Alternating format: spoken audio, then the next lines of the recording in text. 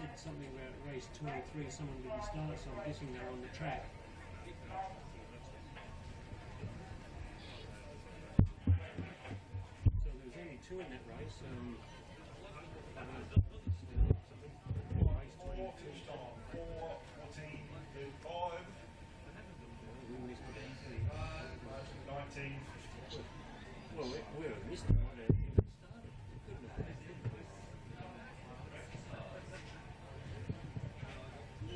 Did you get that finish line going? So I don't need to film the finish line.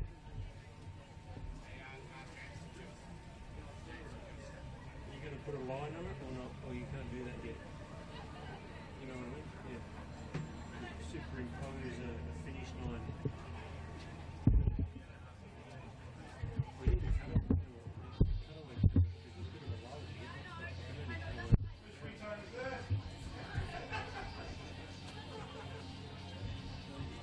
Someone's after you. What's the legal view?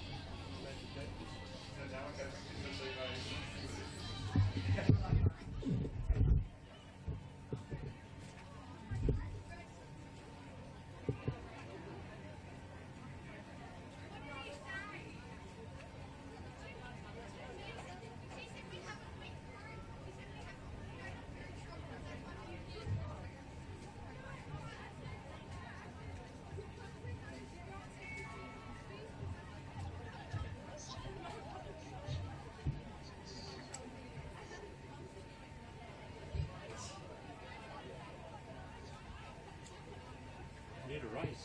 There's nothing getting in the road.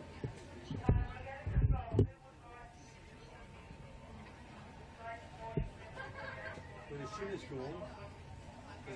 Well,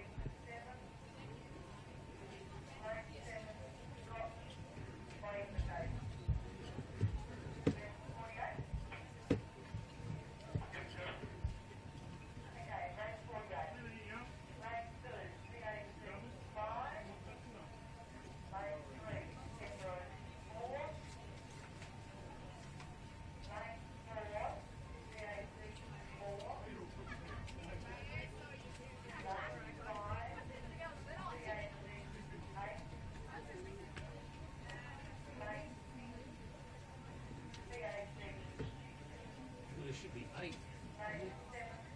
Hang on. She took up lane 7. I reckon it's usually 8.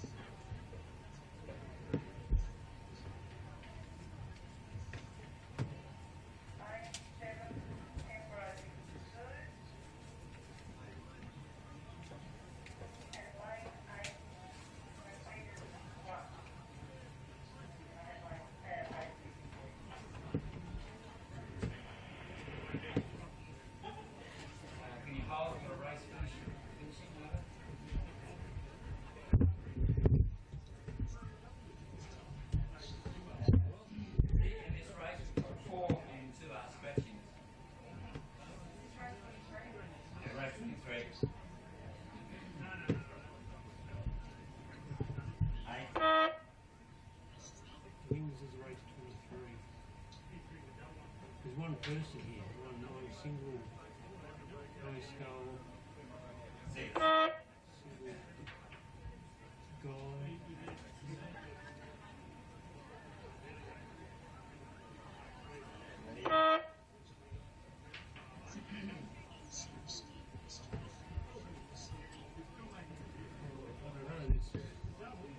They said race, no, can't race 25. What's this? Oh, look at this one, he looks like he fits the bill. Here's a number, does the number help? Does W5 help?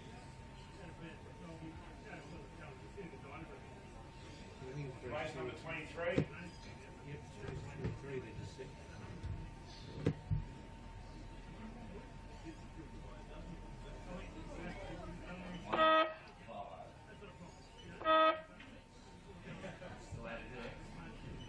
No, that's it.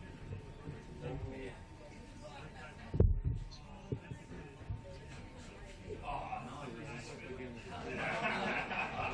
Thank you. 8:31.5. Finish time 8:28. But these are race 24. You said race 24 was 11:13. 11:13. 23 9, and 24 was the 15, same. 9:15. 41:85. 85. 2:25. What's that?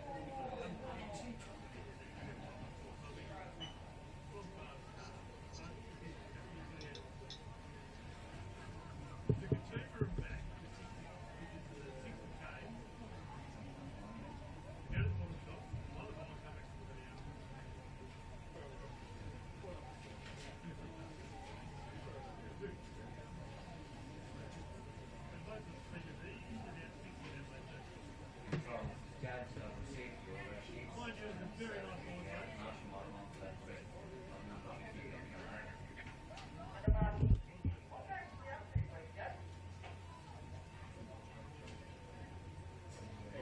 just coming down.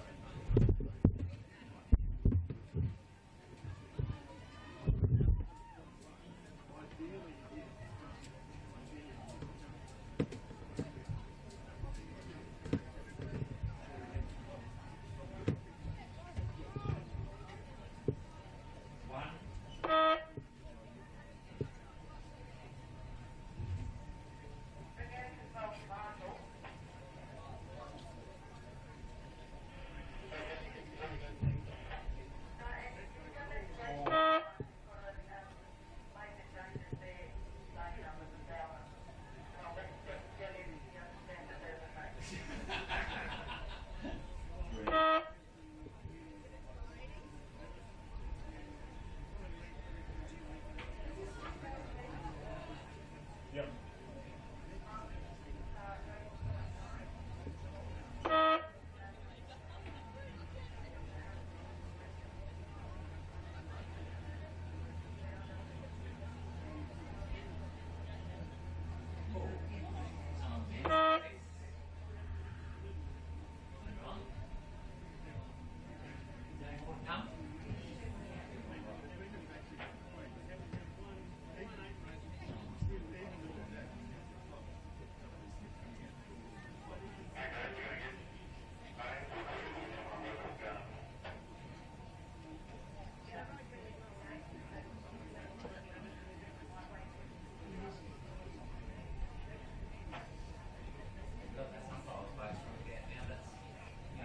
Top speed, that's the only grip you can get.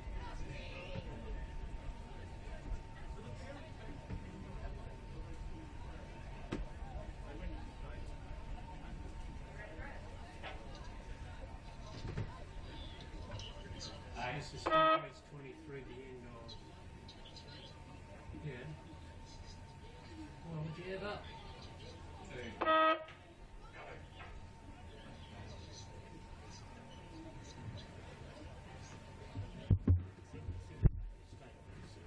He's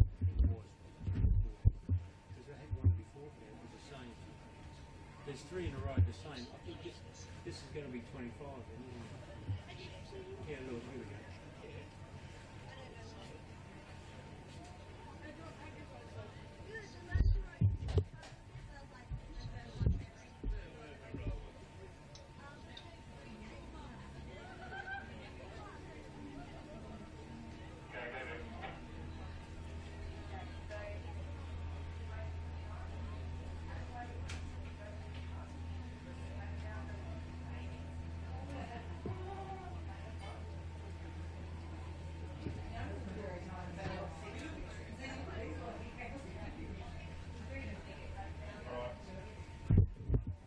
Yep. 1, 4, 3, 7, 6, 8, 2. 8, 14, 83. 14, 22. 11, 91. 12, 50. 12, 81. 50, 27. 27? Yep. 7, 82. Okay.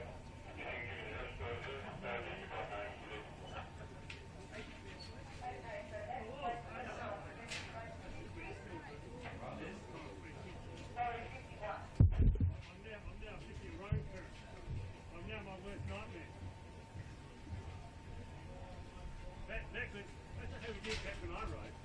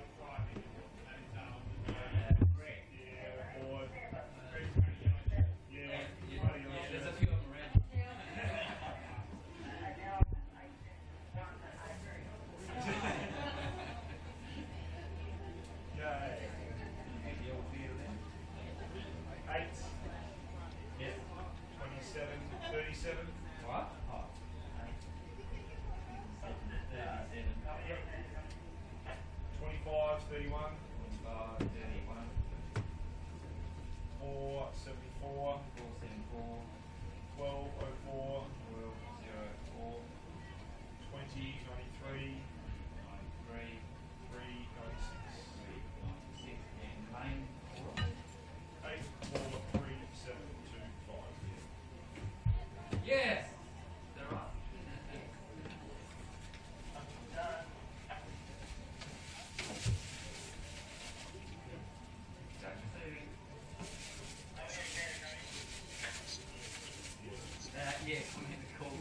right there now. Come in. Thanks. Yeah, well, I haven't heard anything since, so it must be 46 to come up, but there's nothing on field yet. Well, if there are, I can't see. Carried away. Yes. I'm guessing. Oh, yes. Flashing. Oh, All that flashing stuff.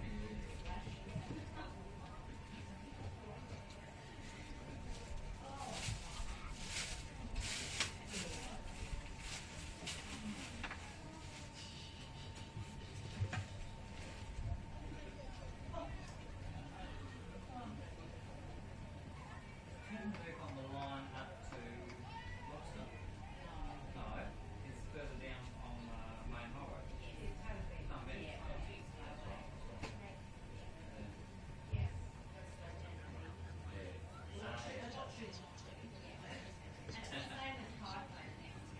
Oh yeah, yeah.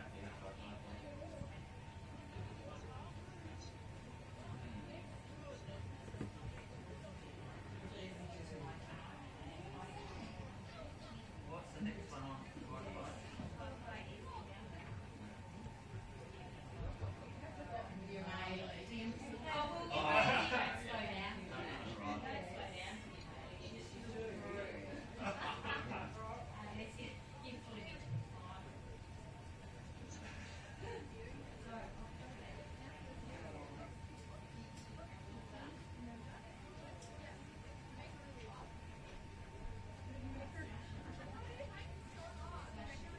You got flashing on the line.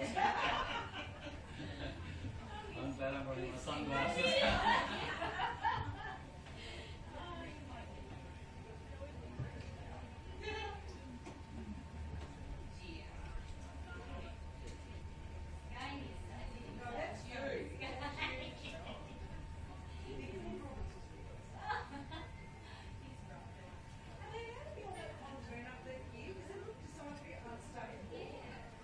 Sorry, was the... Oh. Oh, yeah, so they're obviously doing some work on it. Someone's just dragged it up onto the beach and so it's no, that's what they call it. It's, yeah, it'll be one of the private contents from around the lake. And yeah, there'll be some work on that. Using it There's as a lot of a people. platform, Yeah. throwing a rudder on it. I reckon that's just rowers that have got it.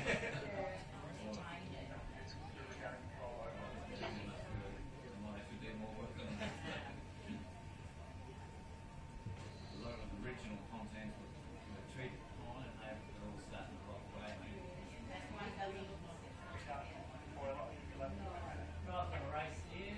1, 2, 3, 4, 5. 3, alright. 3 in the first lot. Oh yeah, I'll have to combine them. Oh, yeah, okay, you go. Well, yeah, 26, Race. wasn't it? Oh, this combined. It is, it's combined. 26 and 27 together. It's race 26 and 27 together, as you said. Right, that's So there you go. That's why we're missing some, because no wonder this could be only 300.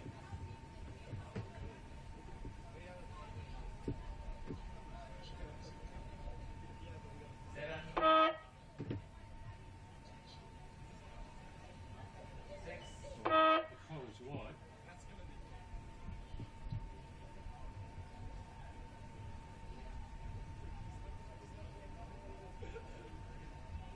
He's just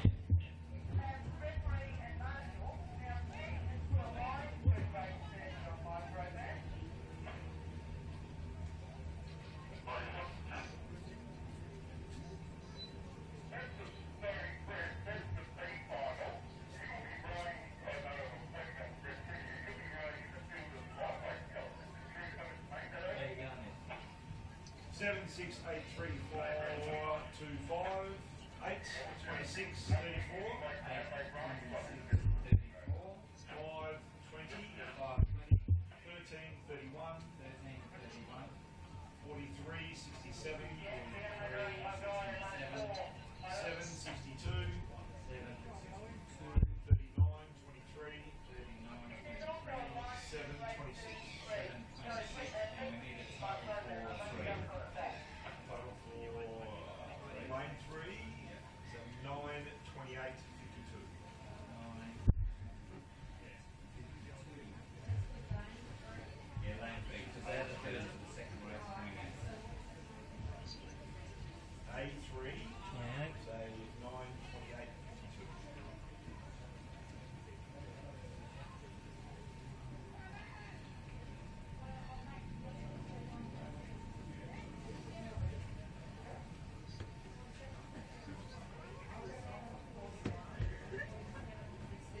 We need the swing 29.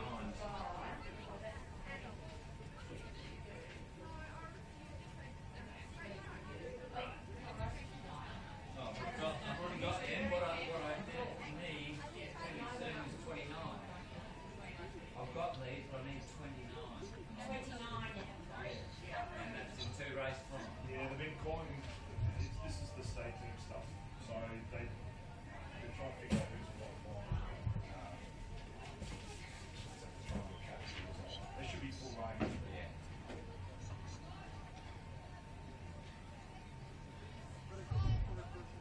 I thought range me the full 8 groups. So they just now.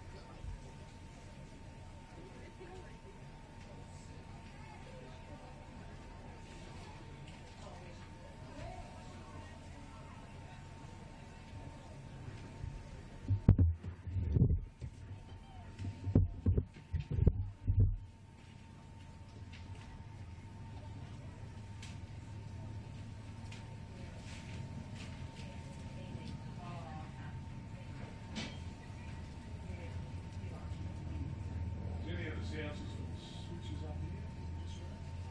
It's all in the main. Yeah, the down stuff is the mic stuff. Yeah. But his switches that just outside here, that's sculls, isn't it? Yeah, it should be.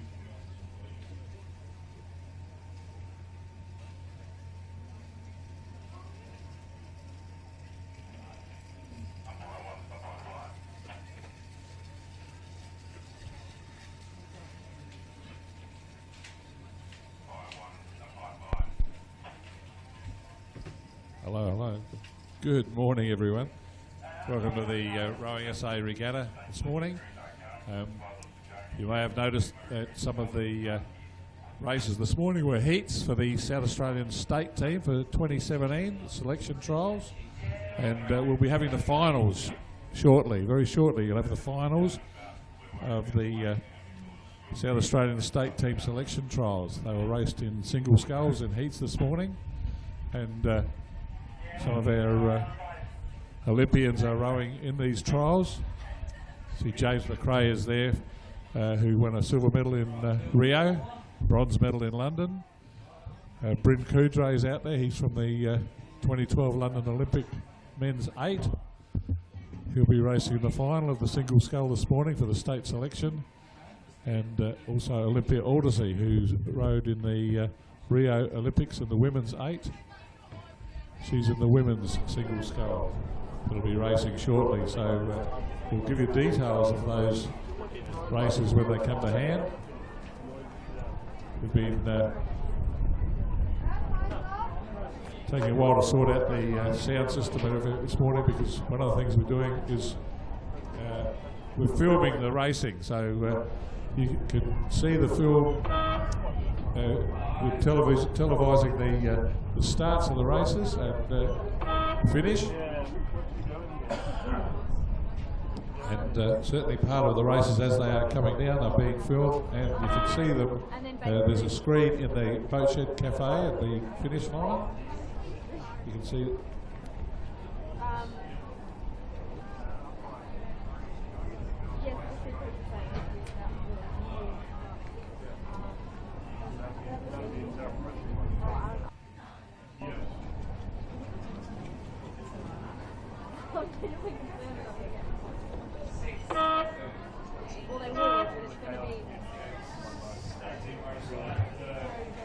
That was 28, and I think this is 29.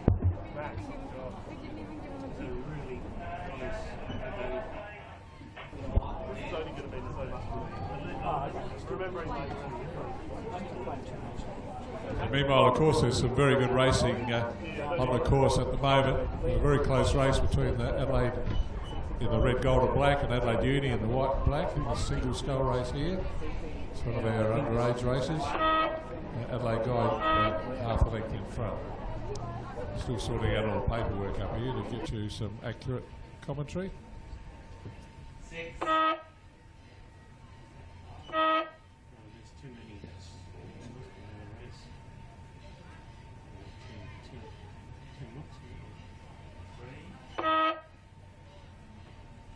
Definitely, it's too distance.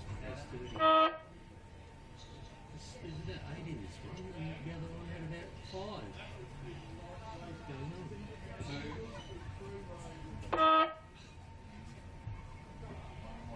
There's nothing for 3 minutes, and there's 2 races in one. Okay, so that was the final of the lightweight single sculls trials for the state trials, and also Drew Clements was the Adelaide sculler that was in front there. Drew was in our South Australian Kings Cup state team this year.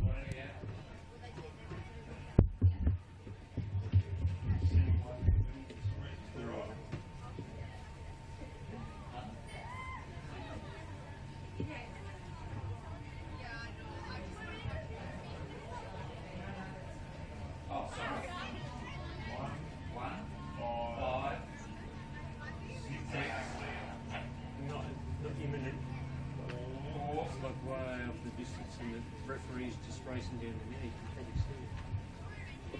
3. I don't know, that race, let's give me the score now. Oh my god! Well done!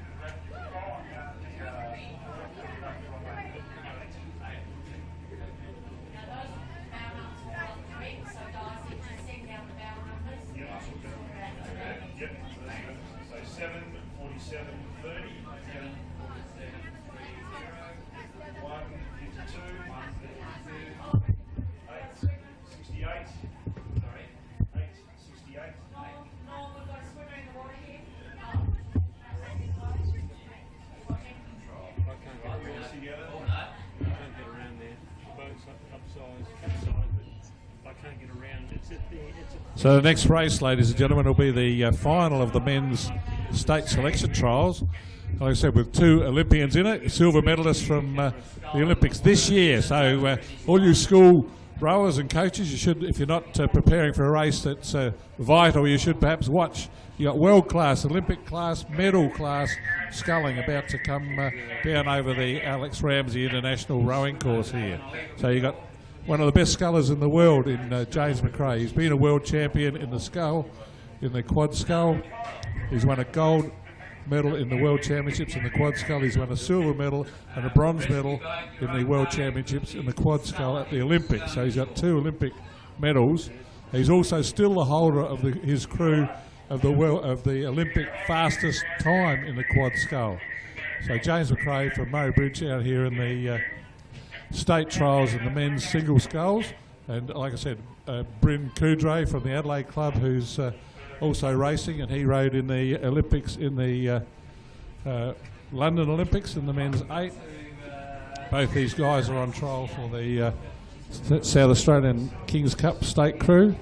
James McRae rode in it last year, won a bronze medal, and a couple of years ago they won a silver medal. And McRae has also won the Australian sculling interstate race on this very course the last time we hosted it here in Adelaide. So he's been a very successful sculler. So you've got one of the best scullers in the world out here that you can see racing right now. James McRae's in one of the middle lanes with a yellow boat and his Murray Bridge double blue singlet. He's racing against Bryn Coudray. These two actually rode as a pair in the Sweep World Championships in 2013. So Coudray and McRae were the Australian pair. James had a year off sculling and rode Sweep. And they've rode together in the Kings Cup for South Australia, won silver and bronze medals in that.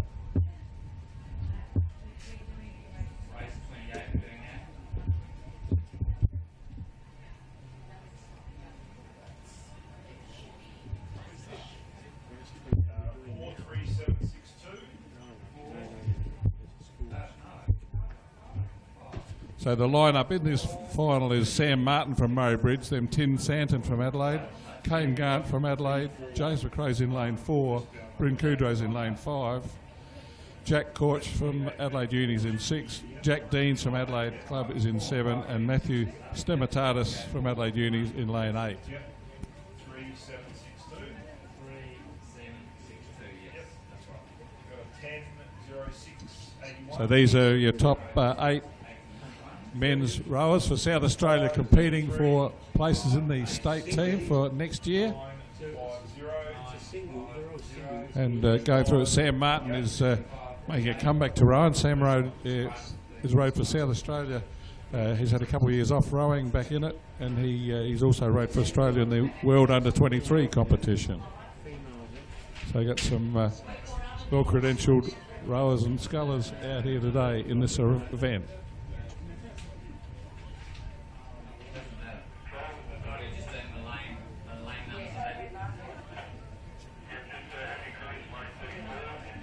Got lovely racing water here at the moment, so these guys will be quite keen to put up a good impression for themselves and check their own times in these slight tailwind but lovely flat water. I spoke to James McRae and Bryn Coudray just before they were boating up, and they were looking forward to racing in these beautiful conditions on the Alex Ramsey International Rowing Course. And it's no surprise that I'd say James McRae is out in front in the lane 4 in the Murray Bridge double blue colours. But not far behind him is Bryn Coudray from the Adelaide Club. But Sam Martin and Tim Santon aren't far behind there as well.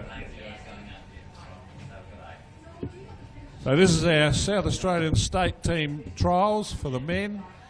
And you've got, like I said, there's at least 3 Australian representatives out there. In fact, several of these people have rowed for Australia in the university team colours too for Australia. So quite a few international representatives on this race at the moment.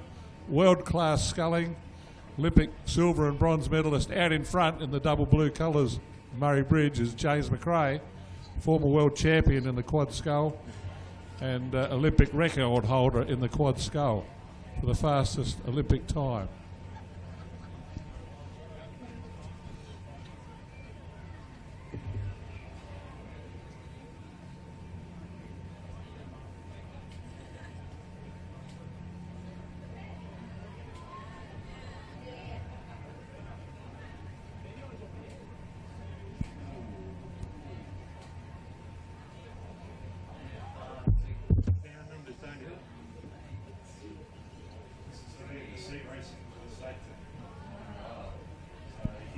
So, ladies and gentlemen, have a look. This is world-class sculling here. James McRae from Murray Bridge out in front.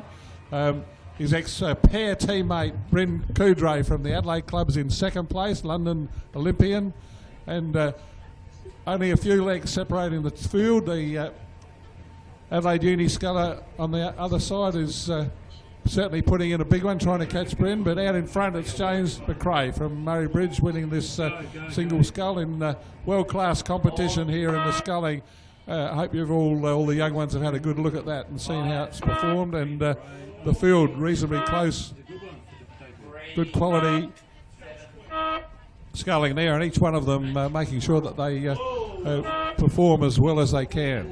This is Sam Martin from Murray Bridge coming in 7th place.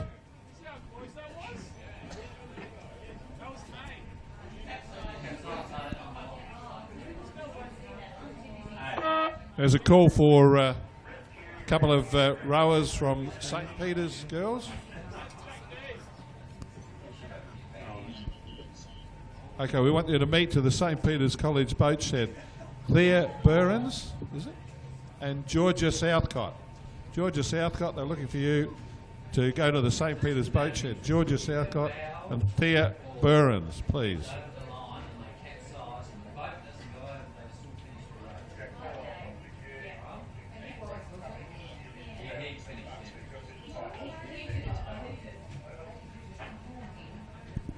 So across the line I saw James McRae first, Bryn Coudray second, and Jack Corch from Adelaide Uni was in 3rd place. So well done those, I said world-class sculling there, ladies and gentlemen. Hope you enjoyed that. Yeah, well, you can only get that if you go where I am, really.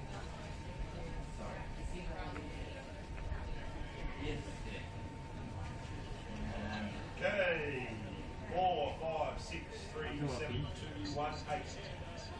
I've got to go off in, because 7, I'm moving out of 30, 65, 7:35. 4, 74, 2, 35.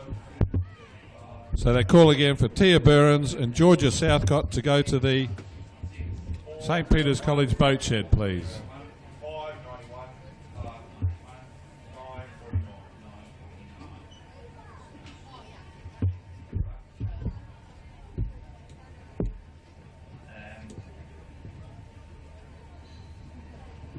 I was umpiring in Sydney and the world champion in New Zealand. The next race is the state trials for the lightweight women. Now, South Australian lightweight women's team had a formidable record in this interstate competition. We won, I think, 6 out of 7 interstate races. A few years ago, they had a run that was unparalleled in South Australian rowing. They had the best record of any of our interstate crews in the women's lightweight quad scull when Amber Halliday was racing. Amber Halliday, 2 times Olympian. She raced, I think, 6 times. Sorry, I think she won the interstate race 6 times out of 7. So, formidable record there in this competition. So, our lightweight women trying for this state team, and all of you schoolgirls can try out for this when you leave school. Try for our state interstate team. We've got Sophie Neri from Adelaide in lane 1, Alex Carter from Adelaide in 2, Rosie Barnett from Adelaide in 3, Veriana Zilm from Adelaide in 4, Celia Cowan from Pembroke in 5, Talia Jones from Adelaide Uni in 6, and Amy Park from Torrens in lane 7. So 7 scullers, and they're all trying for the South Australian state team. There'll be 4 required for the quad scull. Now,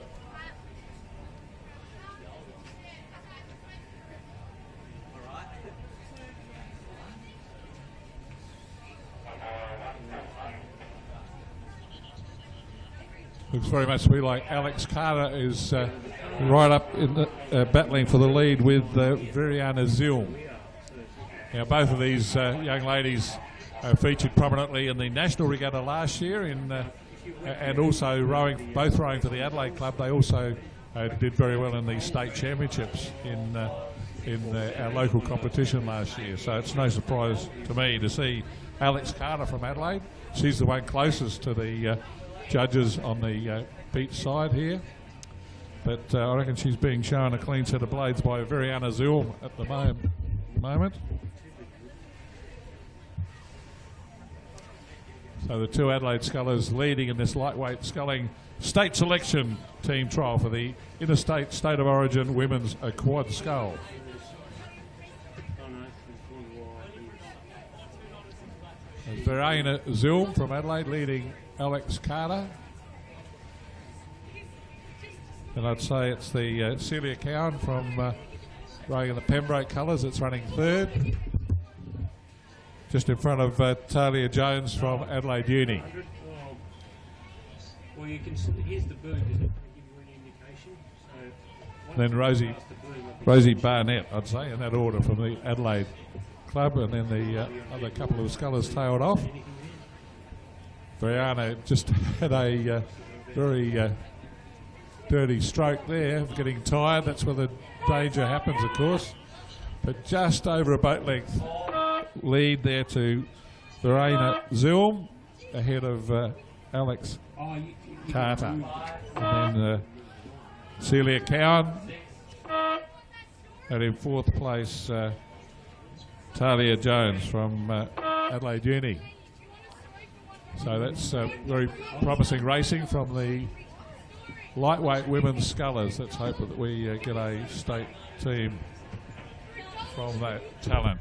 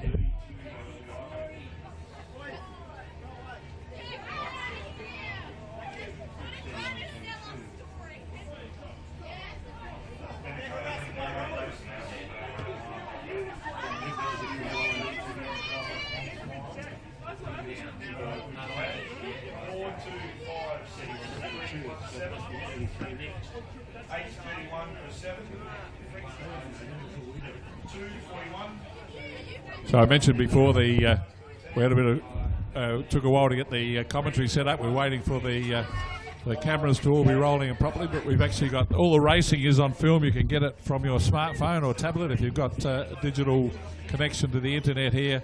You can get live filming of the racing today. You'll see you can get from the rowing South Australian Rowing Management page. Look up SA Regattas.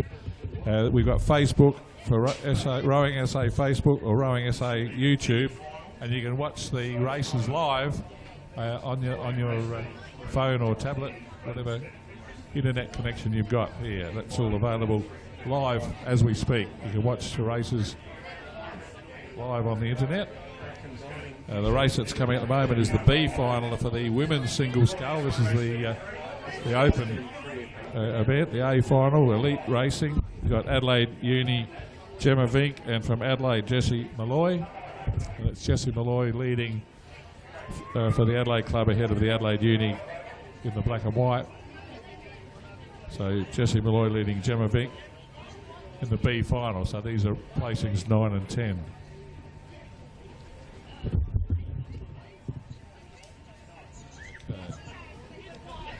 So we've got to thank Scott from Adelaide AV who are running the filming today.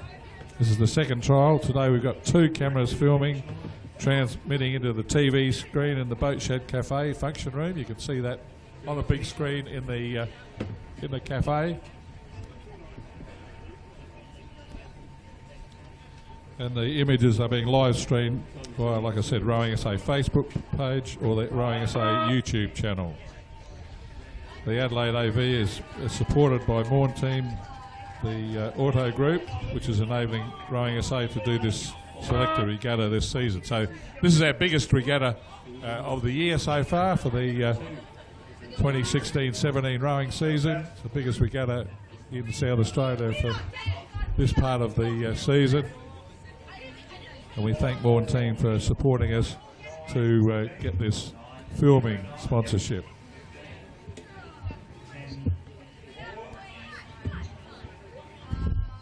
And if you're looking for Christmas presents or some gear, there's some new Rowing SA merchandise, caps, visors, T-shirts at the Rowing SA tent in front of the lawns, in front of the cafe. You can see Margaret Roberts there. She'll help you out purchasing the Rowing SA merchandise.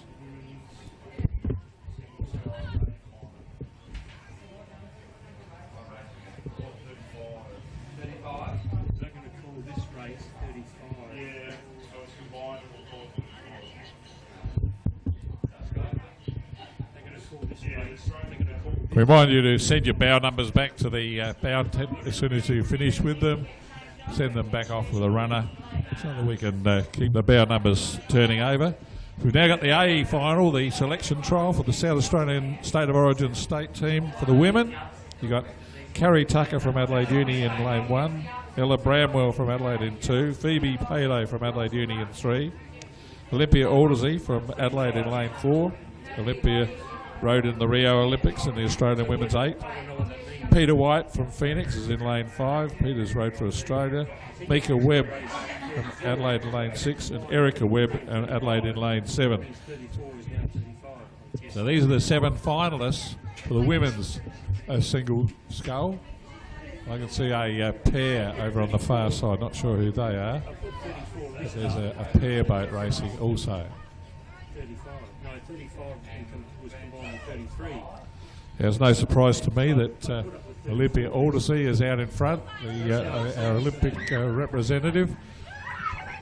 Olympia has also rode for Australia in the double scull in the World Championship, got and won a medal in that boat, and in fact I think she may still have the world's fastest time in the women's double scull. They certainly set the world's fastest time with her partner Sally Keogh in 2014 World Championships in Amsterdam. So Olympia racing on her own here. Olympia's rode for South Australia in the interstate colours, the famous red, gold and blue colours of South Australia. Olympia's rode in the single scull and in the women's 8 for South Australia. And here she is doing a masterclass, you'd call this, showing a clean set of blades to the rest of the field. Olympia Aldersey out in front. All you young women who should, we hope, aspire to row for the state when you leave school and go to senior rowing. Have a look at the lady racing out here. That's Olympia Aldersey from the Rio Olympic Women's 8 for Australia. She's been a world champion medalist in the double scull, and here she is in the single scull, lighting up the West Lakes course with a masterclass in women's sculling. The rest of, when you consider the other women in this race are their top scullers from South Australia, trying out for our state team. The quality of this event is for you to see, but the quality of the leading boat is formidable. Beautiful long strike, very efficient, still even at the closing stages, a very bright catch with lots of splash there. She enters the water with plenty of power, and that boat flies over the finish line. So well done, Olympia Aldersey. What a good race for the second and third between Peter White and Mika Webb. That's Peter White in the Phoenix colours, just with the white with the red hoop, just in front of the red, gold and black of Adelaide. So Peter White just takes second ahead of Mika Webb from the Adelaide club, and then Mika's sister Erica is going to be fourth.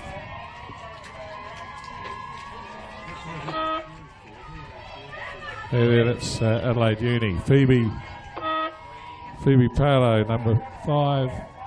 Adelaide Ella Bramwell 6, and Adelaide Uni Carrie Tucker is going to be 7th.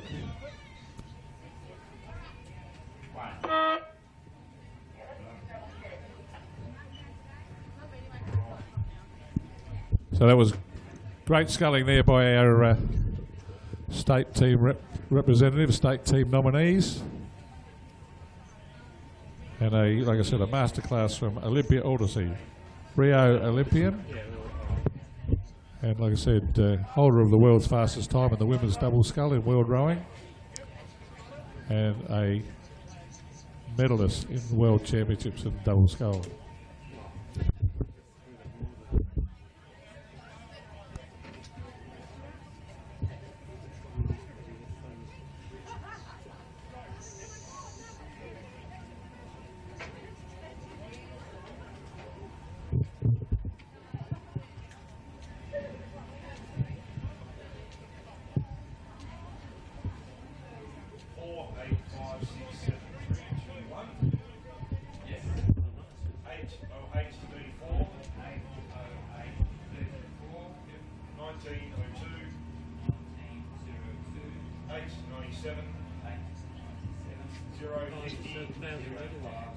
So the pair was 8.27.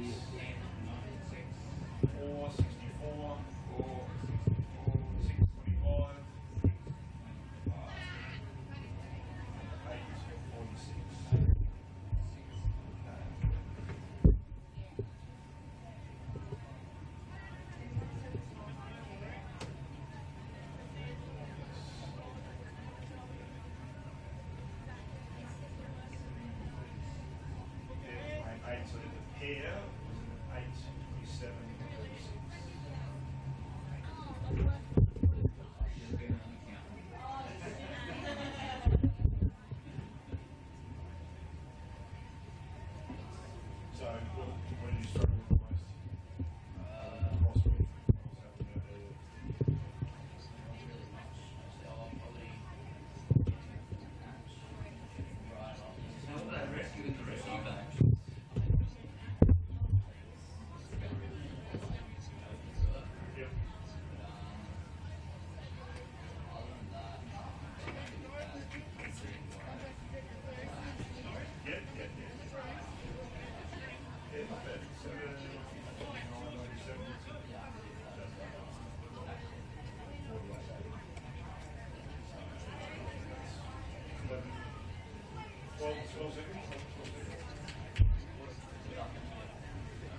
Just in front.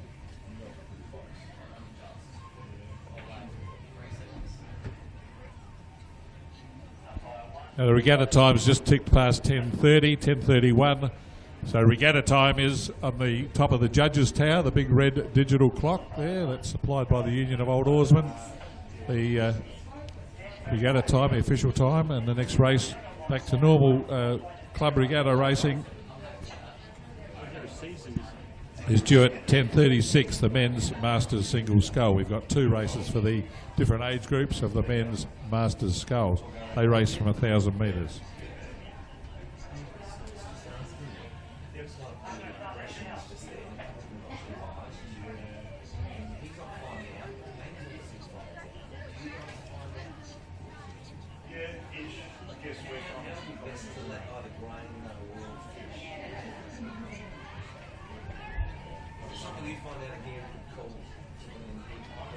Well, that camera would go from saying there's a heart down here and a stone. Especially for that safety stuff. Yeah. Oh, right.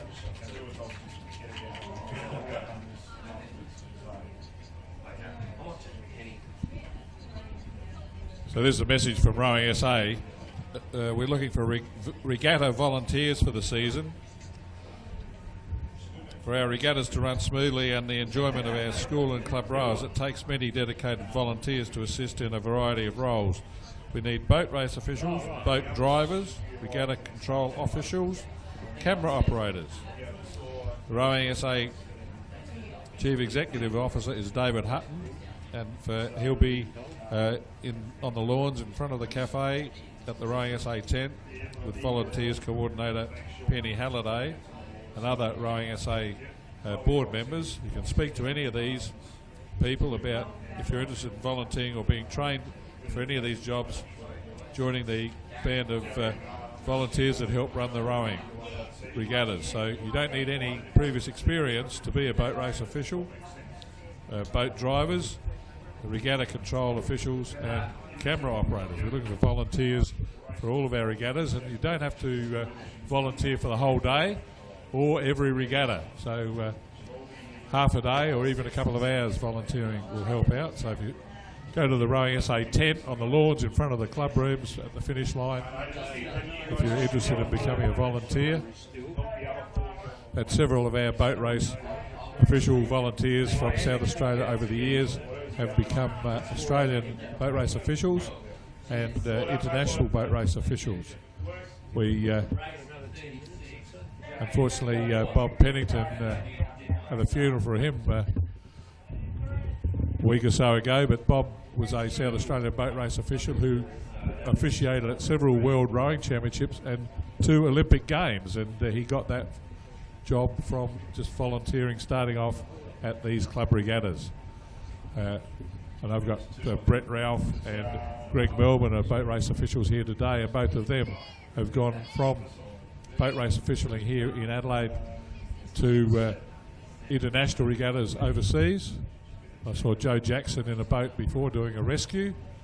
Boat race officials do rescue when one of the scullers fell out. Joe Jackson has been to New Zealand regattas as a boat race official, all because he started volunteering, helping regattas here. So there's a whole career for anyone interested in becoming involved with the boat race officials as a volunteer.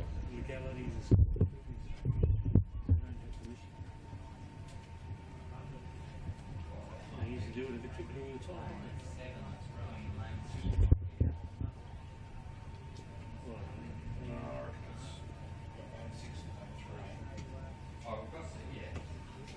Who is this Nicholas McDonald?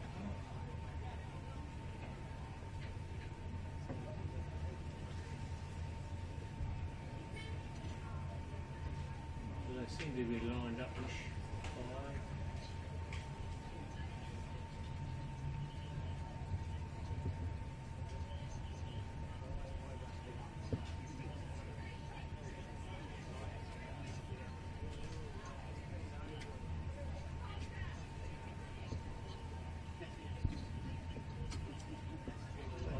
So just a reminder, return to your bow numbers, to the bow numbers tent when you finish with them. As soon as you finish, send them back so they can be reused. So race 36 underway. Unfortunately got a couple of scratching, so I can only see 2 boats racing. I can see the light blue of Nicholas McDonald from Murray Bridge, and he's slightly in front of the Riverside sculler in the red, green and gold of John Gore. So only 2 boats racing in the race 36, if you have a program. Race 36 due to start at 10:36. And leading is the Murray Bridge sculler Nicholas McDonald from John Gore from Riverside.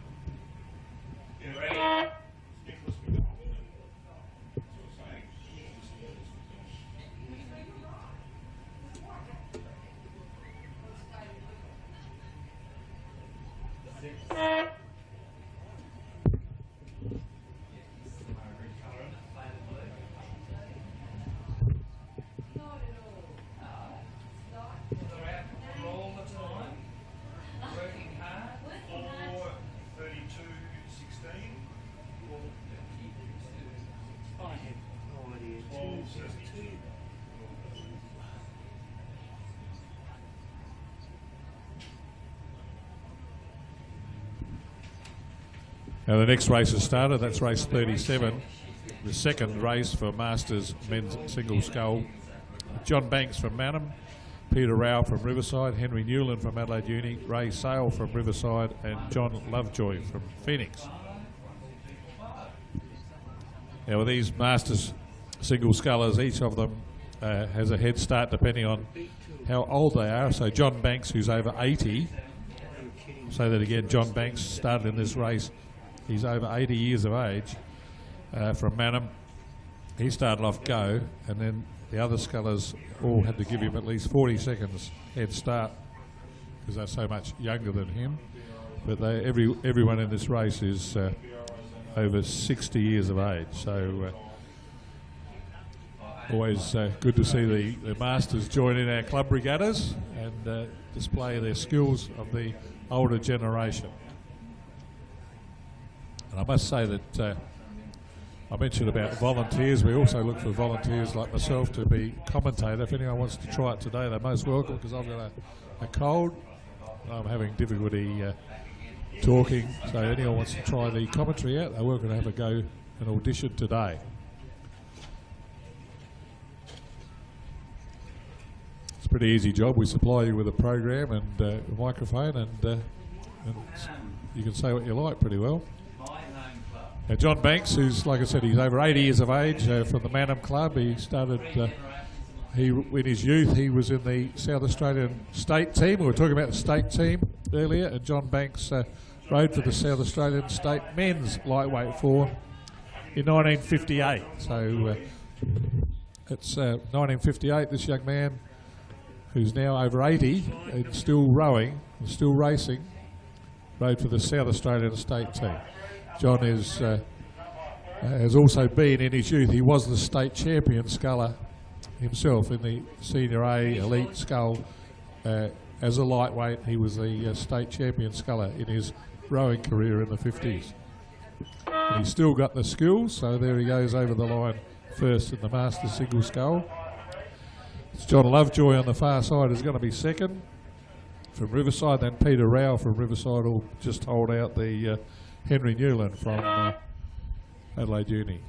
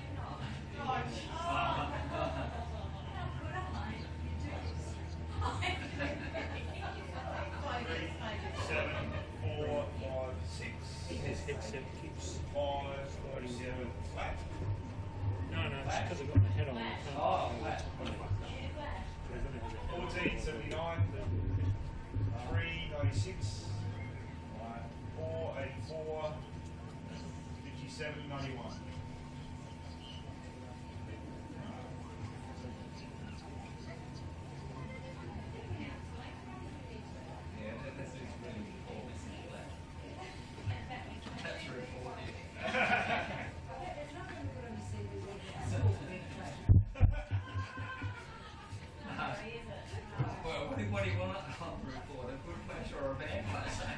Very consistent. Consistent pleasure.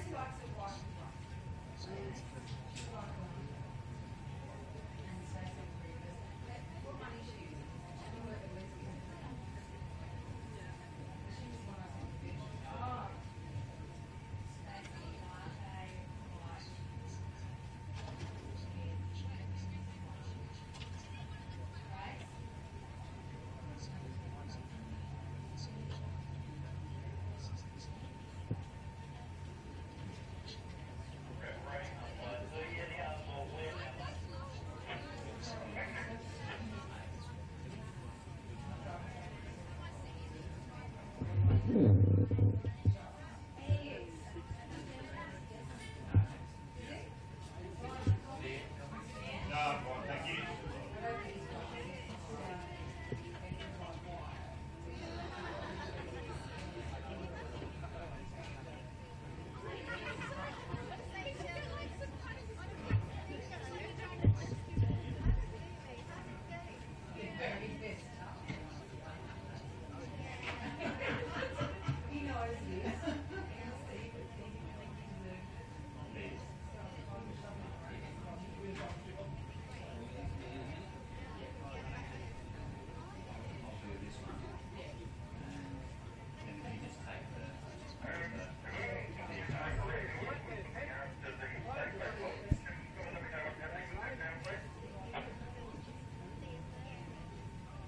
Okay, this is the Masters Women's Quad Scull, 1,000-metre race.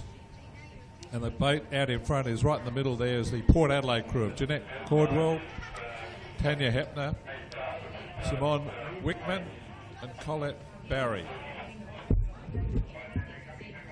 There's a whole fleet of these, no less than 8 women's Masters Quad Sculls. But showing a clean set of blades is the Port Adelaide crew. Several of these women have actually also rowed in interstate race in recent times in the Masters. They have a interstate Masters race for the state team. And I know several of these women in this leading boat have been in the South Australian crew that's represented. So Port Adelaide crew leading from Phoenix. It's women's Masters Quad Scull. And Port Adelaide in the famous black and white hoop colours. Leading from Phoenix in the white with the red hoop. And then the fleet of Riverside boats. Another Port Adelaide and the Torrens crew that make up the rest of the field. I'll give you the boom, there's the boom. Probably a boat length and a half after the boom you want to go.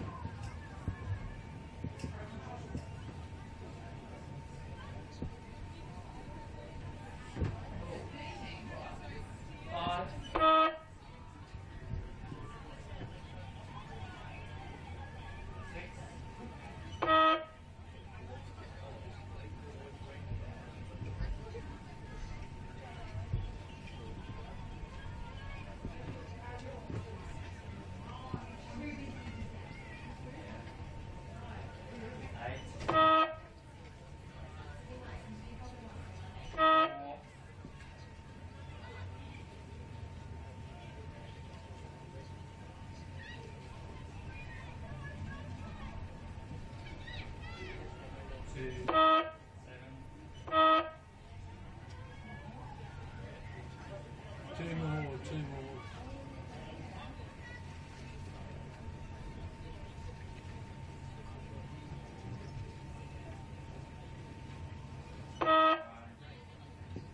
Yeah.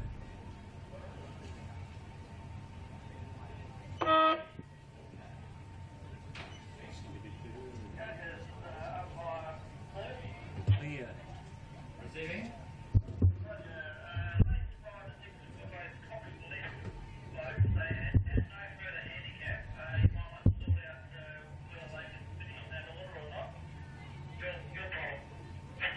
So that's lane 5 and 6.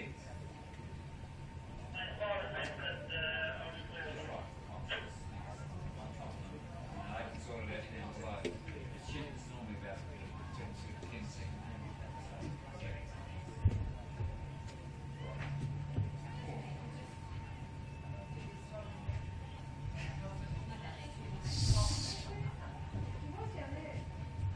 Five, 6, 8, 4, 2, 7, 1, 3. 4, 01, 75. 6, 56. 15, 87.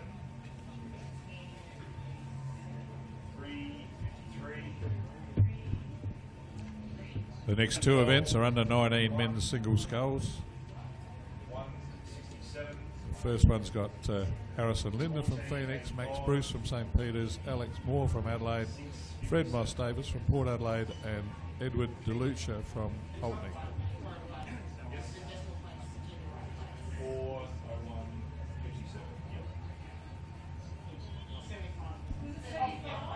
So don't forget, you can watch all these races live on your smartphone if you've got the Rowing SA Facebook or website. Sorry, yeah, I call it the first number. The races are being filmed from you get the finish and the start, and in between some of the film is being filmed live. This is the second time we've been doing this. Scott's been organising this and sponsored by Mornteen Motors. So thanks to Mornteen for sponsoring the filming of the regatta, which you can watch live if you have a internet access with a screen on any of your electronic media. Don't forget the Rowing SA merchandise for sale in the tent, and if you're interested in becoming a volunteer, we're looking for volunteers, especially someone who'd like to try out for commentary today, because I'm struggling here with a voice.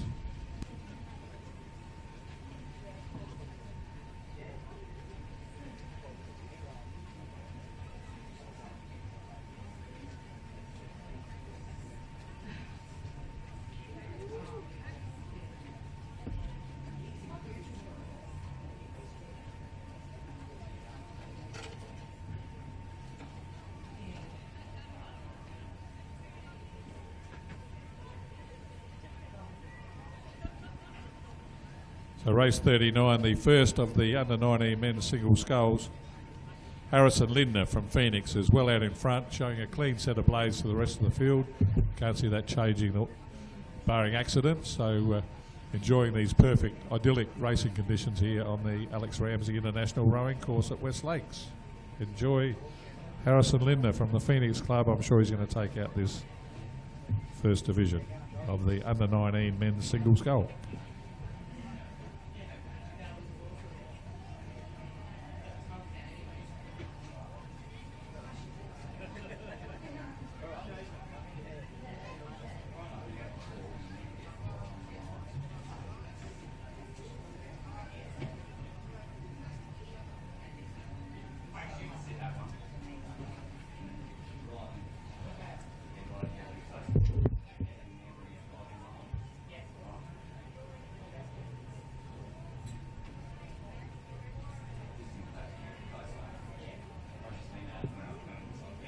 One street's ahead of the rest. Hello? There's one street ahead of the rest. He's coming into the front about another 20 metres. Yeah, he's streaking ahead. I got him on. Yeah, go.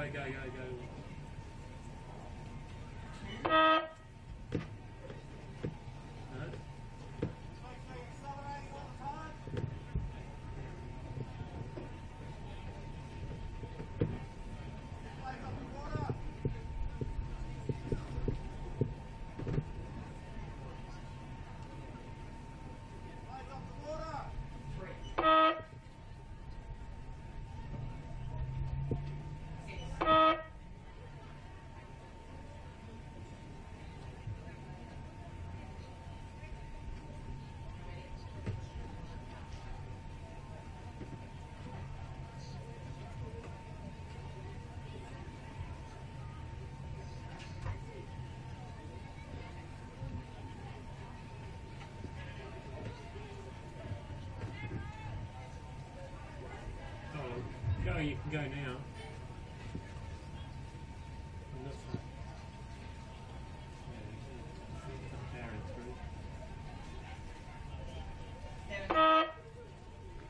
maybe one more to go.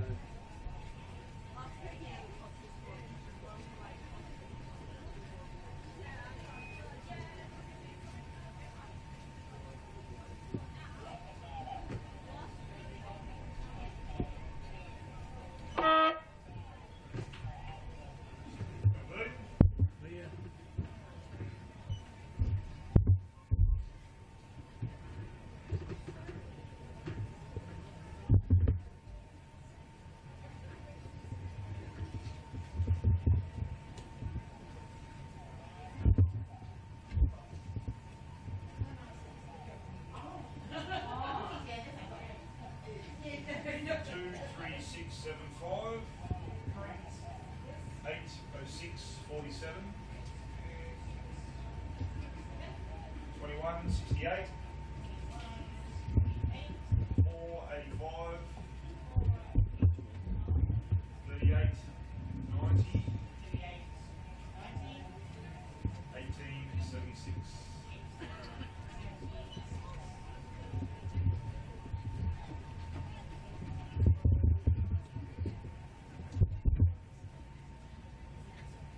What was that?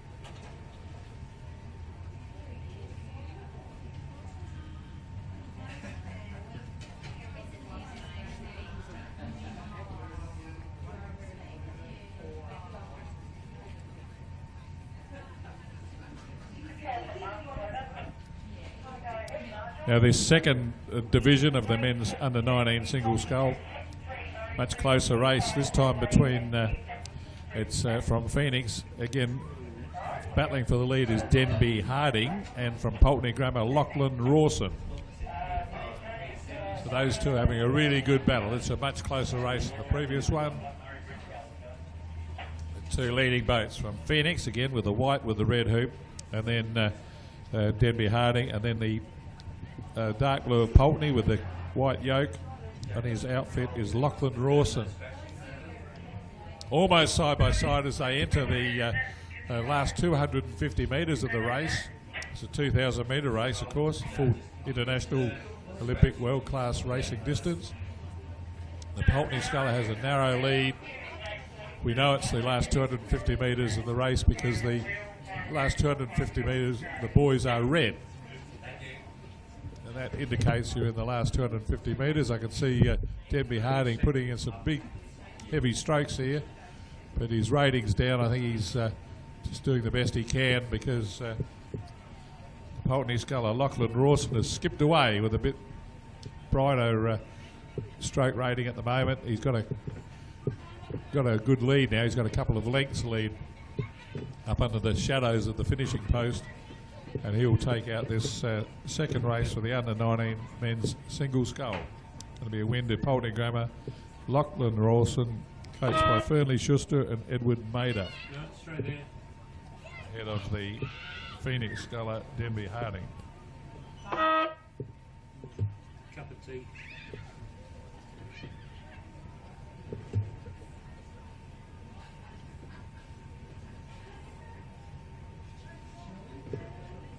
I think there's another one after this.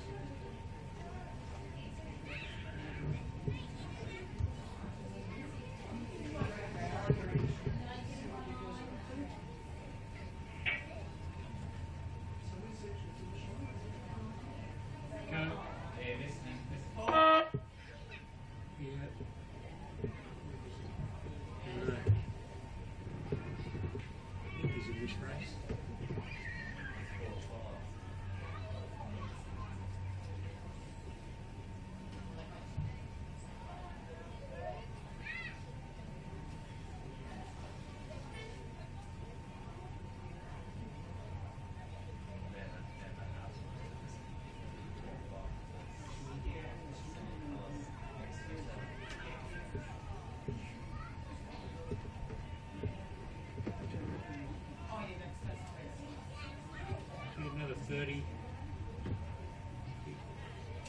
Keep going, mate. Keep going. Come on.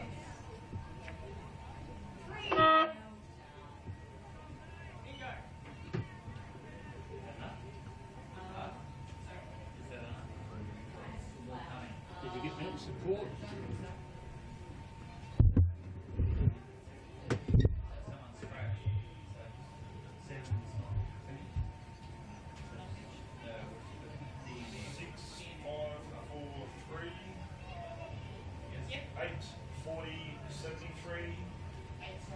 What? 8:40, 73. No, there's a new race. 8:19, 39, 42, 23,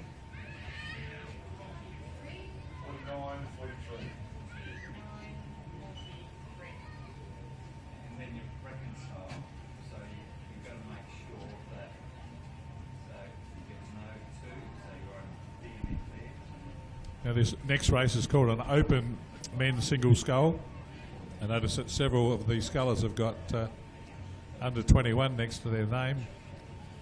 So the field's Tyson Beauchamp from Adelaide, Gabriel Campos from Adelaide, Adelaide Uni's David Frigard, Murray Bridge Hayden Toyson. Then also from Adelaide, 3 scullers, George Jents, James Price and Sydney Anyone Heitman. else have a walk around the spell? We'll get Liz to work through and give you a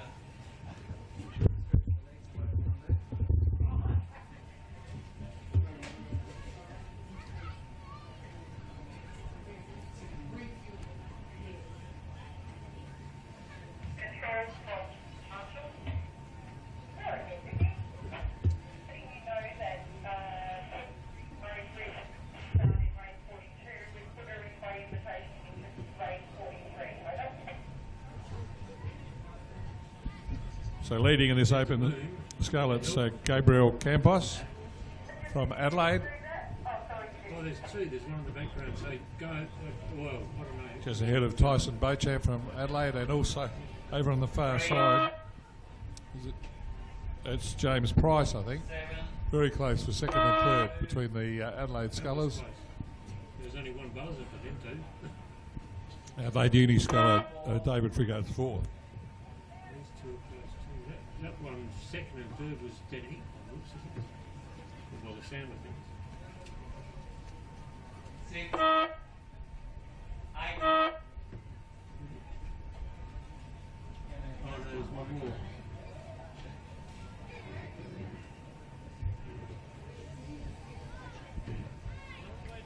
So that was the open men's single scull. Like I said, 5 of those scullers come up on the computer as under 21 scullers. So well done, those single scullers. He's running his own race. He's measured, he hasn't stopped. And we got 2 divisions of under 19 women's single scull. All 2,000 metre races. Right, go. Yep. Got Carly Raisler from Murray Bridge, Georgia Mee from Adelaide Uni, Jordan Hazel from Adelaide, Kyan Townend from Adelaide Uni, and Tallulah Zeidel from Murray Bridge in race 42.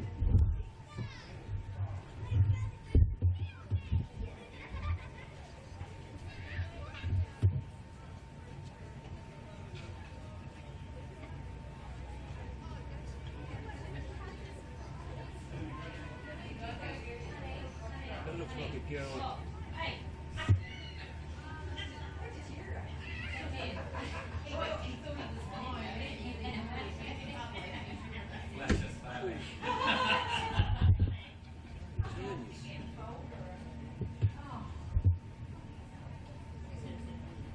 Okay, times 7, 38, 84, That'll be pretty warm too. Oh, there's another. 84, 5, 42,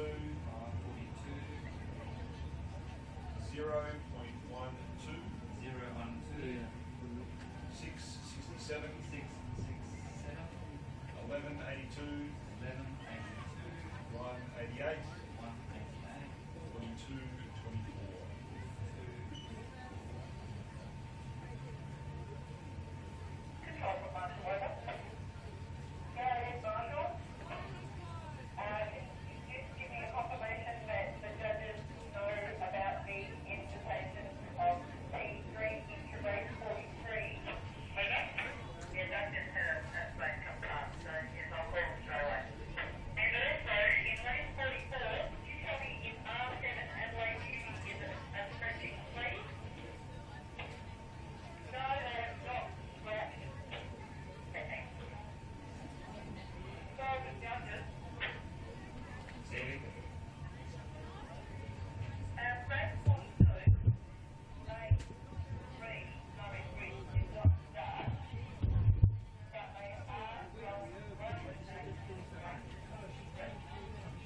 All these people downstairs, they get referees and sorry, stuff. can you repeat that?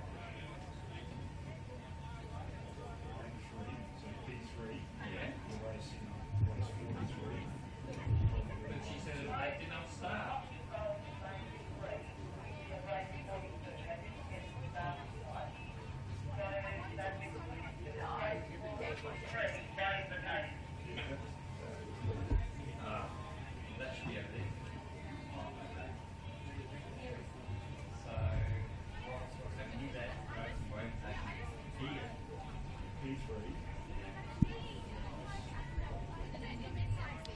So race 42, the under-19 women's single scull through the halfway. Leading is the Adelaide Uni sculler Georgia Mee from Carly Raisler from Murray Bridge, and Kayan Townend from Adelaide Uni running third. That's the order as they come through 500 metres to go. Out in front, Georgia Mee from Adelaide Uni.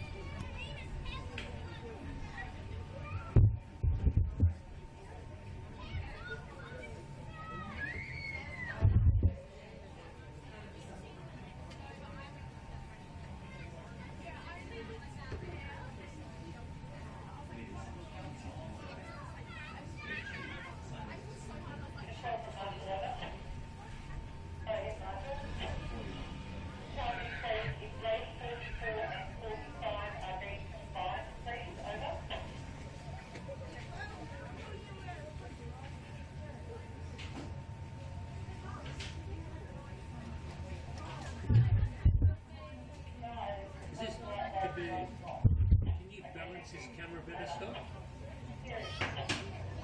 It's a bit. I have to hold it up. It's falling upwards, something like that.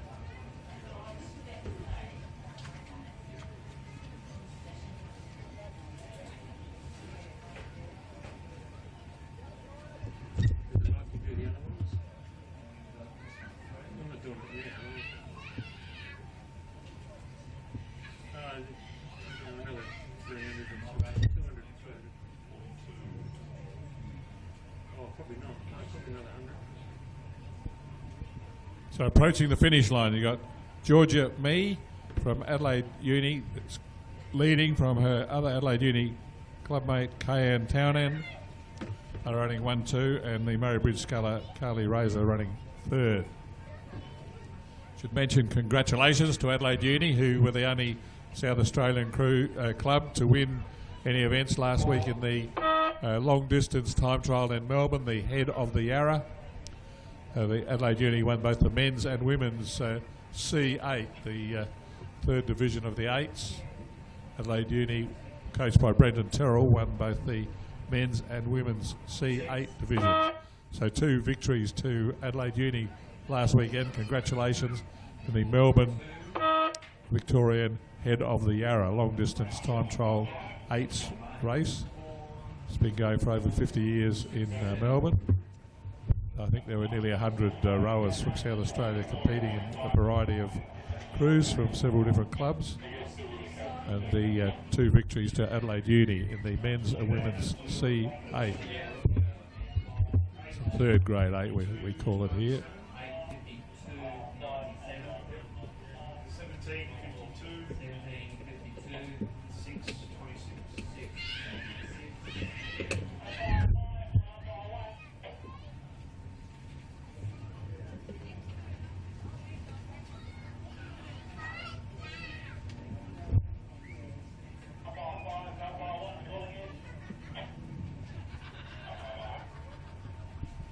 'Cons. The starters in the race 43, the second division of the under-19 women's single scull, entered Taya Tarasenko from Adelaide Uni, Sabon Rowe from Adelaide Uni, coached by Phil Bleasing, Unley High, Elise Bockman, and from Murray Bridge, Victoria Zeidel.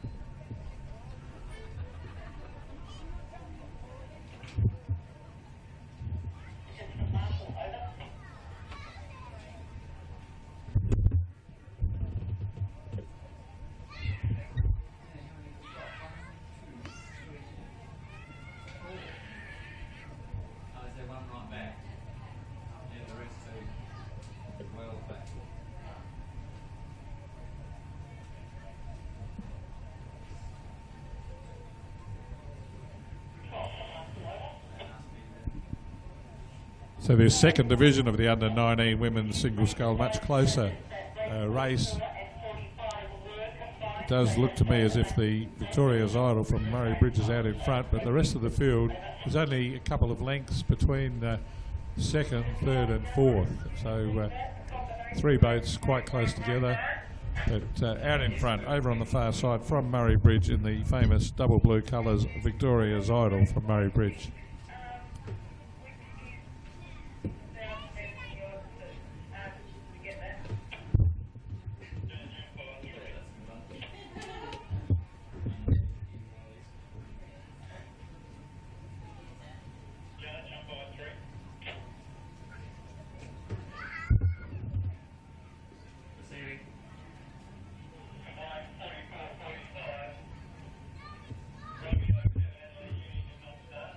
Combined 44 and 45.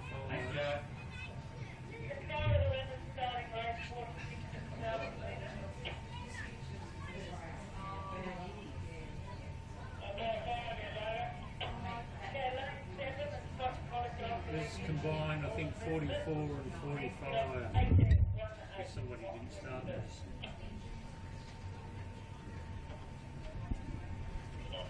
Pretty evenly matched event this, the under-19 women's single scull race 2. The only high sculler is catching the Murray Bridge sculler with every stroke. Elise Bockman doing a great job. Boats are overlapping now as they head towards the finish line. I think the finish will be too close. And a win to Murray Bridge just over Unley.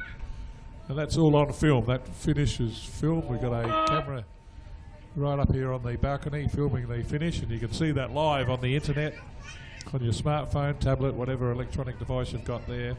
Look up the Rowing SA Facebook or website, and you can see the races live being filmed today. Thanks to Morn Team that's sponsoring the filming, and Scott that's organising the filming.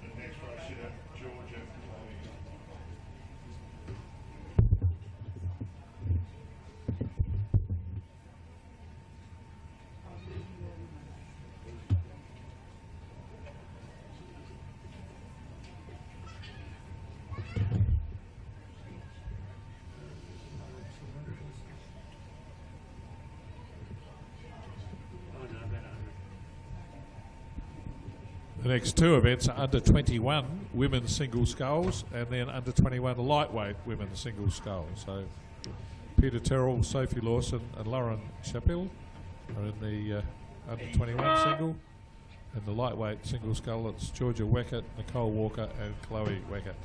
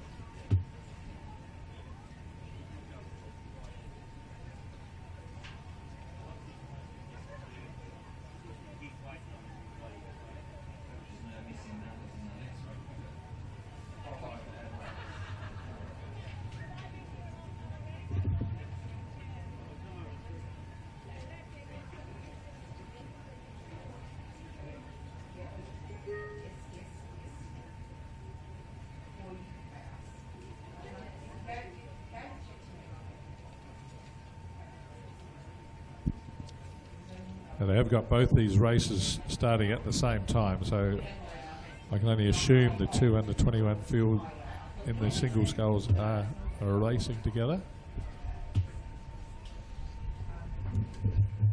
I don't know.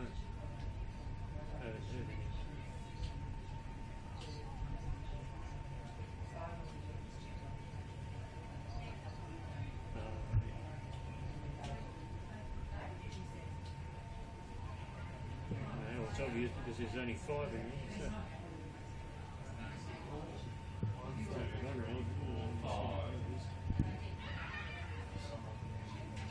Yeah, I'm assuming they have sent these two races off together, the under 21 women's single scull and the under 21 women's lightweight single scull. To me, there's no doubt about the leader, and maybe no surprise, particularly because it looks very much like the famous white with the black V of Adelaide Uni is out in front, and that outfit being worn by Peter Terrell, the daughter of Brendan Terrell, was a former Australian sculling champion, President's Cup sculler, Olympic sculler, and world champion representative sculler. Father, who is the head coach at Adelaide Uni. So Peter Terrell has the bloodline. Her mother also was a rower, I think a state team rower.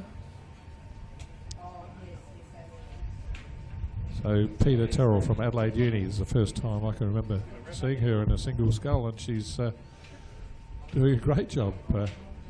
Decimated this field. There's 4 boats all floundering in her wake, really, as they race for, I assume, mainly the lightweight event. I can see the Mawson Lake colours there for Nicole Walker. Let's call themselves Mawson Rowing Club. But no doubt about the leader in race 44, which will be the only under 21 single scull. It's Peter Terrell from Adelaide Uni.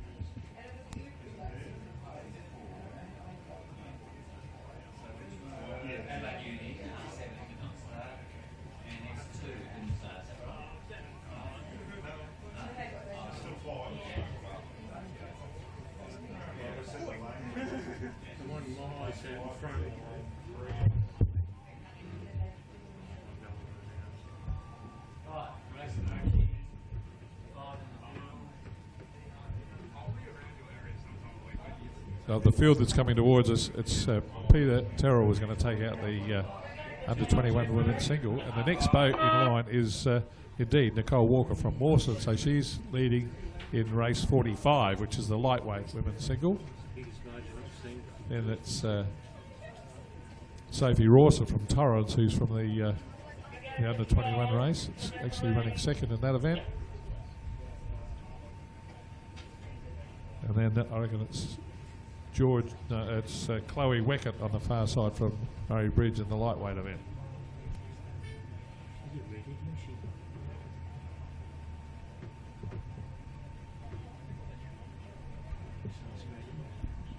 So this is Nicole Walker taking out the lightweight under 21 women's single scull in the Mawson colours, the aqua blue colours of Mawson.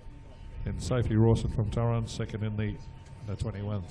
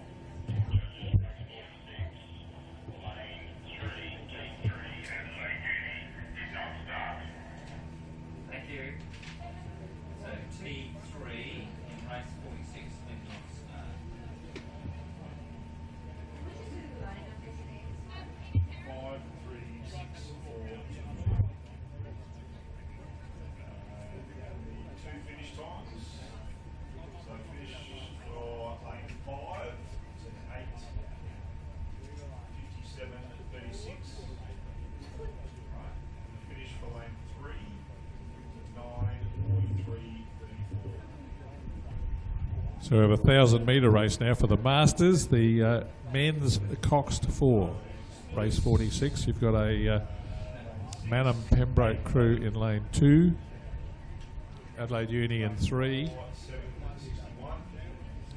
Mildura Riverside Taylor Bend Composite in lane 4. In lane 6 is Adelaide Uni, and in lane 7 Scotch College Old Collegians and Community Rowing Club. All different age groups, so they've I think they're all over 50 years of age. Yeah, all the crews here are 50 or over, so the average age of all these crews in the Masters men's coxed 4 is over 50 years. The crew that was off go is the crew on the inside that is in front, the Manham Pembroke Masters crew.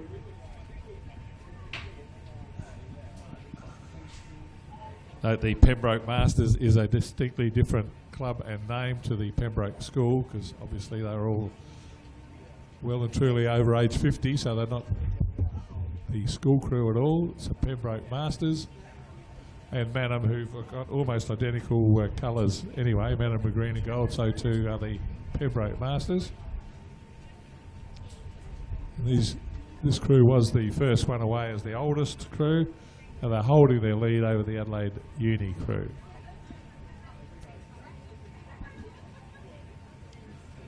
So from Manham you've got Phil Gebhardt, and then from Pembroke you've got Peter Hodson, Mark Mazared and John Lister, with Bevan Harding their coxswain.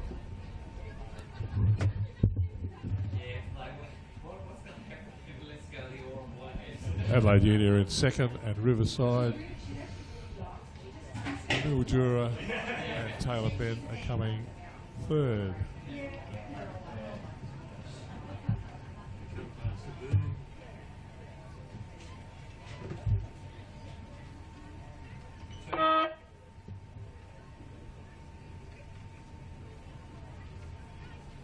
No, coming second, third. 6.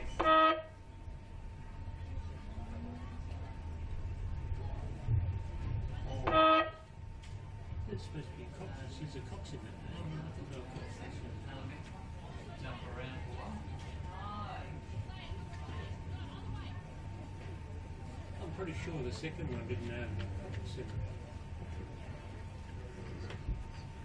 Yeah, but I'm pretty sure. Oh, there it is. They must have laid down, hidden. The one that comes third is looks like a bloody 3-year-old. You just see the head. Not this one. The other one is like just a head.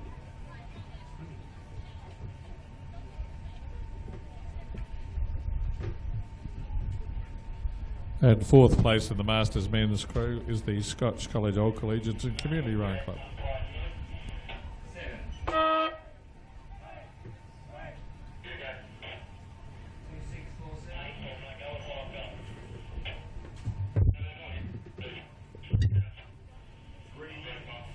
I'll move this thing forward. So is that the thing on the side or what?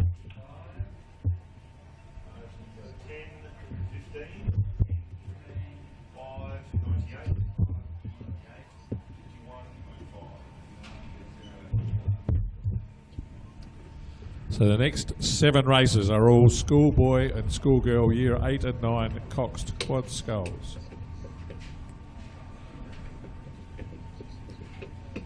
We have a series of boys year 8 and 9 coxed quad scull in their age group from their school year groups, and then girls year 8 and 9 coxed quad sculls. So all the same boat, all with rowers having 2 oars each and a coxswain. Steer the boat. And they race 1,000 metres, so 7 races over 1,000 metres. I'm sure that they'll, with this very good water, they'll scamper over that distance pretty quickly, these quad sculls. I'm sure we'll have a variety of results.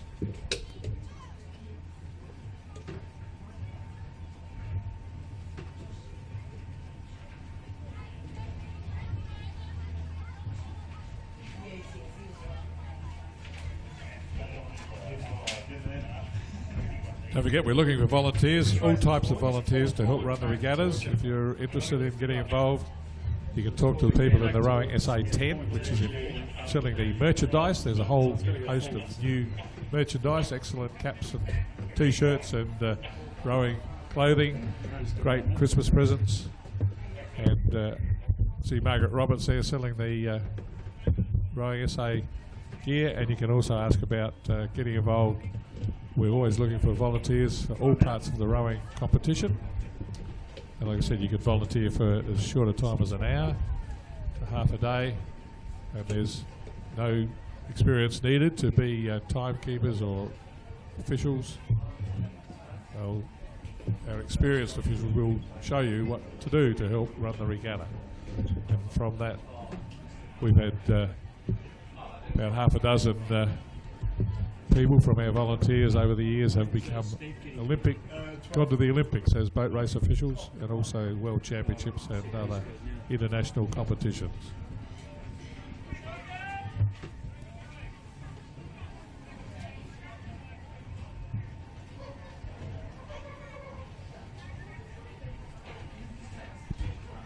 So it's two St Peter's College crews that are battling for the lead in the first of the Year 8 and 9 quad sculls. This is the E boats, A, B, C, D, E. So the 7th division, you'd call this. And two Saints crews in the blue, absolutely locked together. And the pressure is telling, as far as the effort, some of the timing and teamwork is being forgotten as the very industrious work towards the finish being done. The bowman on the crew running second just lost an oar and got it back. That was so well done, I couldn't believe I saw what I saw. He lost the handle and got it back without hardly missing a stroke. But no doubt about the leaders and the winners. Saints are running 1-2 in that race to take out race 47, the E final.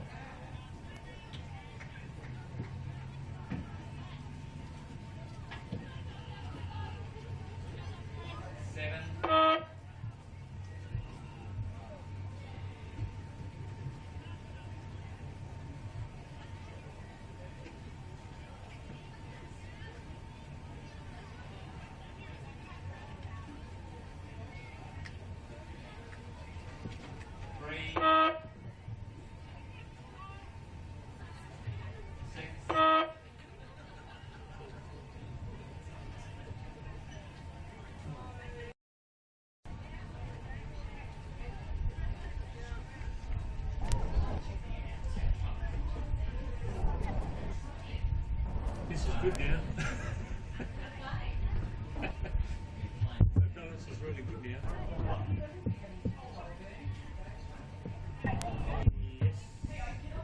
Race 48's underway. This is the D division, or the 4th division. And we've got no less than 5 Prince Alfred College crews and 1 Pembroke. So sea of red is descending on us from down the regatta course, starting from the 1,000 metre mark, race 48. There's a Pembroke crew in lane 3, and the rest of the field are all from Prince Alfred College.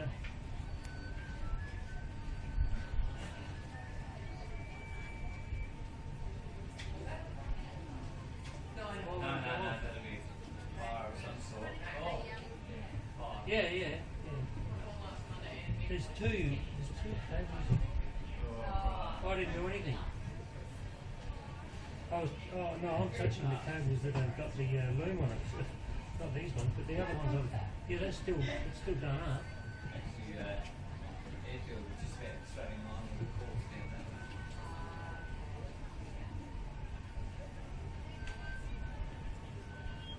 Yes, you have 5 crews in this race. Got their numbers right. This thing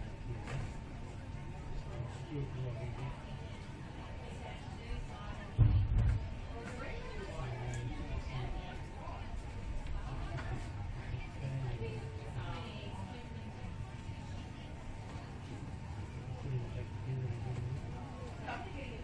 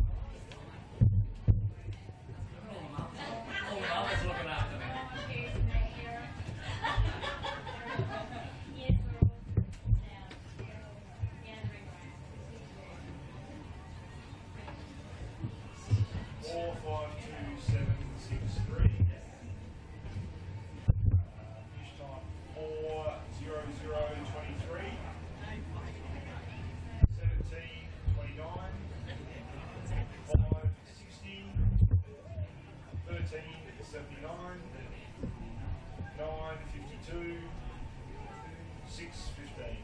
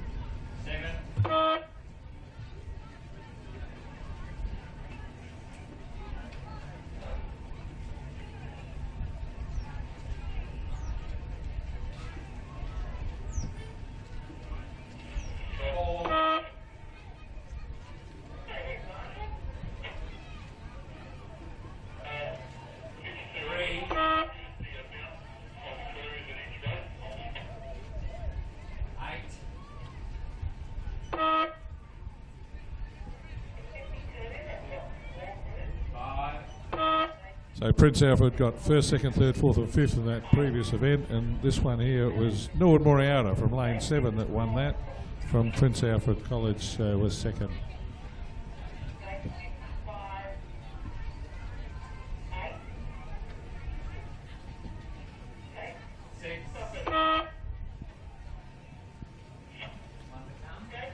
So this is the C final, the third grade, third division of the Year 8 and 9 coxed quad scull. Here comes the Adelaide High crew coming in, and we was about 7th or 8th place.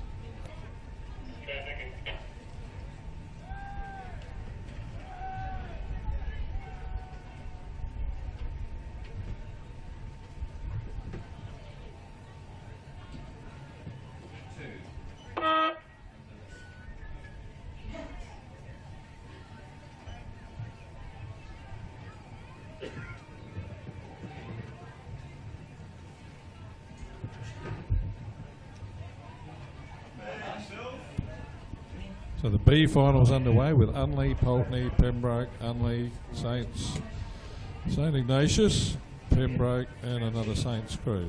So again, 8 lanes. They're all there, all racing. 1,000 metres, the Year 8 and 9s. They scream over this distance really. Pretty fast work. The quad sculling on a tailwind, so excellent fast racing conditions. And in the B division here, there's not a lot separating. They've come through halfway, and yeah, you can throw your hat over the 8 boats at the moment. There's only a couple of lengths from first to 8. Race 50, half a century of races today. Huge program today. I've got to thank all our volunteers that are running this regatta. And like I said, if you want to help, get involved, learn how to help be a volunteer. If you're spending your day down here at the rowing regatta, you may as well get involved and learn a bit about some of it by volunteering to help run the regatta. So here we've got 8 boats racing. I'll extend that invitation again to anyone who wants to try out commentary today. We're taking auditions. I've got a cold, bad throat, can hardly talk, and would be very happy to let someone try the commentary at some stage. I think the lead is being fought out over on the far side between Pembroke and St Ignatius.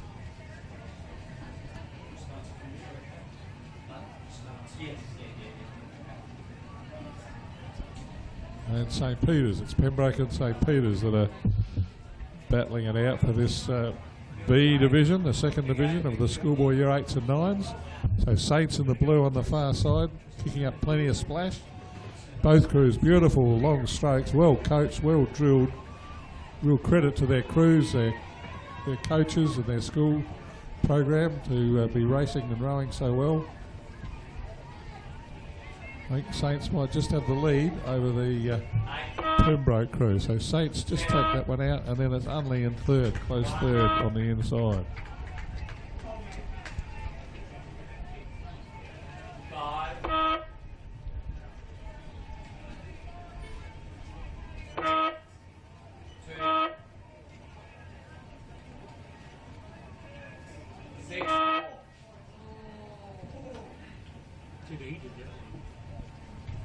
So we've got a camera on the finish line. If you've got your tablet there, you would have, or iPhone, you could have watched the finish of that race. It's a close finish, and I think you would have seen that St Peter's just beat Pembroke over the line by just a couple of metres.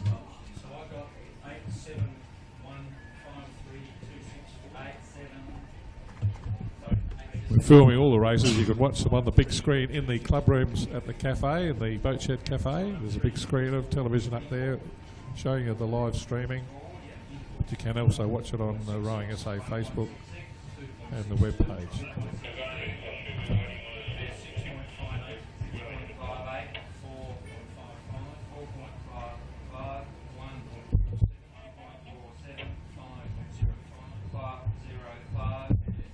Thanks to Morntine and the sponsoring Scott to run this filming. It's a big job. It's a innovation brought in by the David Hutton from the rowing CEO. Thanks to Morntine and Scott for organising this filming of the sport, making it more visible to everyone. There's something on the outside.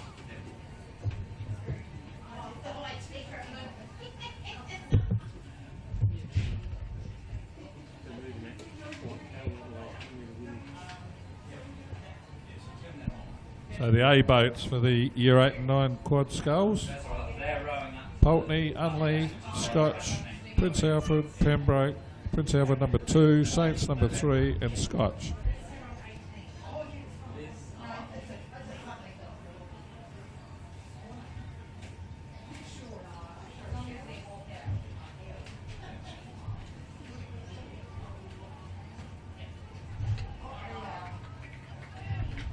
Credit to all our boat race officials and to the school organising coordinators, the coaches.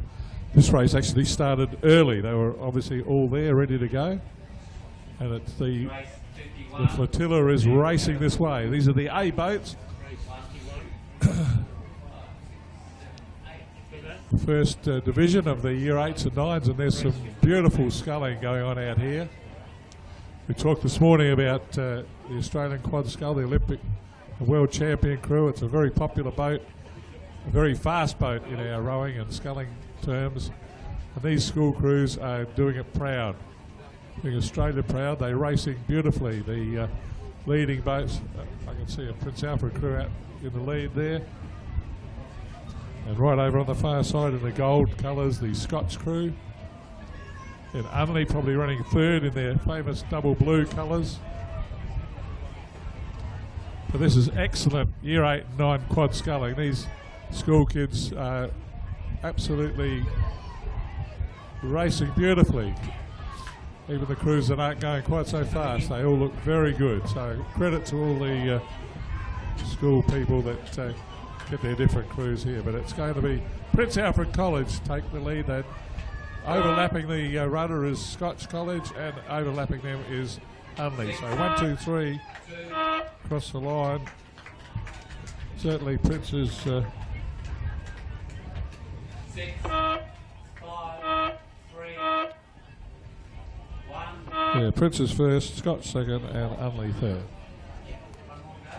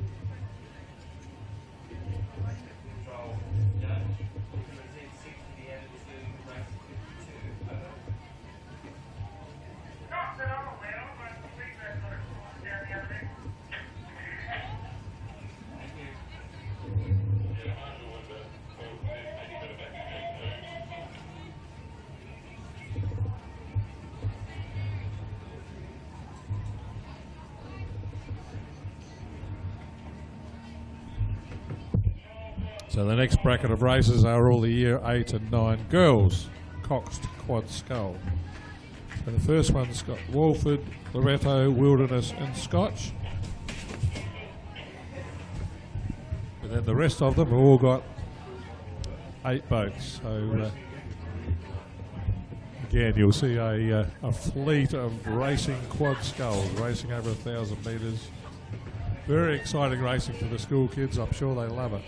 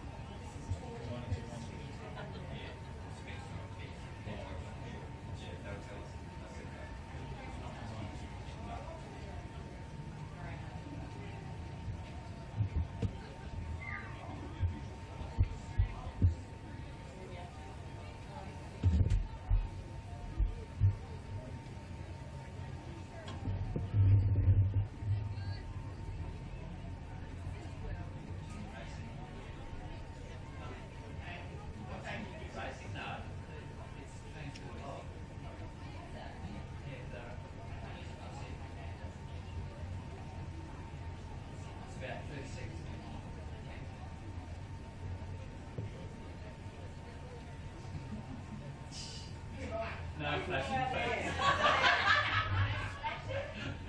I'll be spraying myself.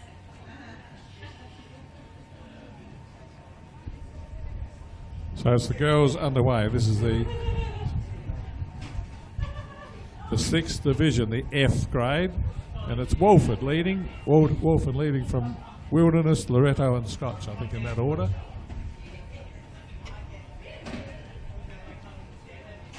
There's 4 boats in this one, and then, like I said, the rest of this group of boat class, there's no less than 8 in every race. Field 4, we got 1, 2, 3. No, 4. They're hiding for the down boat. They're a bit ragged in their lane.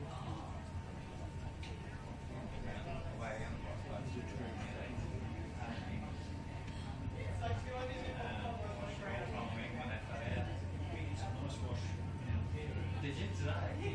And was it from just about 250? Yeah, right. Was it on about all the rest of that? No idea. That race just washed up at one stage.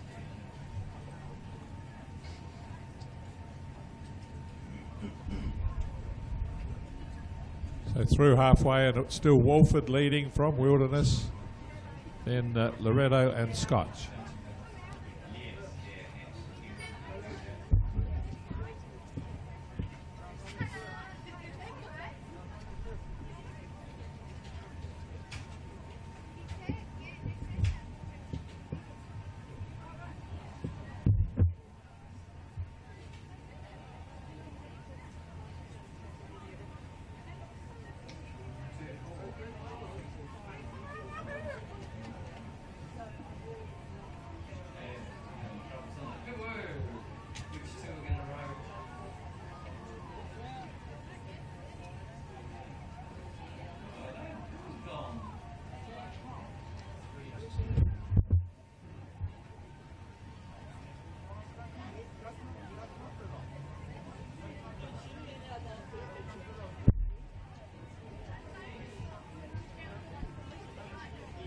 So the Wilderness crew, a bit of a mishap there. They got out of time with their rowing and lost an oar by the look of it. So Loretto moved into 2nd place, but no doubt about the leaders.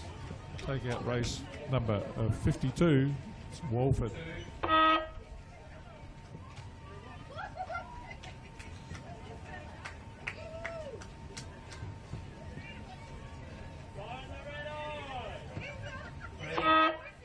Loretto 2nd, Wilderness are going to be 3rd.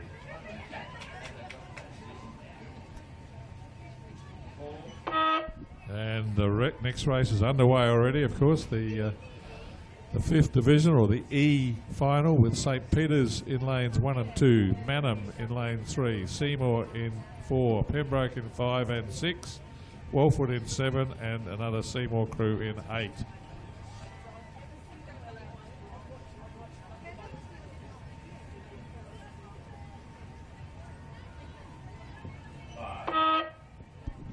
It's an absolutely brilliant sight here, watching the 8 boats racing.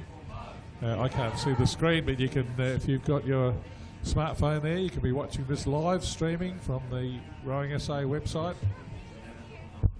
Rowing SA Facebook. We're filming this.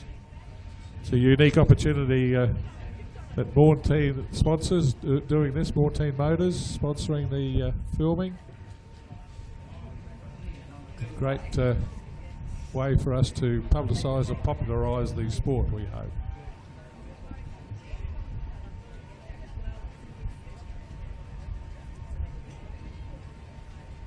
Looks to me like the St Peter's crew that are in front from lane 2. That's the crew with Olivia Kelly, Keely Flanahan, Ella Waltman and Sophie Kamenar, with Jodie Pappendorf as the cox.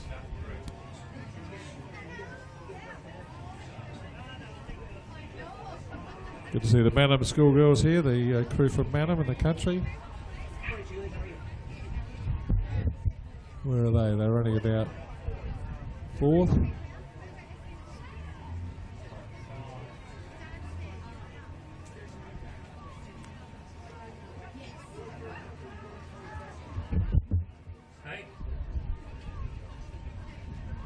great battle between Seymour and Pembroke crew and the other Saints girls for the minor placings, but no doubt about the leaders. That crew I mentioned, the Saints crew from lane 2 is out in front. Pembroke probably moving into second, Seymour running third, Manham fourth, maybe the other Saints girls just in front of Seymour.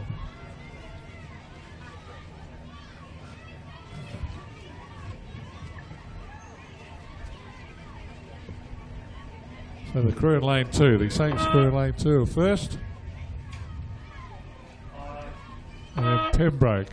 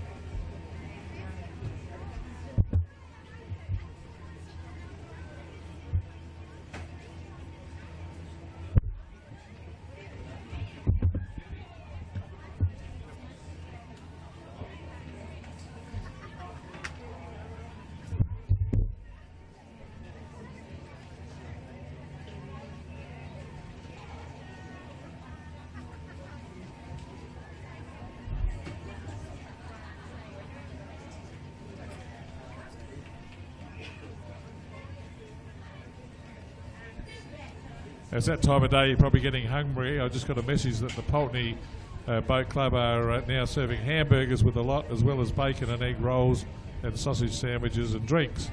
Now they're located at the southern end of the beach, down about the 250 metre mark, what we call the rocks on the southern end of the beach. They're down that end. All welcome to share their Pulteney Grammar School Boat Club. They've got a whole lot of food there for sale. They've got cooking up and selling. If you're looking for lunch, visit the Pulteney Boat Club tent. It's down the southern end of the car park, the southern end of the lawn area here.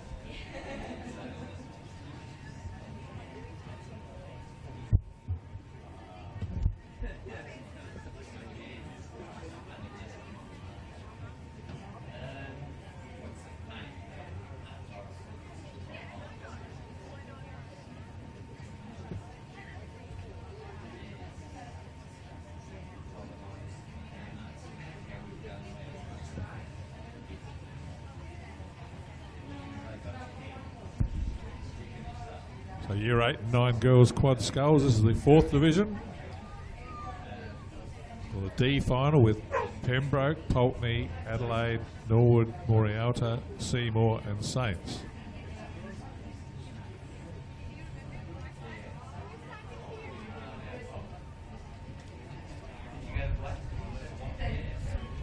They've set off from the 1,000 metre mark, racing at 1,000 metres.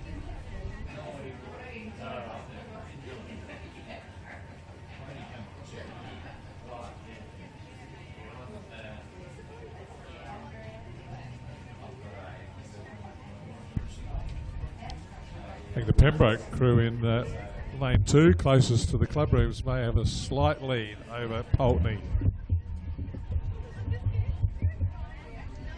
The tail breeze is blowing up a bit, so it's making it even more exciting for the boats to race. They've got the perfect following conditions which help our rowing racing. Fast times when they the tail wind, especially while the water's still pretty flat. So when it gets too windy, it gets rough. It's not the same helpfulness then.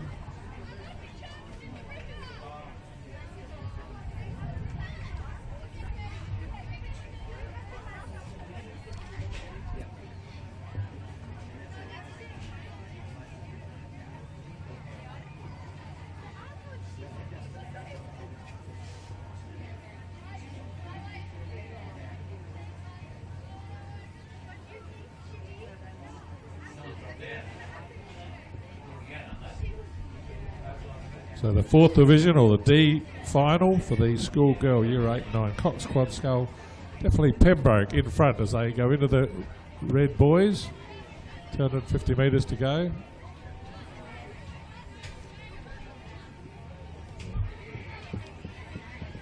And in second place might be Norwood Morialta in the red and blue, maybe blue outfit. And right over on the far side, St. Peter's doing quite well also. Pulteney Grammar Crew is probably in 3rd or 4th place, pretty close with Norwood Morialta.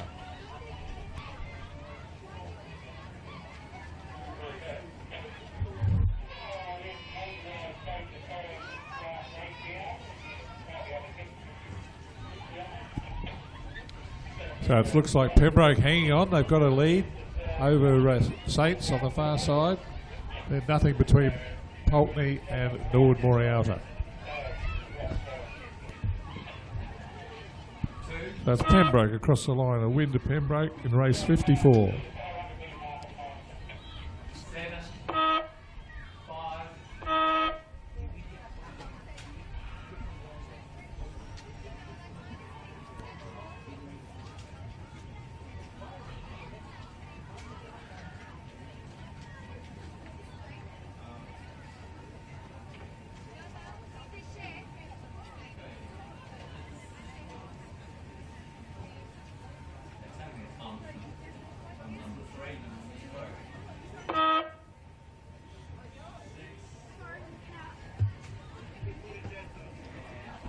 I will be telling you, you can look at the film of the racing.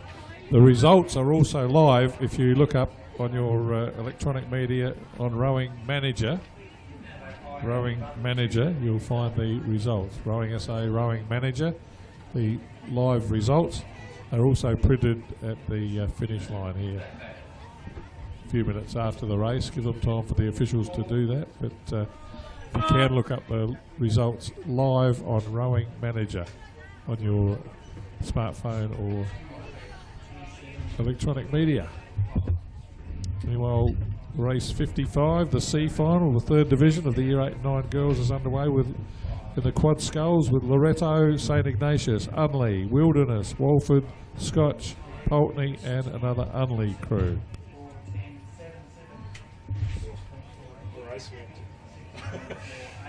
Kidding, aren't you? You're one comedian. Did you bring my jacket? Yes, I did. Oh, did you?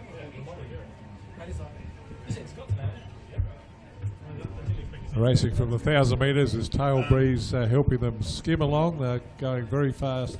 There's no less than 4 boats fighting for the lead here. I'd say Loretto is one of them. Unley,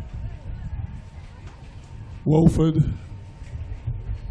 and looks like Pulteney on the far side. So all of those boats travelling very well in this race 55, the C final, the third grade of the Year 8 and 9 coxed quad scull.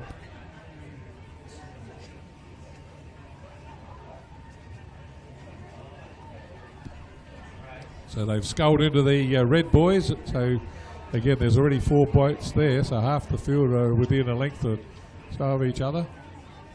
Looks to me like the Walford crew are out in front, but under a lot of pressure from the Pulteney crew on the far side. Those 2 crews racing very well.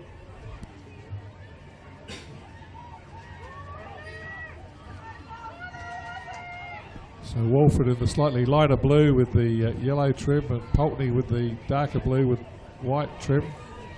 Stroke for stroke, boats overlapping, those 2 head for the line. They've got out to the lead. And it's Walford with that one, just ahead of Pulteney. On the inside, it's Loretto going to take third. Just ahead of Unley. It's like 2 Unley crews.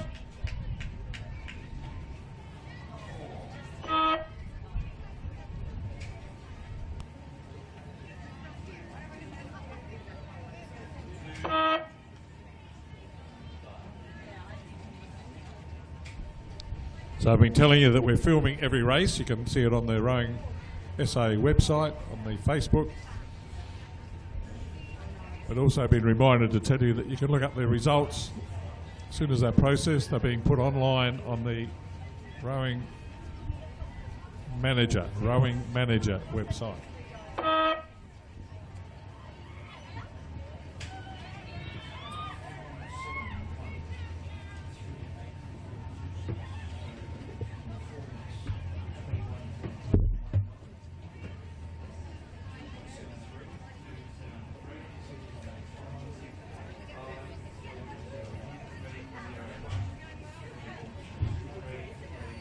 Second division of the Year 8 and 9 girls quad sculls for the schoolies.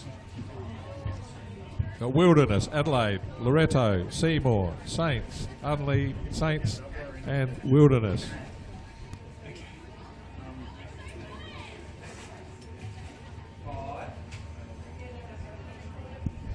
So all 8 boats there and racing. Credit to all you rowing coordinators to get all these crews out on time. Well done all the coaches. Thanks for all the time you spent looking after these school kids. 1,000 metre race, so halfway, and they're still pretty evenly spaced.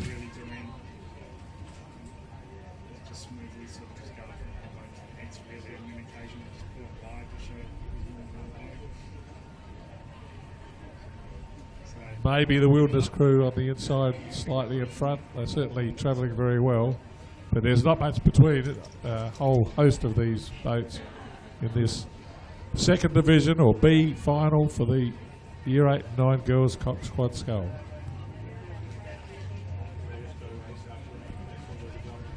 The Wilderness #1 crew of Chloe Montague, Olivia Elfenbein, Winter Marshall, Peter Guskos and Hannah Dennison, the Cox, do seem to be in front. This one looks like it might be a challenge.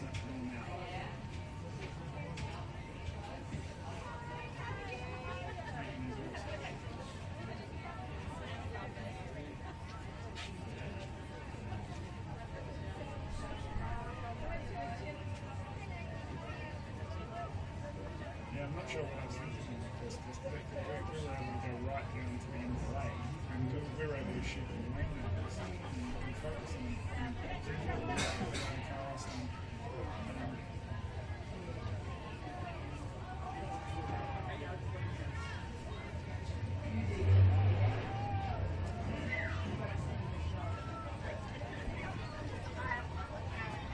That's the Wilderness crew, the names that I mentioned already, clearly in front and going to take out the B division, second division of the Year 8 and 9 girls coxed scull.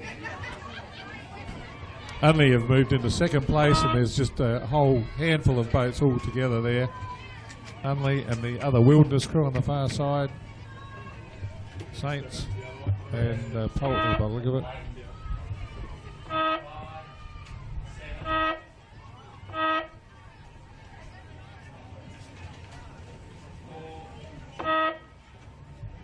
And there's no surprise that the A boat is already underway. The A final, first division in the Year 8 and 9's underway with Seymour, Scotch, Walford, Scotch, Walford, Loretto and 2 Pembroke crews round out the field here. So 2 Scotches, 2 Walfords, 2 Pembrokes. In this first division, schoolgirl Year 8 and 9 coxed quad scull. The A boats, as you'd expect, racing very, very well.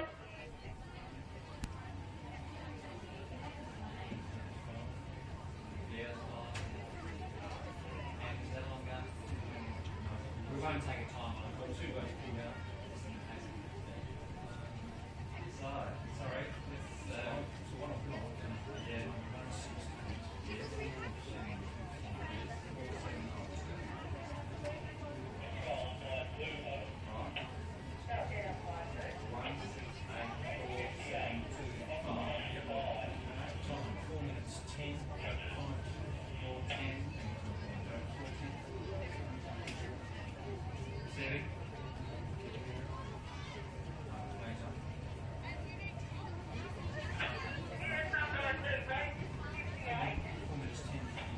And it looks to me like Pembroke might be the leading boat right over on the far side, the Pembroke #1 crew.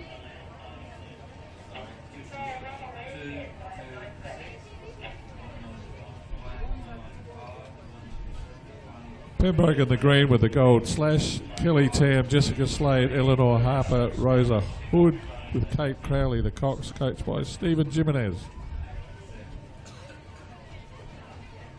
Yes, they're leading the A boats for the Year 8 and 9 girls quad scull. And there's the 2 Walford crews running second and third. Nothing separating them. And probably Seymour and Scotch in the next layer. And then the other 4 boats is just nothing between them. So there's only 1, 2, 3, 4, 5 boat lengths between all 8 boats in this A division. But no doubt about the leaders, they are clearly out in front. Right over on the far side, it's Pembroke. Pembroke in the green and gold going to salute the judge first. They've got Clearwater win over the 2 Walford crews, and they're having a great battle for second and third.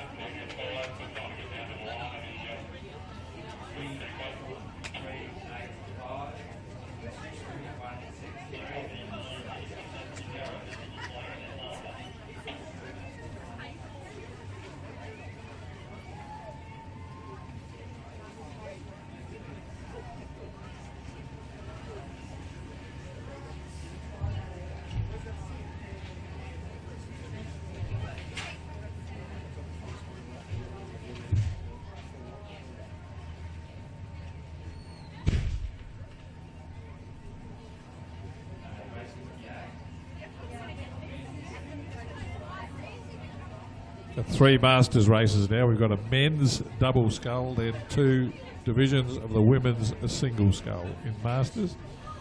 So they're all 1,000-metre races, so that tacks on nicely to the organisation of the whole host of Year 8 and 9 1,000-metre races. So our volunteer officials are up at the start at the 1,000-metre mark.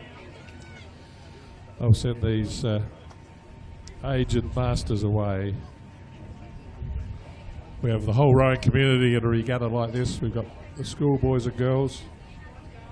We've got our different age group competitions. We've got open men's and women's competition, the club competition, and we've also got the masters competition. So all the different age groups and grades of rowing, all here at the one venue at the one regatta. Over 100 races today, so big sporting event. Thanks to all our volunteers that are helping. We are asking if any more volunteers want to help. Go to the Rowing SA tent in front of the club rooms by the cafe. The cafe is open, of course, as well as the canteen. And the big screen is inside the cafe. You can see the racing being filmed live in the cafe. Any volunteers that want to get involved with the sport?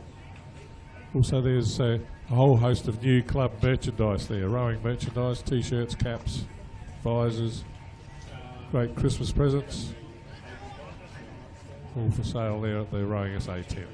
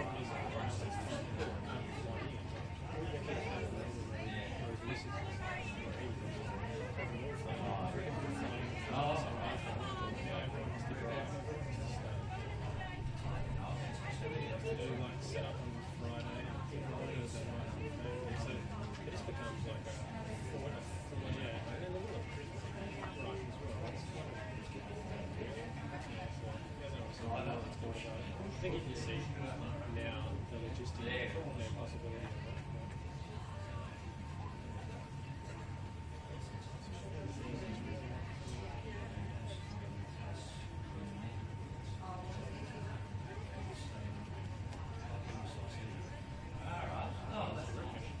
I thought that stopped for a second. That was nice.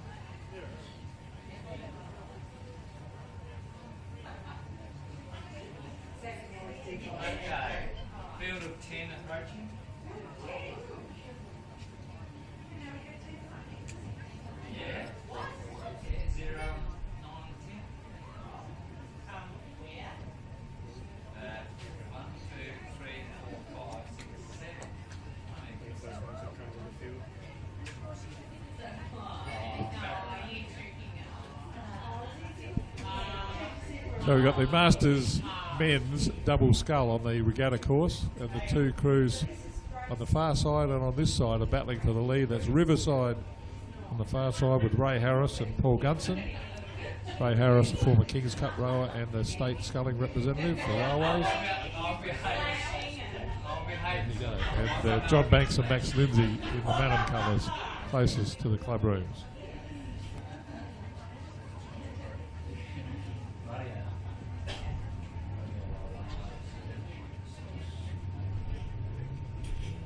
And sneaking up on both those boats is the Mildura and Taylor Ben crew with Harry Harrison and Rob Ellis from Mildura. And it's going to be very close on the finish line here, very close. Ray Harris is putting in the big ones, so I tell you what. Oh, good grief. That's a photo finish, that one. That was very close. The Taylor Ben and Mildura crew came right up on the Riverside crew there at the finish, but Ray Harris's interstate experience might have got him over the line. We'll wait to see the judge for that one. Manham with third.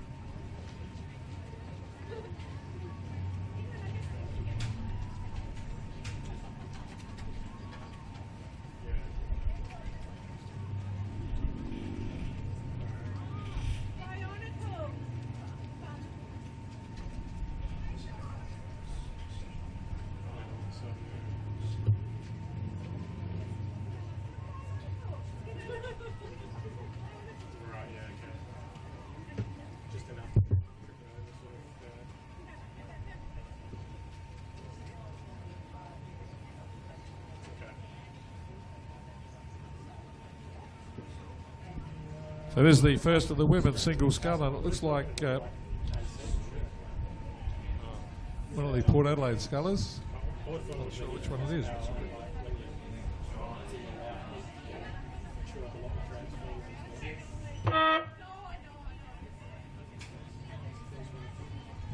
I reckon it was Simone Wickman might have won that. 59. And that's Tanya Hebner, I reckon, coming in second.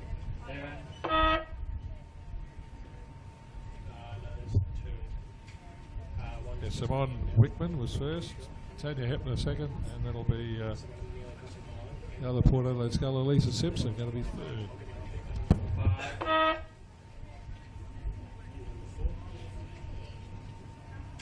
It's the first of the women's single sculls for the Masters, and then there's another one coming down with Riverside, Murray Riverside, Port Adelaide and Phoenix.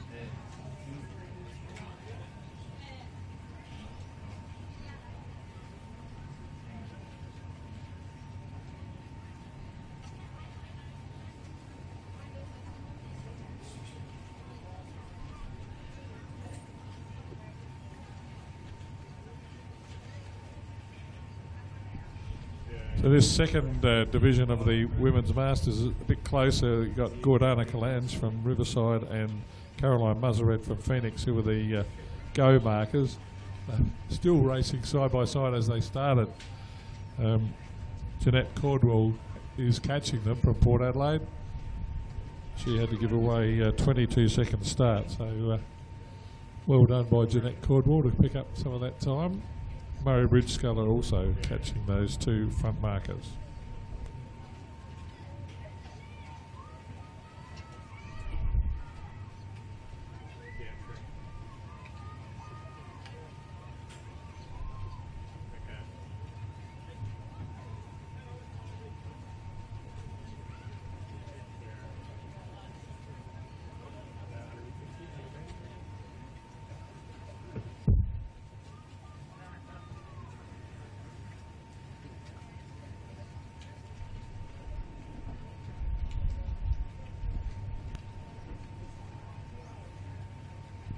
So there's Jeanette Cordwell from Port Adelaide that's taken the lead in the second round of the Women's Masters Single Scull. And she's going to win from Caroline Muzzeret from Phoenix. Murray Bridge Sculler has passed Gordana. And then the other Riverside Sculler is Anne Pennington.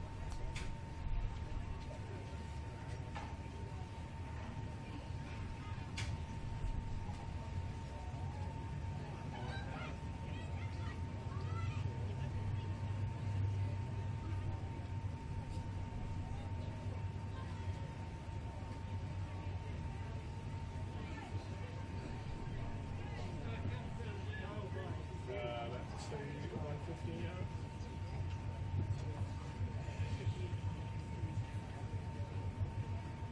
Probably, I don't know when stuff comes in your shot.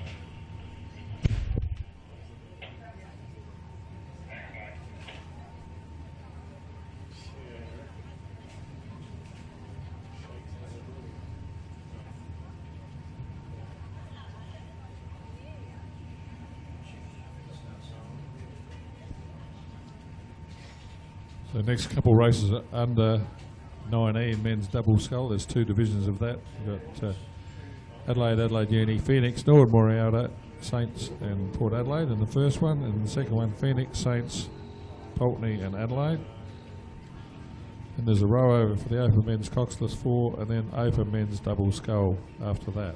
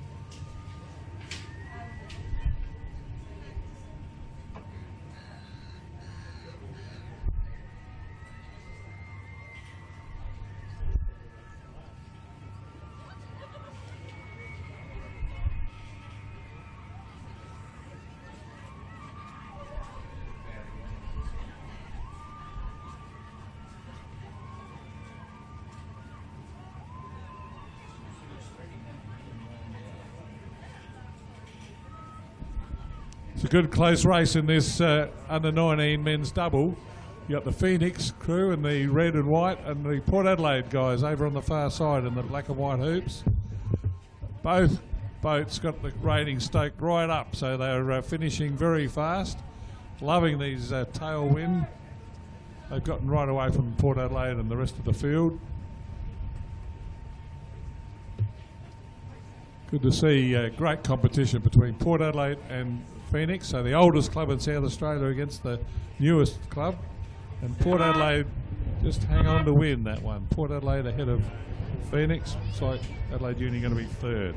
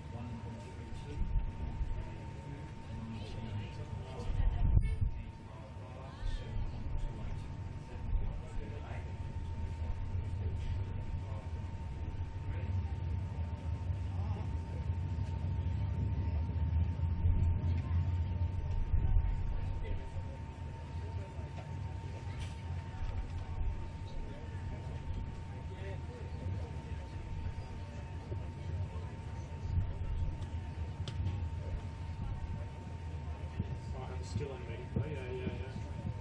Yeah, it's true. It's always going to be the same every time.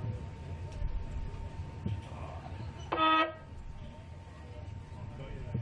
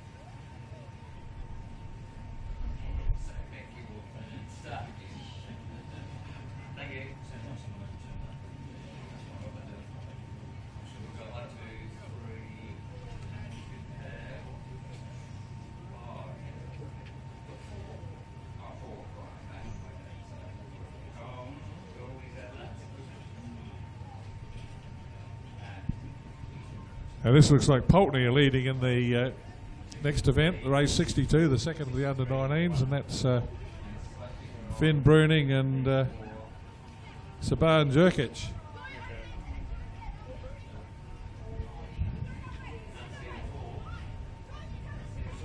Yeah, leading from St. Peter's. So this is the second division or second round of the under 19 men's double, and Pulteney crew well out in front.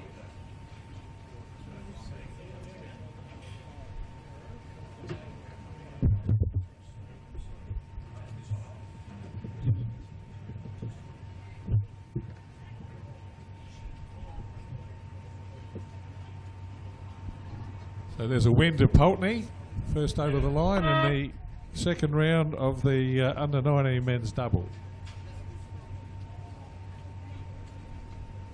Phoenix are running third, and then there's a Adelaide crew back in the distance.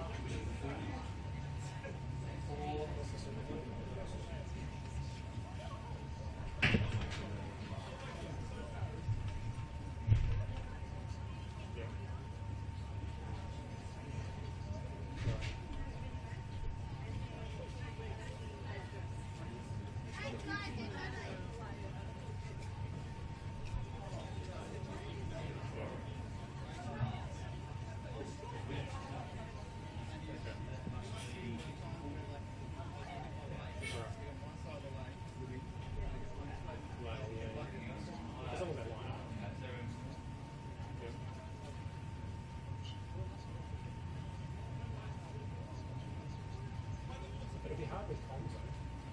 If you get a cameraman on comms and said, can you get that guy? You just say something 30 seconds before. Preview executive, but then you need to have how to get the preview modeling to you. So. Back to Jane, anyway, so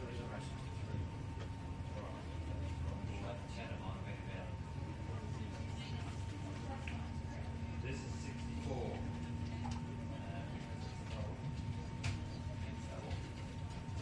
yeah.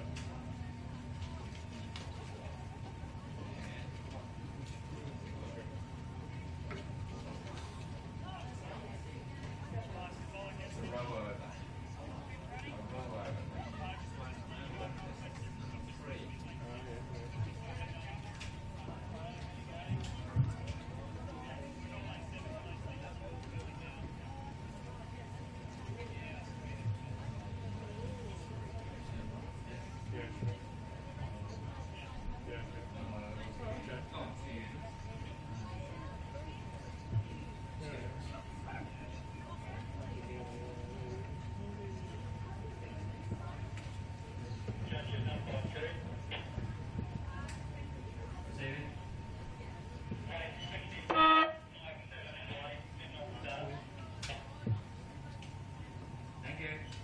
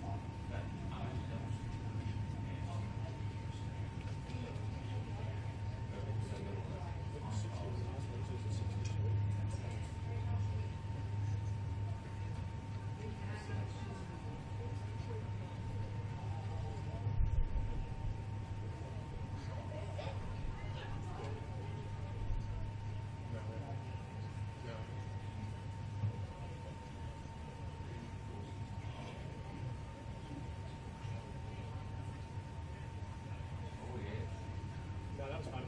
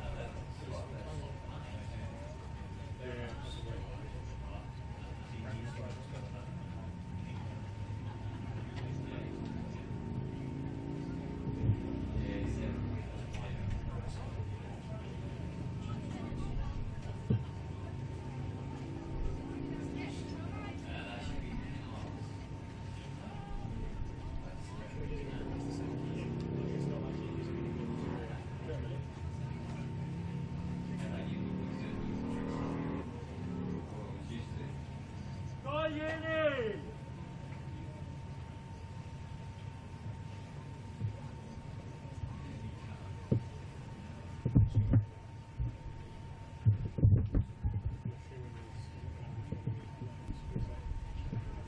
You've got more than one race on the course at the moment. The Adelaide boat has got L5, so that's Sydney Heitman and George Jench from Adelaide.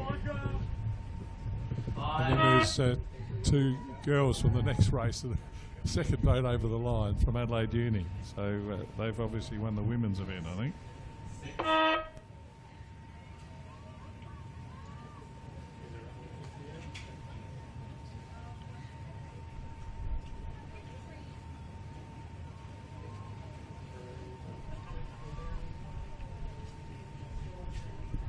That second boat was Georgia Me and Kayanne Townend from Adelaide Uni taking the women's double scull.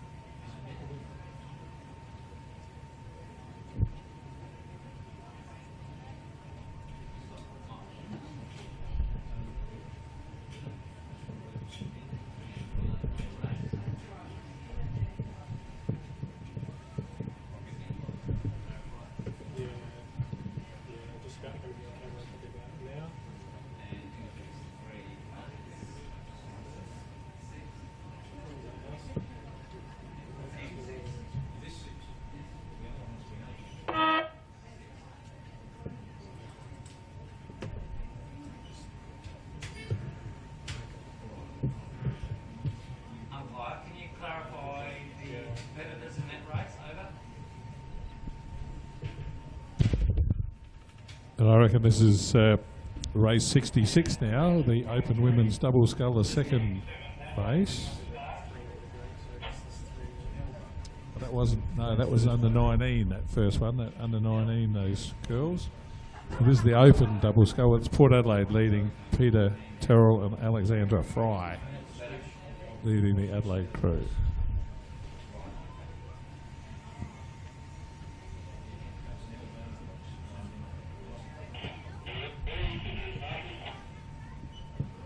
So the Adelaide crews are sisters Erica Webb and Mika Webb. Both got their boats running beautifully. Plenty of run on those boats with that tail breeze. Nice long strokes, letting the boat run. But a win there to the Open Women's Double Scull for Port Adelaide. Sorry, Adelaide Uni. Adelaide Uni.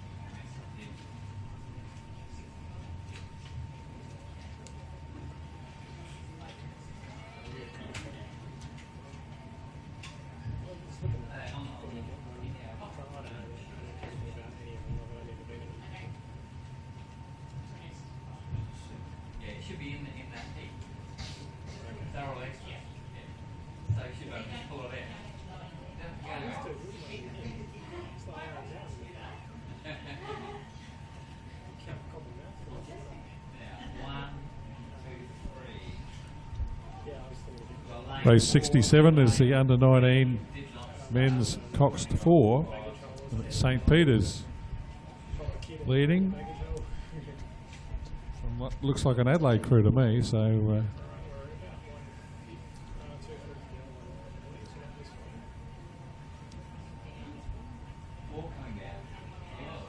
not sure. I don't have an Adelaide crew on my entry here.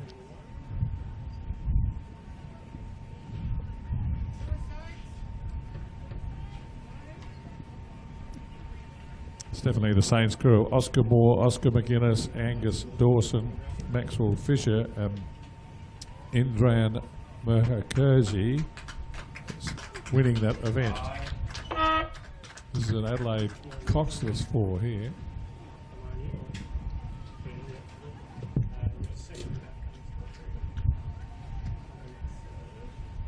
Totally different bow number, K. So, oh, they're from the event before.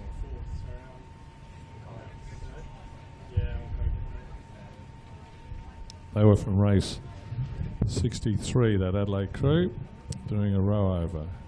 Tyson Beauchamp, Jack Deans, Kane Grant and Tim Santon. That was race 63.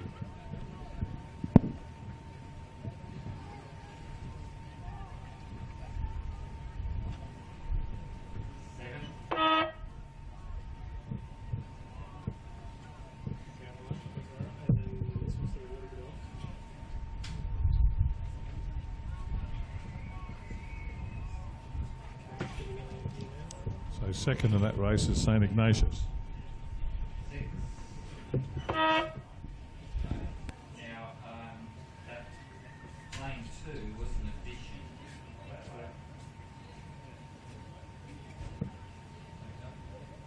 So I've got 5, 2, 7, 6 in 6 minutes.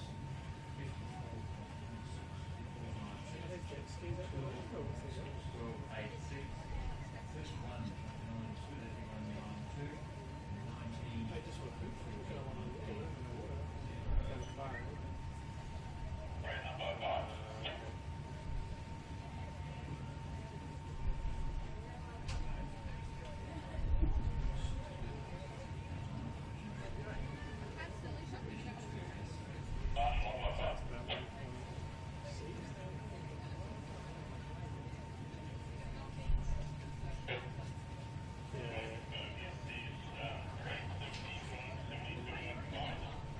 See the haze in the building prove it.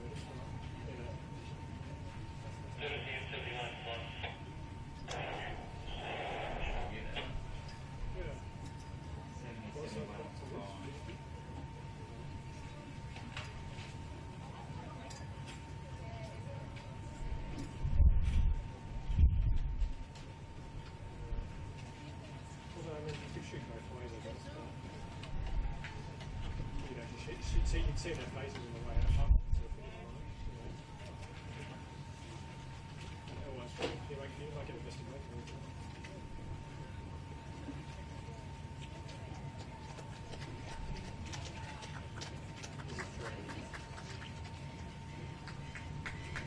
Yeah, it's still in the camera opposite directions as well.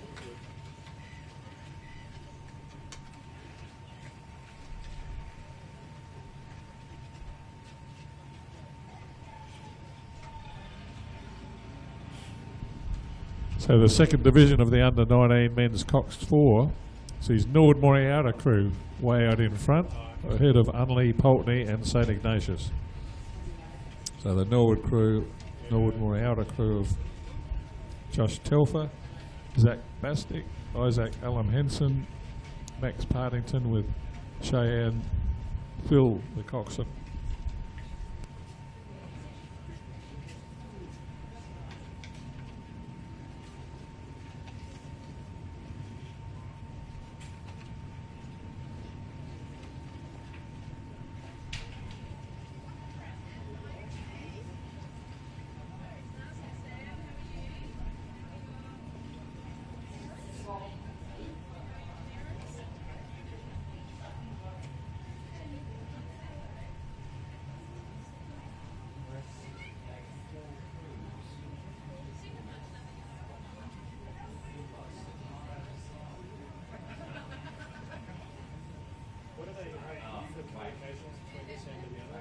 break it at the end of the day. For sure. It's like, hey, isn't it? Amazing. It's like network. Is it giving it? Yeah. Oh, okay. So ubiquitous consent data, that's all it does, isn't it? Data. So what, is there anything that stops you using a, that vmix thing I was telling you about? Use vmix, the USB3 capture card to get into the computer, and then use that NDI to send network over IP back to you, and then you can have your IP cameras coming in. But you need to capture it then. I know you need to use your software that brings it in on IP camera. Yeah.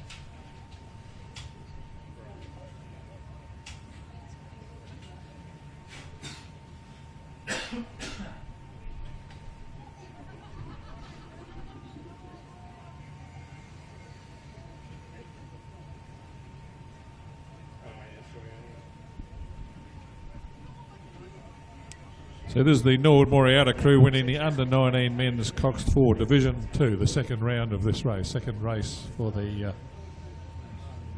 under-19s men's coxed 4. It's like Poultney coming second, Unley third, and that'll be St Ignatius back in fourth place.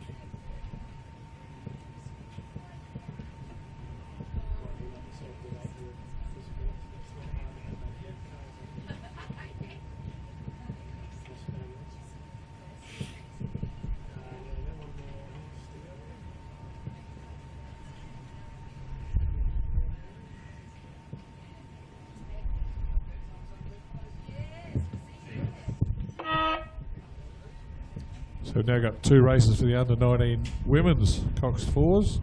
First one you've got Murray Bridge, Seymour number 1, Poultney, Seymour number 2, Walford number 2 and Unley. And in the second race you've got Walford number 1, Loretto, Norwood Moriata, Seymour number 3 and Saints. In that second race you'll also have the Adelaide crew from race 71, which is the Open Women's Coxless 4, which is now a row over because Adelaide Uni is scratched. So that means the last race before lunch, which is the Masters mixed double, better be on the ball because that will definitely start on time. So Masters mixed double should all be on the water, I reckon. Sorry, Danny, missed your call. Light? No. The light is flashing. Just, you'll have to press the Union clear button. No, that one doesn't on. Just keep on.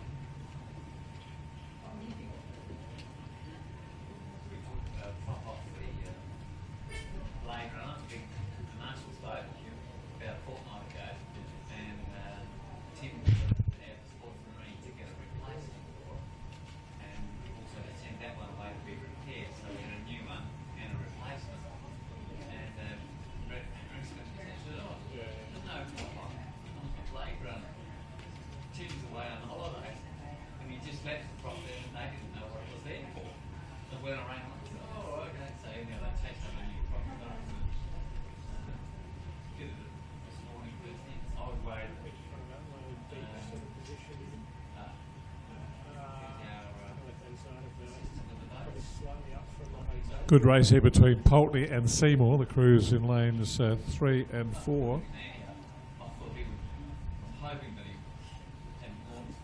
Pulteney crew would appear to me to have a slight lead over the Seymour crew.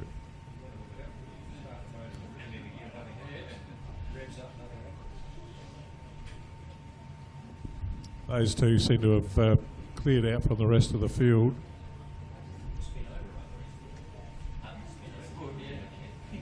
Six boats in this, so good entries in the under 19 women's fours.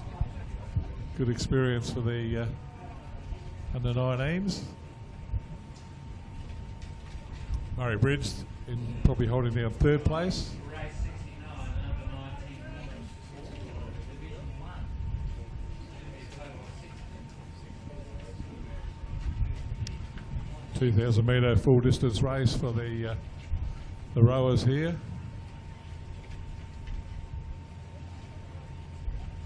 It's starting to get a bit rough now. I can see the waves starting to, the water starting to turn into waves. See a few waves breaking now. So the racing conditions not as pleasant as they were for, if racing can be pleasant.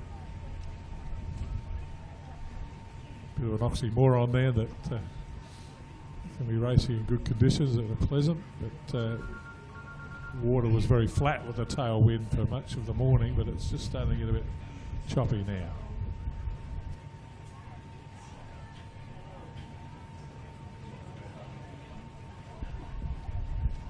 So it is the Pulteney crew leading from Seymour, then Murray Bridge, Walford, and then the other Unley crew and Seymour.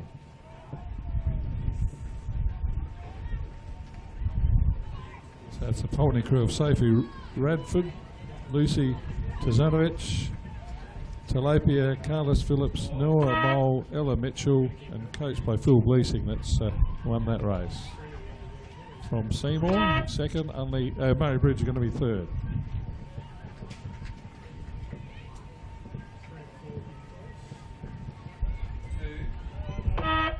And Walford fourth.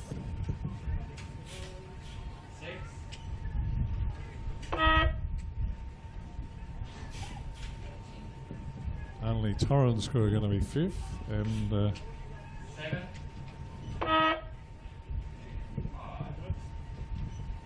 Seymour crew, is it?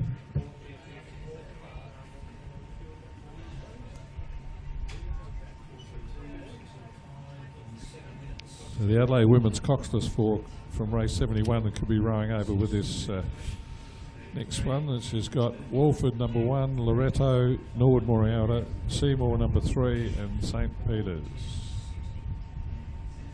And the Masters mixed double should be the last race before the lunch break.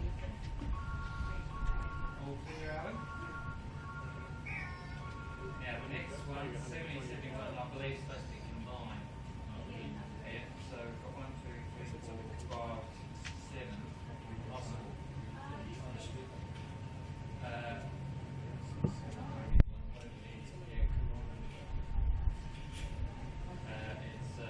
Division 2, 14, 4,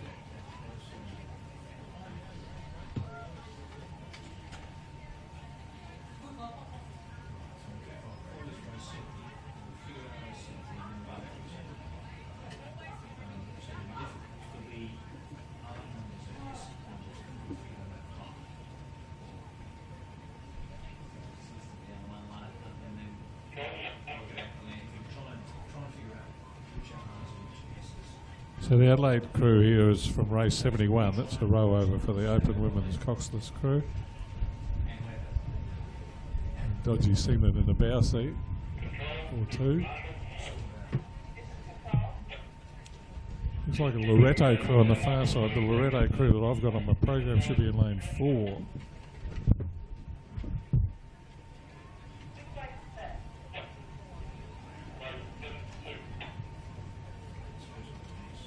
They've got number 4 bow number, but so that could be them. So I'd say it's Loretto winning Division 2 of the under-19 women's fours. It could be a possible Adelaide crew winning their race. And it's Walford that are coming second in this little event.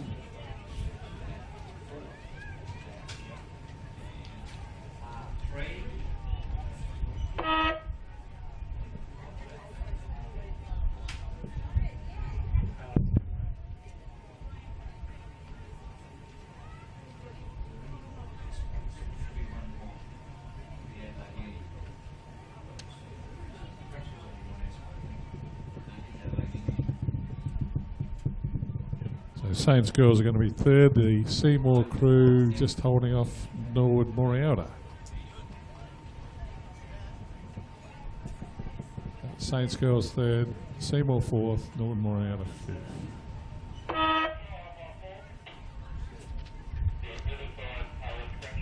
So that just leaves us the Masters mixed double scull before lunch. Thanks to all our volunteers that have worked this morning in the morning shift.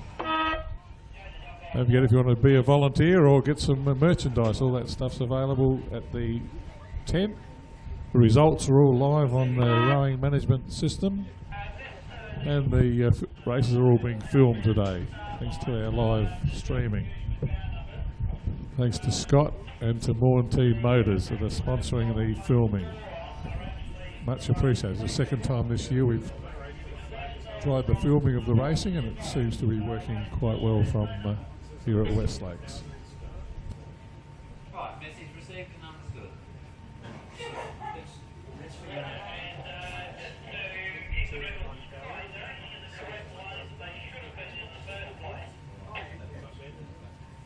Right, thank you. So if this race gets underway on time, we've got Riverside in 1 and 2, then Port Adelaide Talon Ben, then Pembroke Phoenix, then Manham Phoenix, then Phoenix and Mildura Port Adelaide.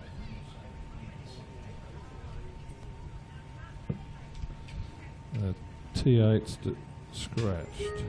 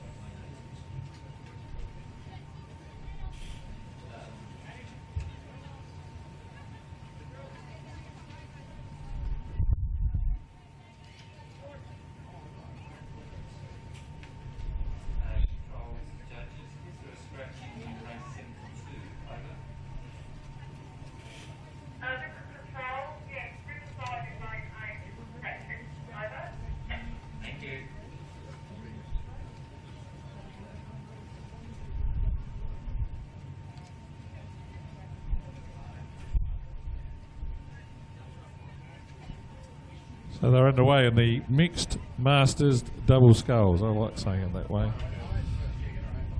Very popular events, the mixed races. Only usually have them in masters events.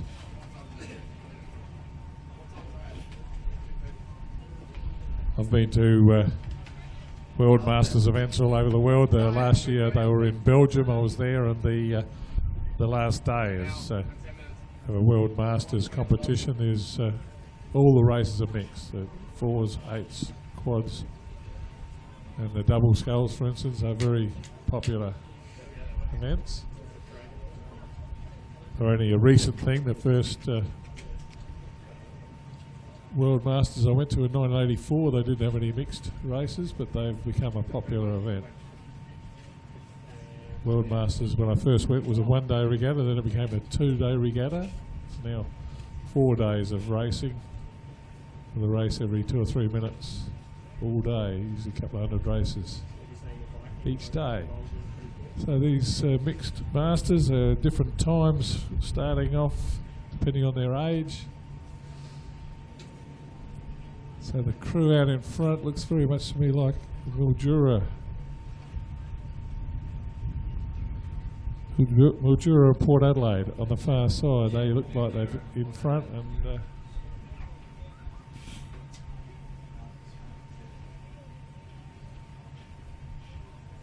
I doubt very much if anyone will catch them, because a couple of very good scullers in there. You've got Simon Wickman from Port Adelaide and Rob Ellis from Mildura. See Phil Gebhardt from Manham with, who's he with? Phil Mader from Phoenix. Just in front of the Pembroke Masters crew, which is Peter Hodson and Leanne Sandow. That boat on the far side, that Mildura Port Adelaide crew, has got the boat running beautifully, and they're going to cross the line first.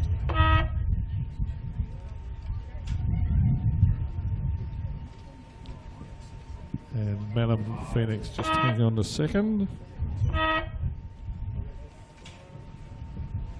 Bit of the Pembroke. And then the Ellis family, David Ellis, Ann Ellis, coming fourth.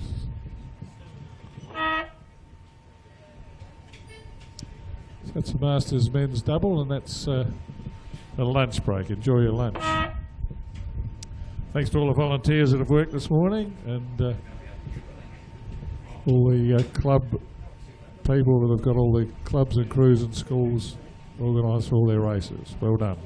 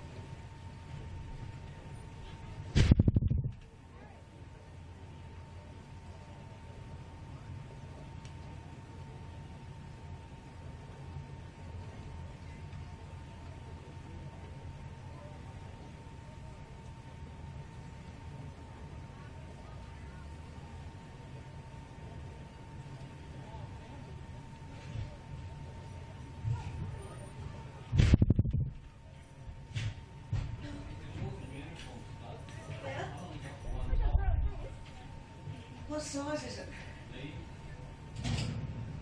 I have a large, never wore it. Vicky brought it back. Yep, she did. When I'm getting wide, I've only got the one out of it. So what do you reckon you... So you want a medium? Yeah, yeah. The large is the one.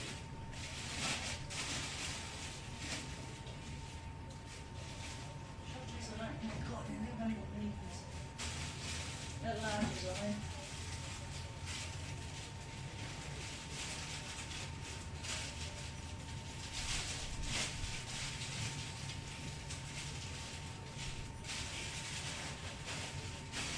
I think I'll send out an email to everybody. Yeah. I've got it down there. To see what people need. Yep. You know, these are all large. Yep.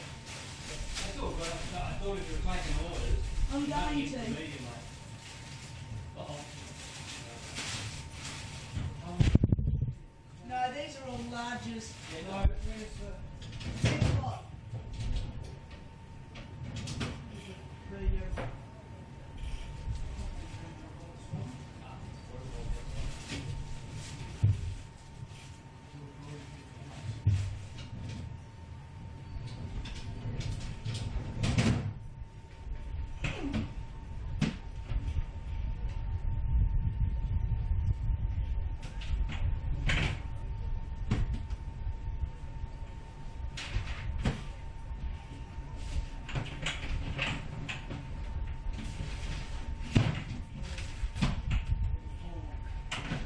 Well, and you have another top to replace the one that was too big. I only got larges. Now we haven't got any. What size shorts would JA have?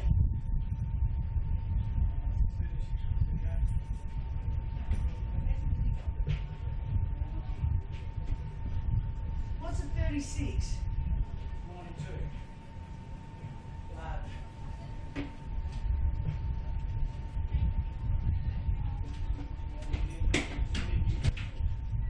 Yeah, you can read the bloody paper through his. Right, well, I'm going down the back. Right. Right, What size would Brett be? probably 34, 25.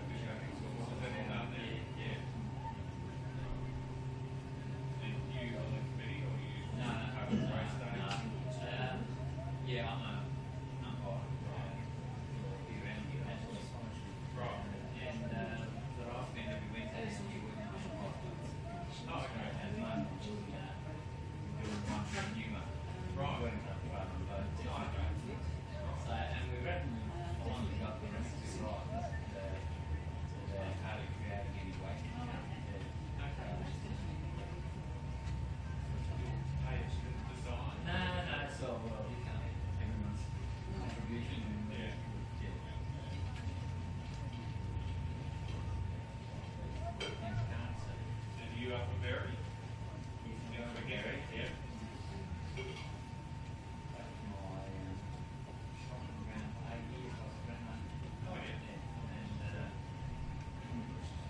ran that run up quite a bit. And I was in the schoolyard one day. And sure, I was out throwing. I said, Yeah. The top drawer up there has got some yellow tops in it, which are ladies' ones, the top of that filing cabinet. If you just see in my general direction, the top of the filing cabinet. Top of the filing cabinet. Yeah. I think there's 3 or 4 shirts here, but that's, yeah, these are the shirts we had for the nationals in Nigeria a couple of years ago.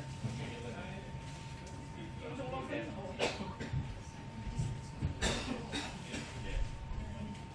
Anyhow, cut a long story short, we had then keep growing after about 3 years and the house we get at the school. After school, we had to eat the house we get. Right. And we had 3 or 4 police crews, a couple of teachers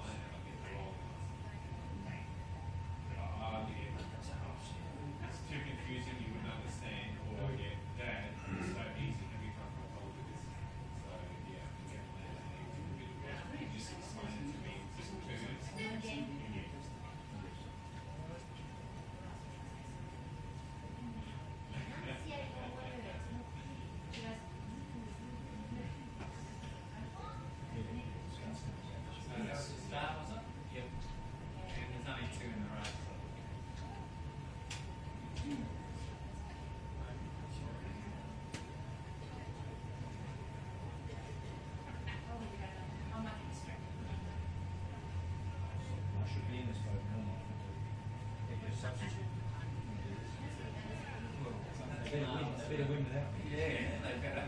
Otherwise, if they win without me, they'll go, you might be. See you later, good luck. In other words, you can't win.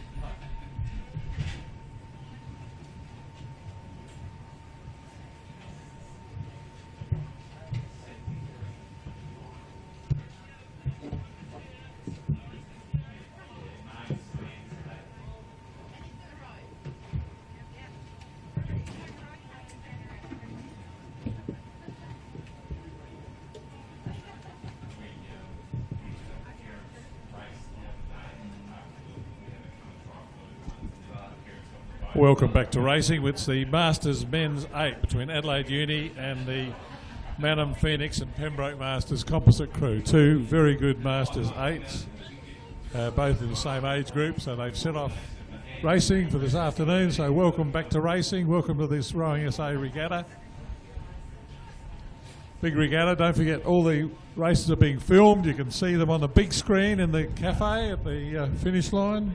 There's a big screen up in the ceiling of the cafe there. You can see these races live from start to finish. We've got a fixed camera here on the finish line, so you can see a finish line shot. And all that film is online on the Rowing SA Facebook and web page. You can get it on your smartphone or electronic internet device. And so too the results are all there under rowing management. Now this race is a real grudge match here. There's two very good crews. You've got the all-conquering Adelaide Uni crew that's a very strong Masters crew, and then the composite crew is very much a powerful composite crew with the best of Manham, Phoenix and Pembroke Masters racing. At the moment, heading towards the finish line, the composite crew looks as if they might just be in front of the Adelaide Uni crew.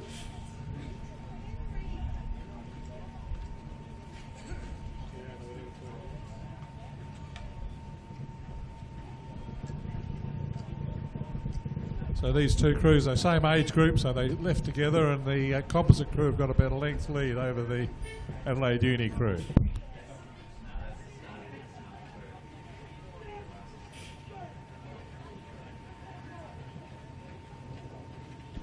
That's the Masters Men's A to win to the composite crew over Adelaide Uni by almost exactly a length.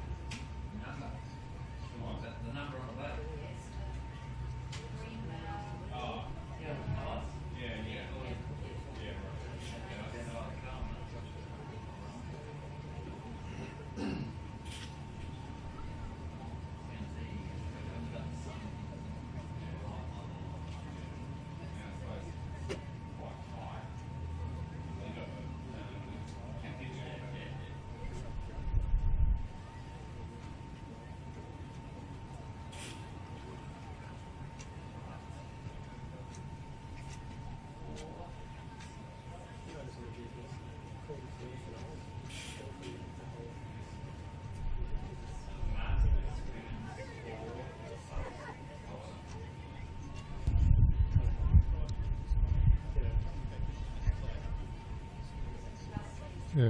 We're looking for one of the drivers from this morning. We think his name was Simon from Pembroke.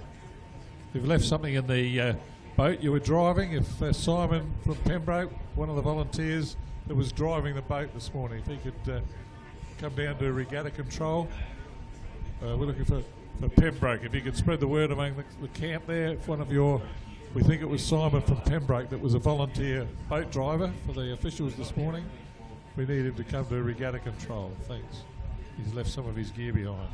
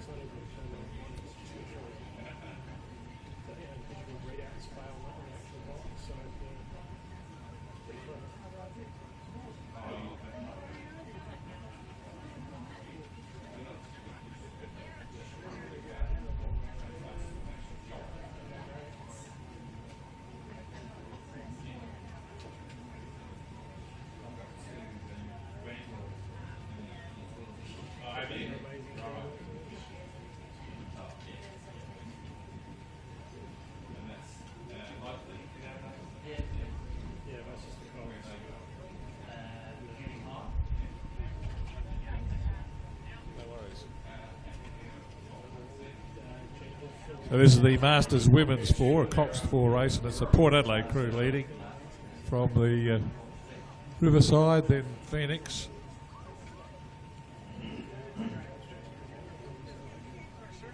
Another Port Adelaide crew.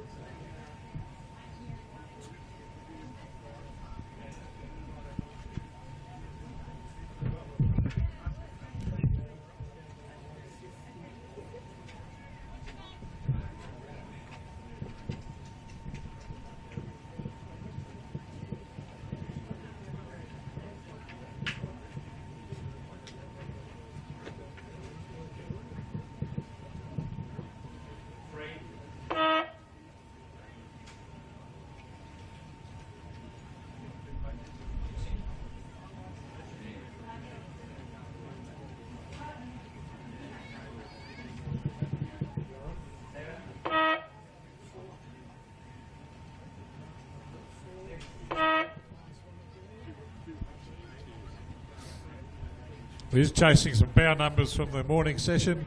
Chris from Norwood got number I5, Zach from Port Adelaide I7, and Tanya from Port Adelaide H6. So there's some numbers for a couple of Port Adelaide. Zach I7, Tanya H6, and Chris from Norwood I5. Some numbers they're chasing up from bow numbers from the morning session. Thanks.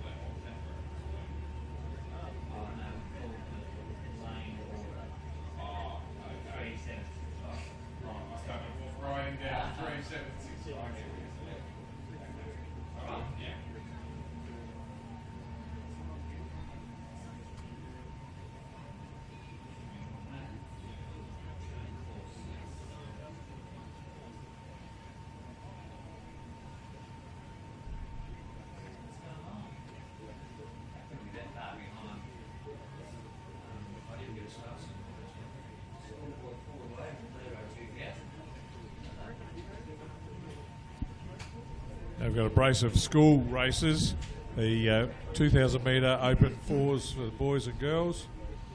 So this one, the boys 4 has got Scotch, St Peter's, Norwood Moriata, St Ignatius, Pembroke, and another St Ignatius crew. Field's pretty well spread out. It's the Norwood Moriata crew that's out in front.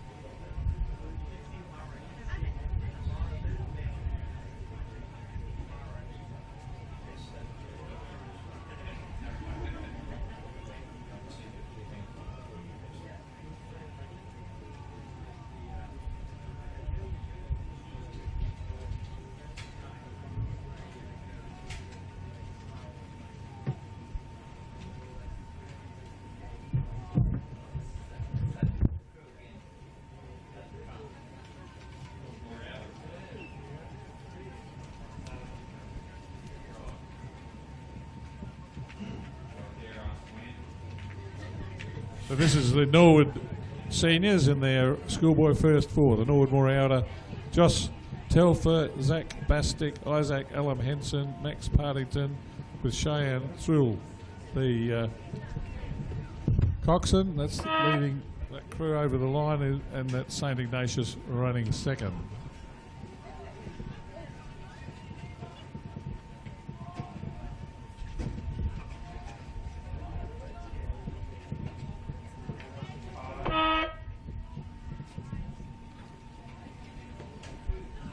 Schoolboy coxed 4, and we've got two races for the girls, coxed 4 for schoolgirls.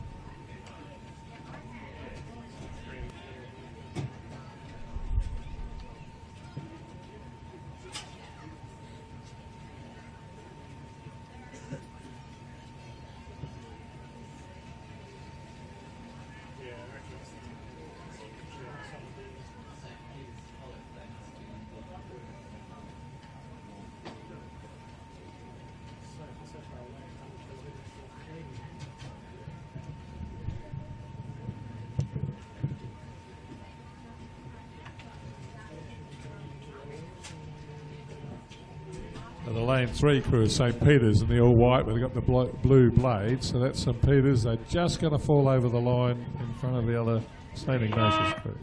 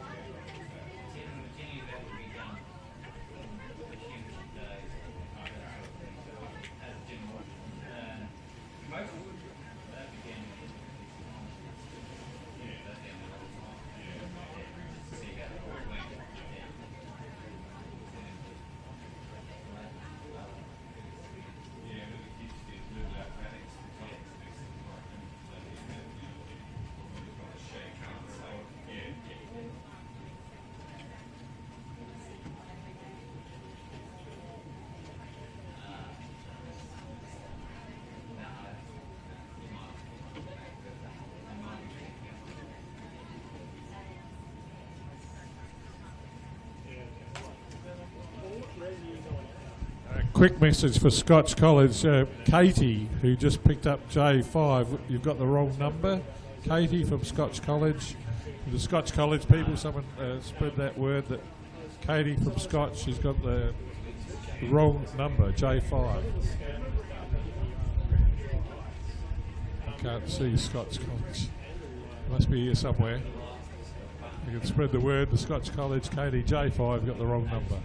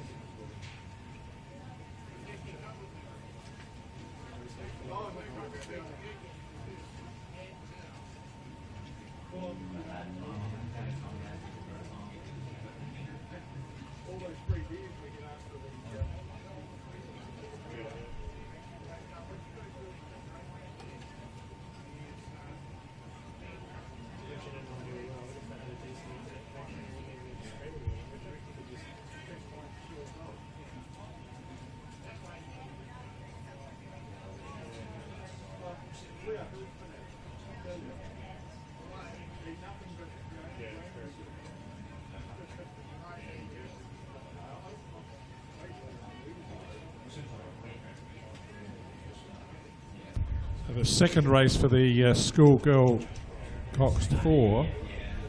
Pretty sure it's Walford in front. Not quite sure what the other boats are. There seems to be a boat on the outside. I'm not sure which crew they are.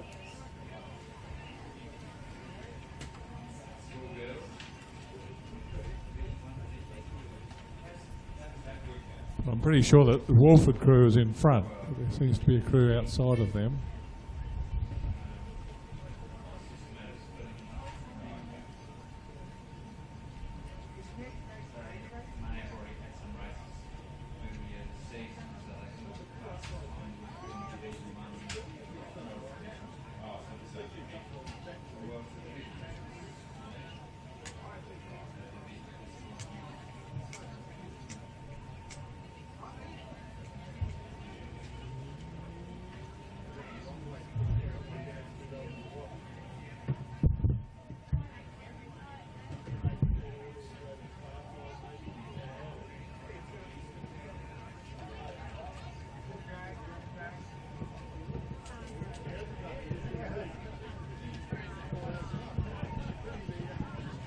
Okay, it's the wilderness crew from lane 3 have gone right over to the other side of the course for some reason. So it is it's all clear for the crews, and no doubt about the leading boat in this race, number 76, Trombones.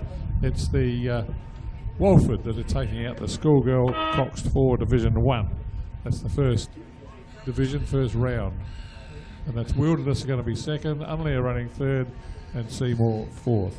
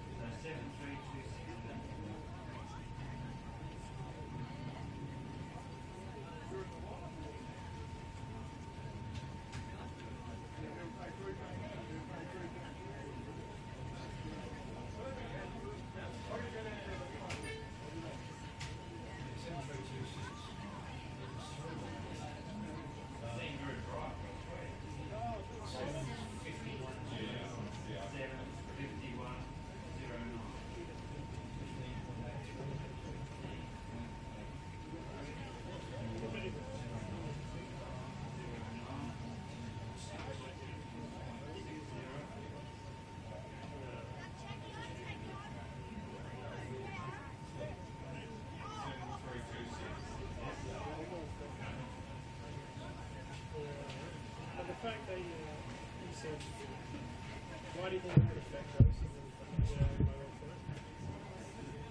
It's the same frequency, isn't it?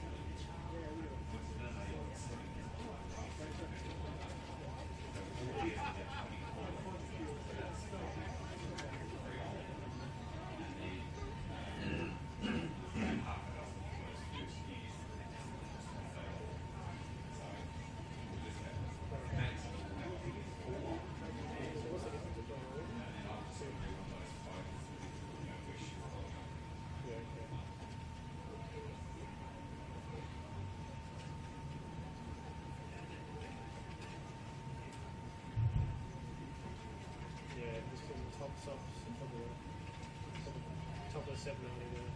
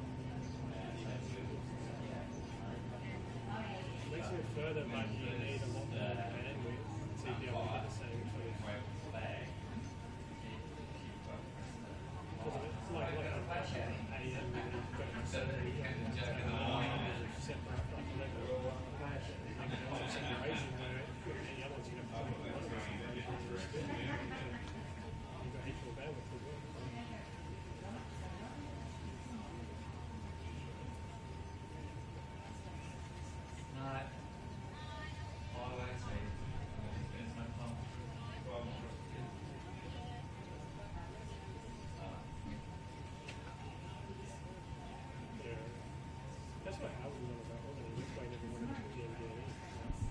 So the second division of the school girl coxed fours is well underway. The entries were from Saints, Wilderness, Walford, Murray Bridge, another Wilderness, and Loretto. And I think it's the Loretto crew on the far side that's in the lead in the second round of the schoolgirl coxed four. So each one of these is a race in its own right. So the winning crew will win their premiership points for the season. The premiership in rowing is add up points for every win over the whole season in each boat class. So the school girls premiership is over all the regattas for all the school races. So at the moment it's Loretto leading in this event.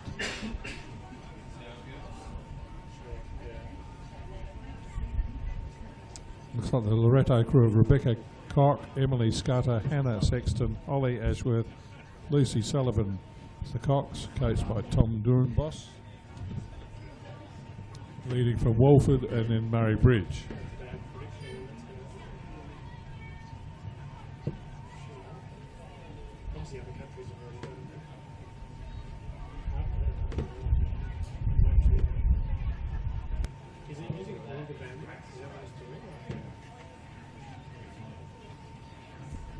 Loretto first, and barring accidents, Walford will be second. And Murray Bridge third.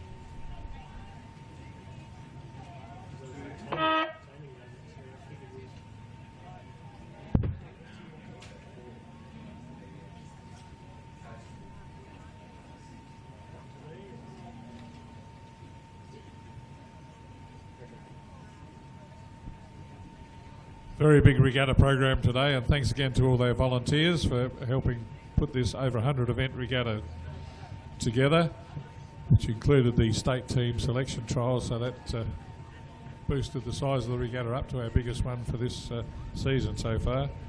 So the next group of entries, we've got 2 races for the schoolboy eights. Looks like the first and second eights are all in together with each other. So in the first race we've got Prince Alfred in lane 3, Scotch in 4, Saints in 5, Pulteney in 6 and Pembroke in 7. And the second race is Princes in 2, Saints in 4, Unley in 5, Pembroke in 6 and Adelaide High in 7.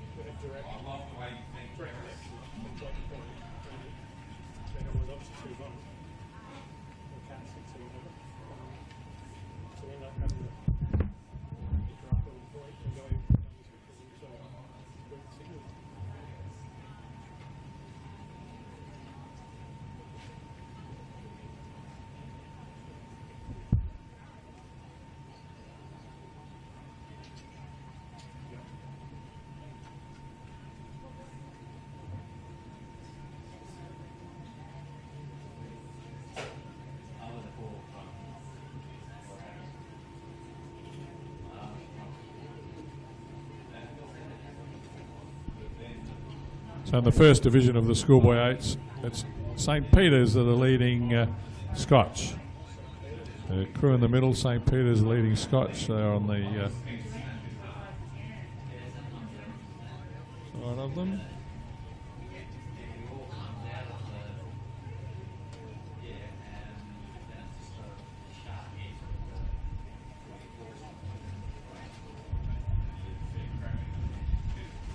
The inside, I was trying to say. Scotch College on the inside lane compared with St Peter's, but Saints in their blue outfit, yellow boat. They're clearly in front of Scotch College, or in front of Pembroke and Prince Alfred.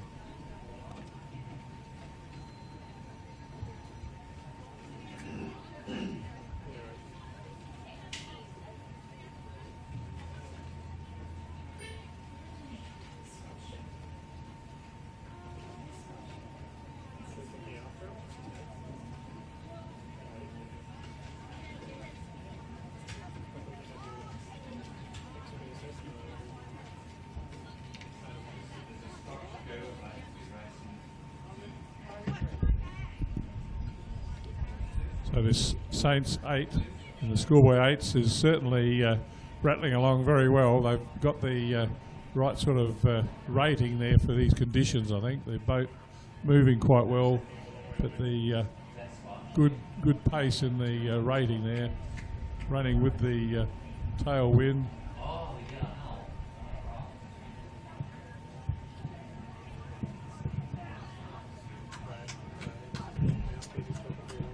So in the blue, it's St Peter's clear lead over Scotch College.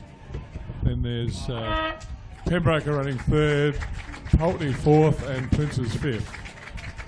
The win to Saints in the schoolboy eights.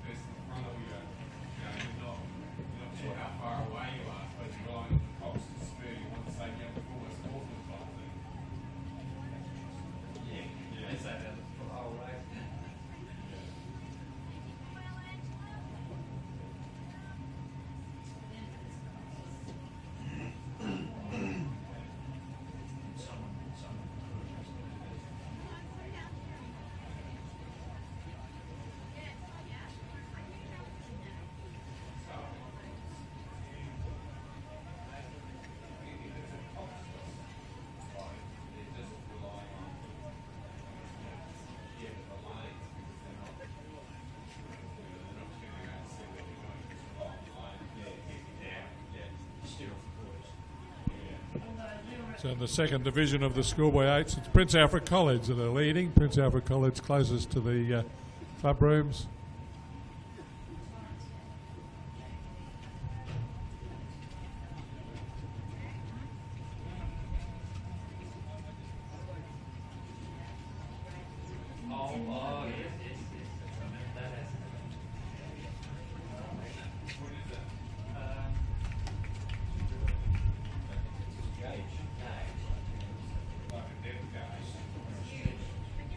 Prince Albert is leading from Pembroke and then there's St Peter's. And back to Unley and Adelaide.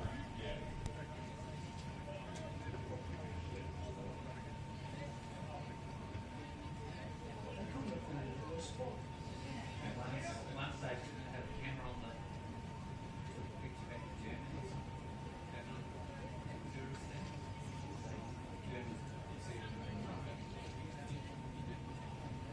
but that was just not there for EWS without any consultation. There's a lot of it. Well, I can't believe that the main part of it is something about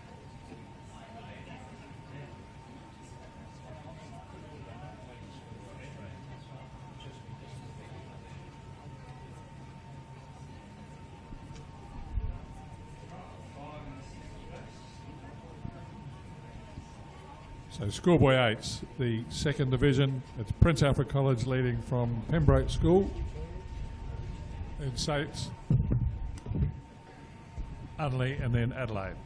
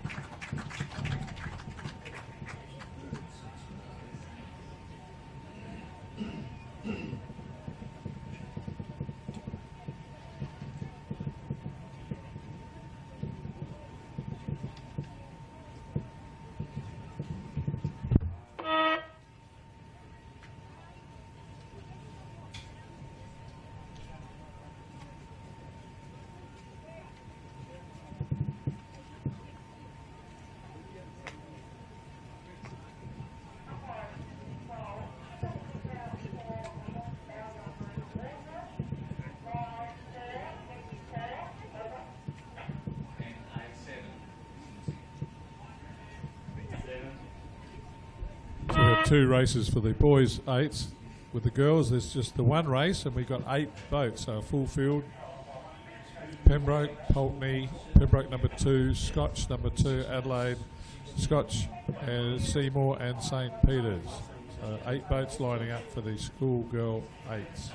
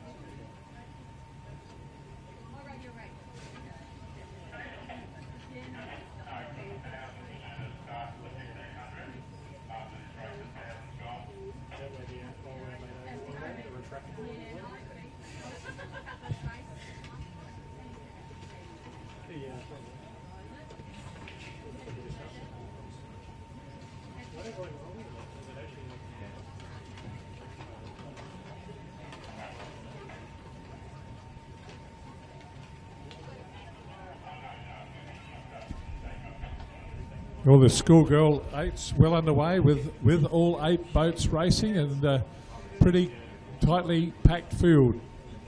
No more than a couple of lengths between the first probably 5 or 6 boats. Only a couple of boats seem to have trailed off a bit.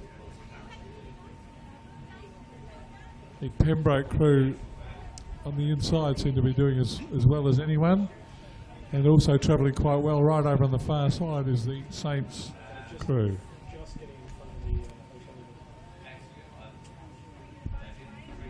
And probably, if anything, if there is 3 boats there together, it'll be the Scotch crew over in about lane 6 that are in some sort of touch with the Saints and the Pembroke crews.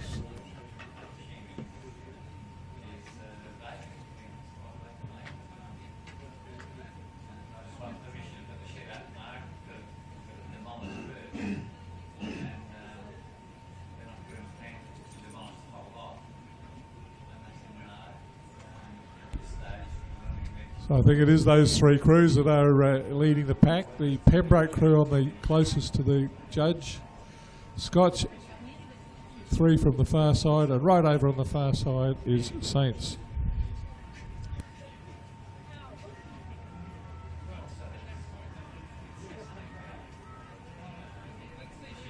Those 3 boats, 3 leading boats, all hitting things along really quite well with the tail breeze.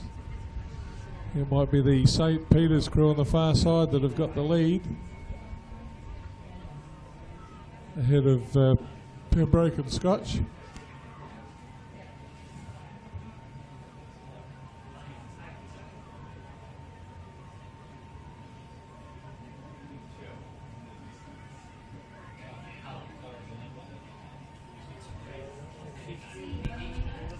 And they're into the red buoys now, less than 250 metres to go, and definitely on the far side it's the St. Peter's College Girls' School in front. Not a lot separating Scotch in the gold and Pembroke in the gold with the green. It's Scotch in the middle, Pembroke closest to the judge, but clearly out in front the St. Peter's crew.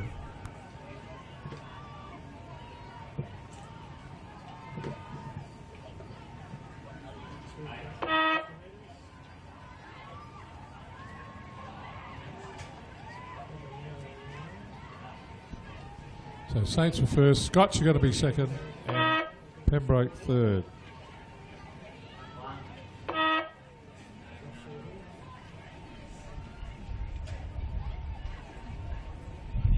And Seymour fourth. Pulteney going to be fifth.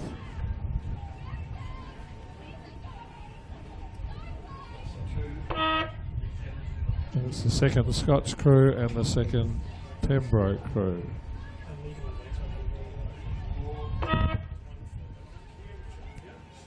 Followed by Adelaide.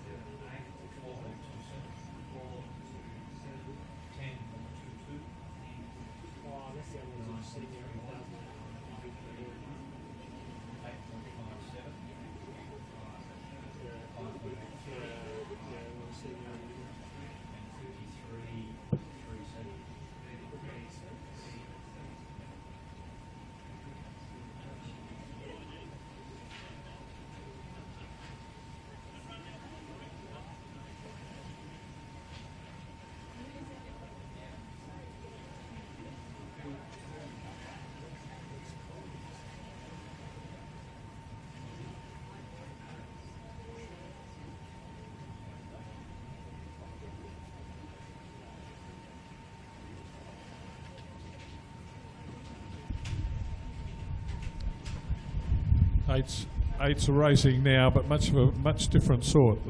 Only 1,000 metres, and it's a mixed eight. So 4 men, 4 women, the Riverside crew, and the Malham, Phoenix, and Pembroke Masters crew composite.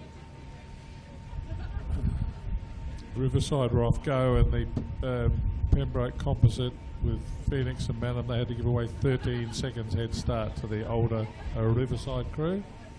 The Masters mixed 8.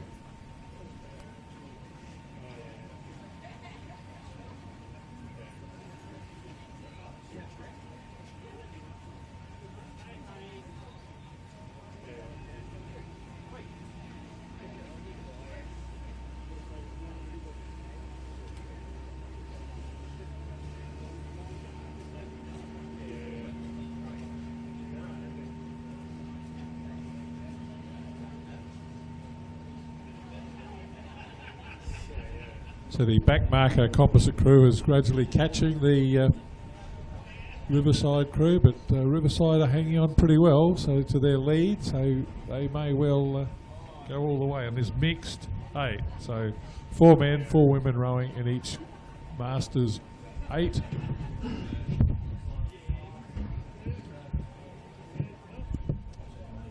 The younger crew catching the older crew that had a head start with the handicap for the aged. These crews will arrive at the finish line pretty close together, I suspect.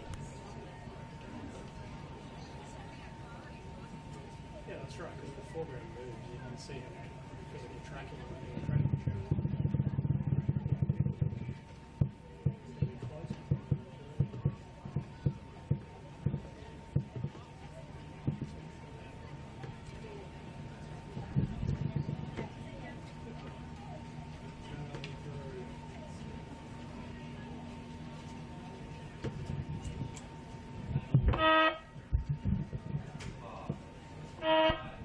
The composite crew did pass the Riverside mixed 8, so win to the Manham, Pembroke Masters and the Phoenix composite crew.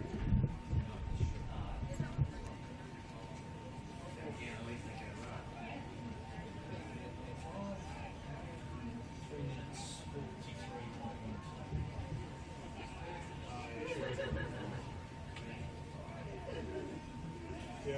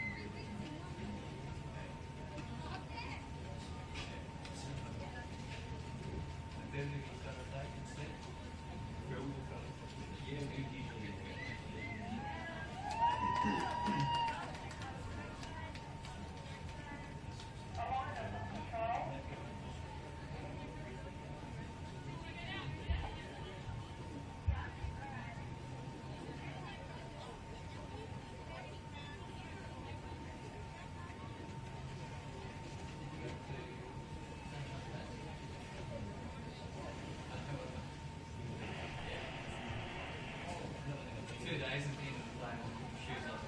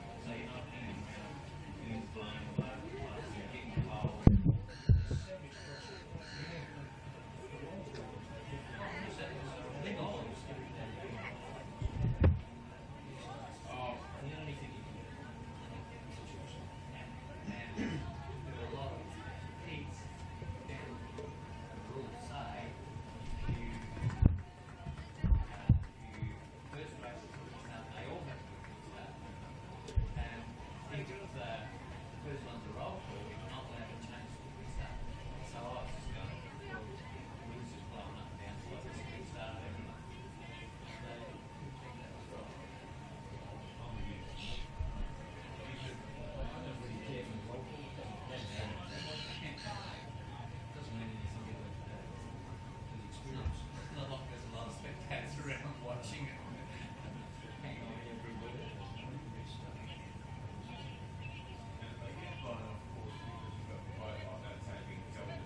Yeah, that's right. That can happen while roll. It does happen while. These boys' races are heats, and there's going to be a final. So for each placing. In this first heat, you've got Scotch, Princes, Pembroke, Princes, number 1 and 5, Adelaide and Pulteney.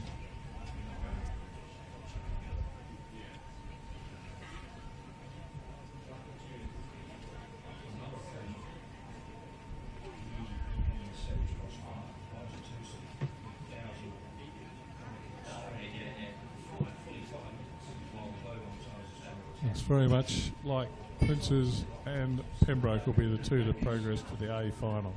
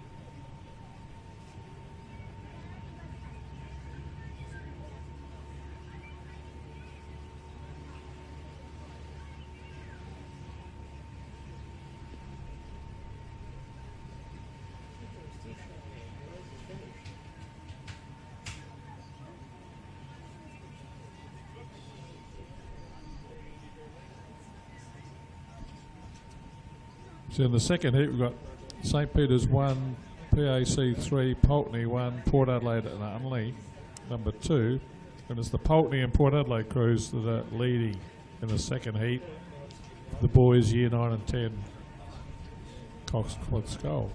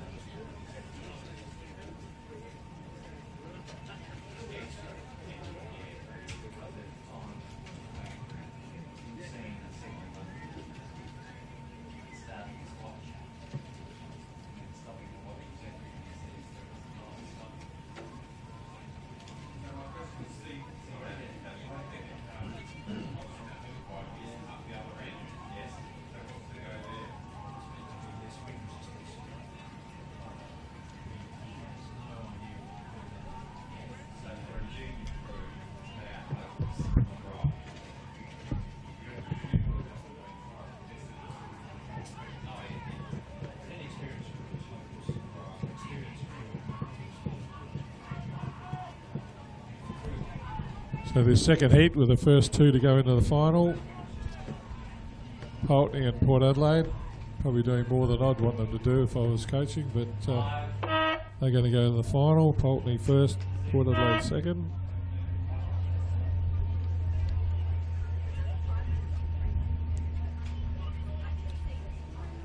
Princes are going to be third.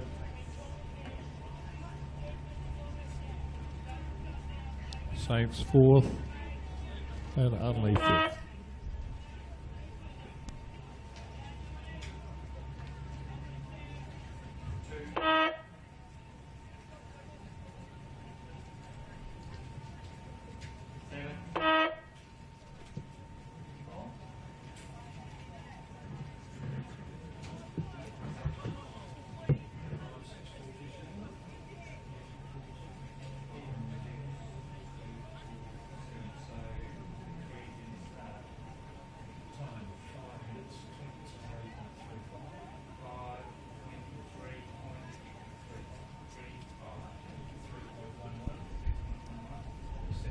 So in the last heat you got Scotch, Unley, Norwood Moriata, Prince Alfred number 2, Saints number 2 and Unley number 3. Did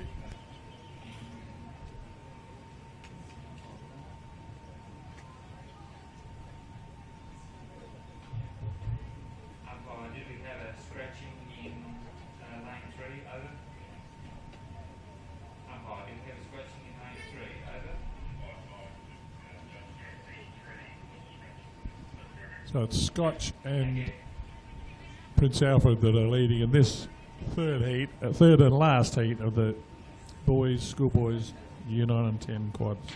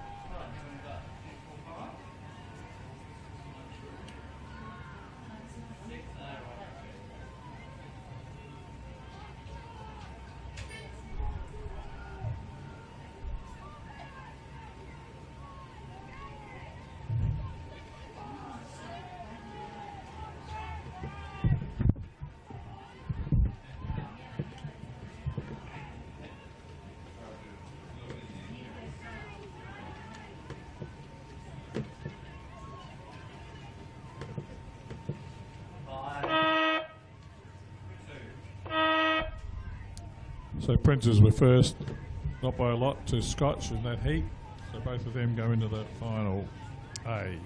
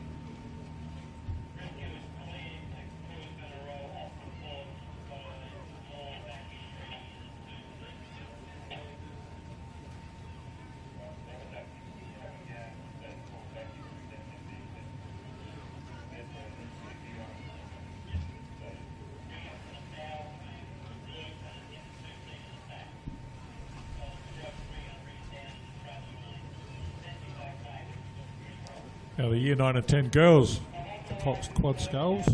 There's 4 heats here, and again the first 2 go to the final. So again, these are heats. The first 2 go to the A final, 3 and 4 go to the B final, etc. Got Loretto, Pembroke, Saints, Walford and Unley. The first one is Loretto number 3.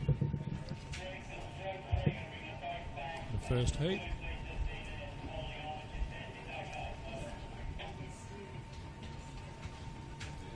I can only see 4 boats, so we must have a late scratching. You can't see that. He's got his hand. He's got a hand up. He's clearing the race. So what we suggest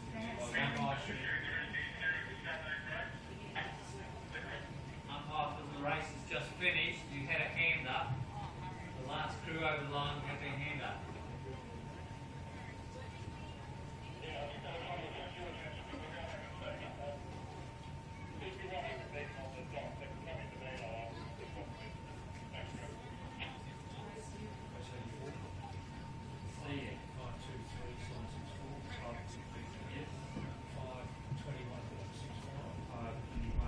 So it's Pembroke and Walford that are shining out in this heat, so they look like the 2 that have got a clear margin over the rest of the field and will be heading for the A final.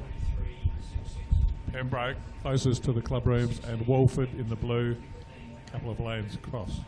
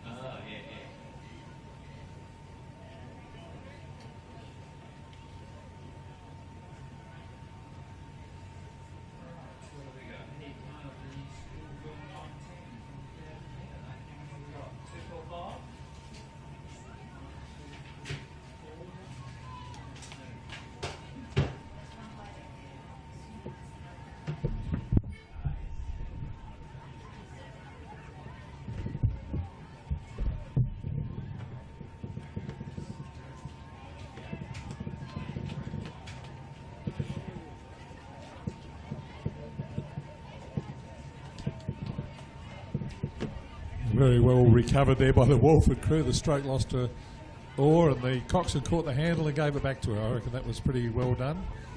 And Walford hang on then to win from Pembroke. Those 2 go to the final A.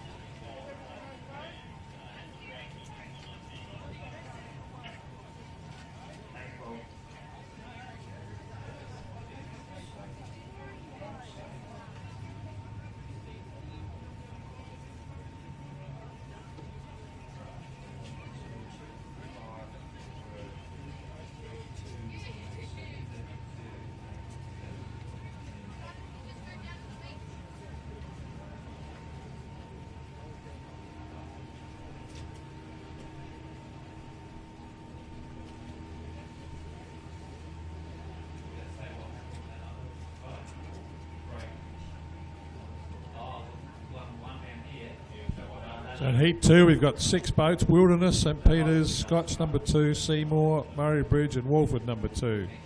And it's the boats in lanes 1 and 4 that are leading the pack, looking at 2 places in the A final. That's Wilderness and Seymour.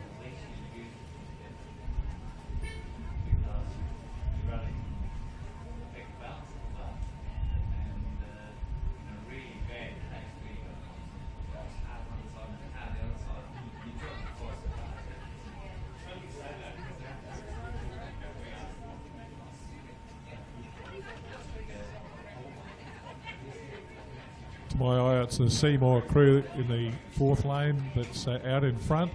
Pretty good battle on between Wilderness and Saints in lanes 1 and 2, or 2 and 3 on the program. They're having a good dice for the second spot. But it looks like clearly out in front is the Seymour crew.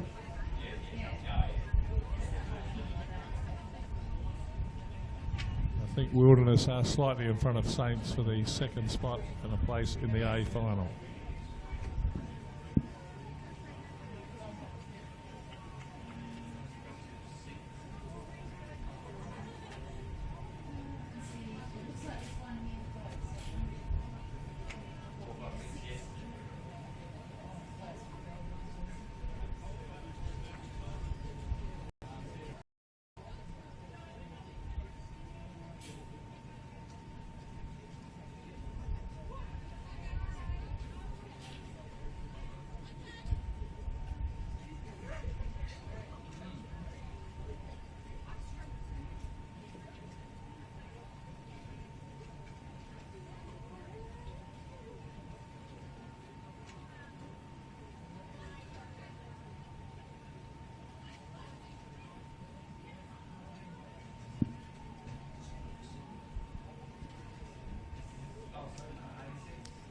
Seymour stretching their lead out further as the race goes on. This is a heat, so the first two boats go to the final.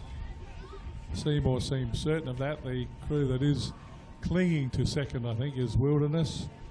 They're under pressure from Saints and possibly almost the rest of the field. There's hardly anything between the next four boats in this.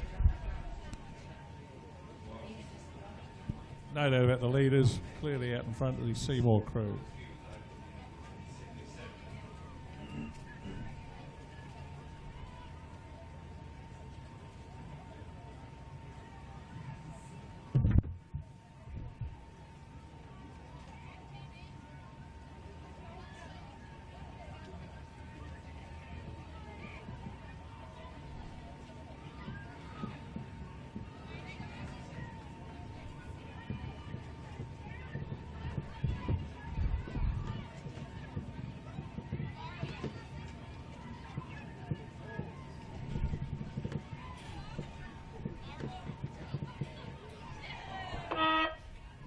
Seymour first, and these other boats almost all overlapping. Wilderness, Saints, Scotch, Unley. Wilderness are going to hang on to second. Saints third. Oh, good grief. I can't tell you between Scotch and Unley.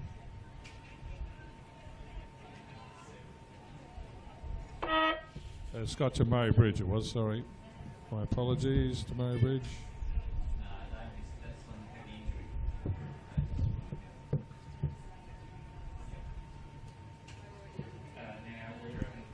And the third heat's underway. Remember, there's 4 heats in this age group, in this boat class. Year 9 and 10 girls, or schoolgirls. So this one you got Adelaide, Pulteney, Seymour, Pembroke number 2, Loretto 2, and Saints.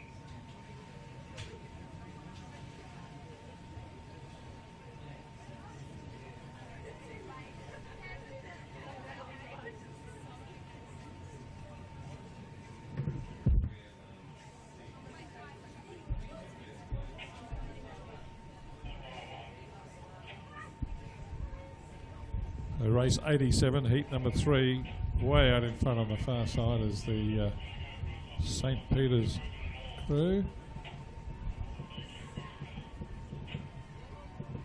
it looks like Loretto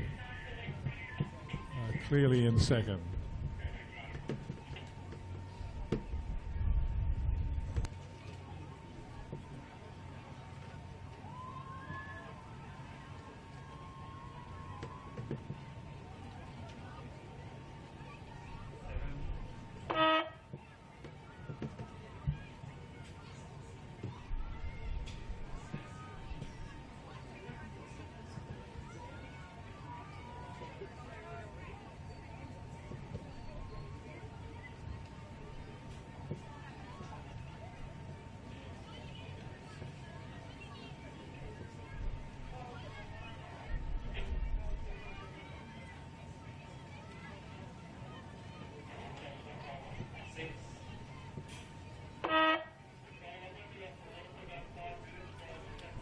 Yeah, Loretto was second. Adelaide High coming third. So Adelaide High up in the third place ahead of Pembroke and Seymour.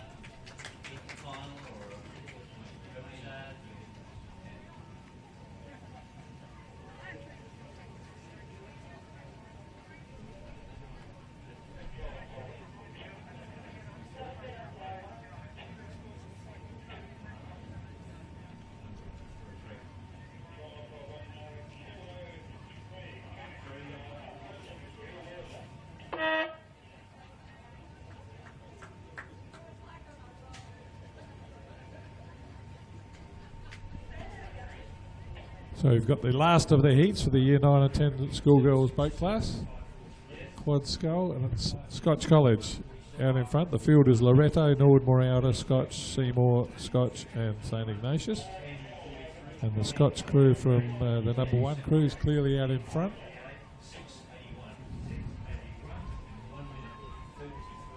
So Seymour having a good battle with St Ignatius for the second and third spot. They've gotten the right away from the rest of the field.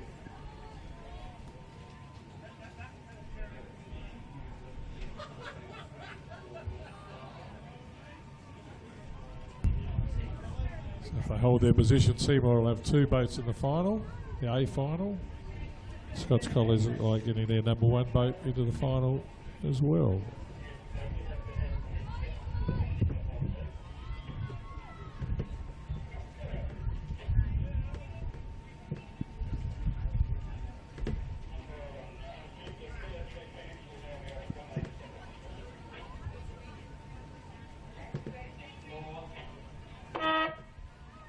Scotch over the line, Seymour are going to be second and St Ignatius third.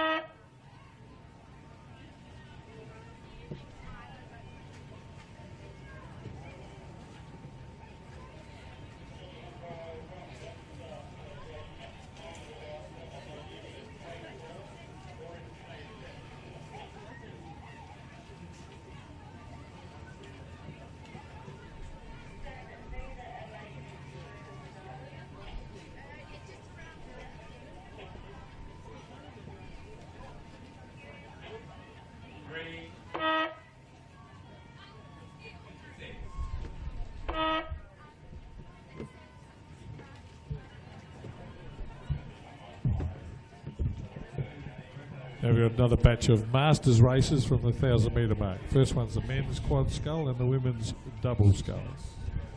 It's more than one of them.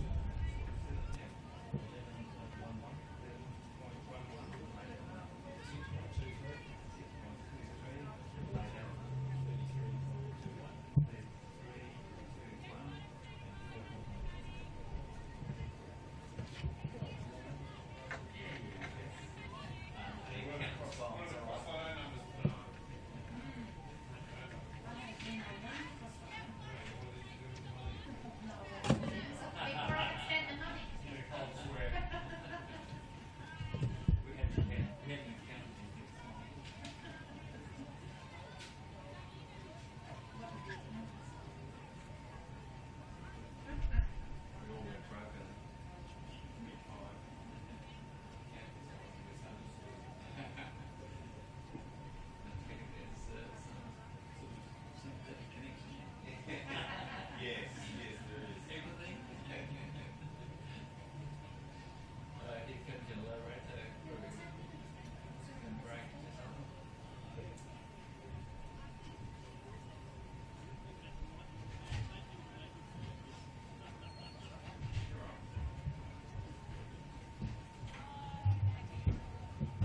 Yeah, I bet that's going to have to be.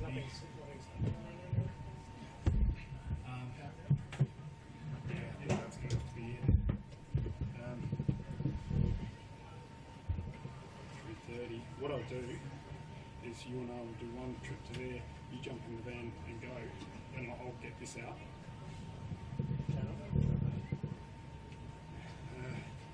I'm going to stop the stream. I don't have my identity, I just want to log in.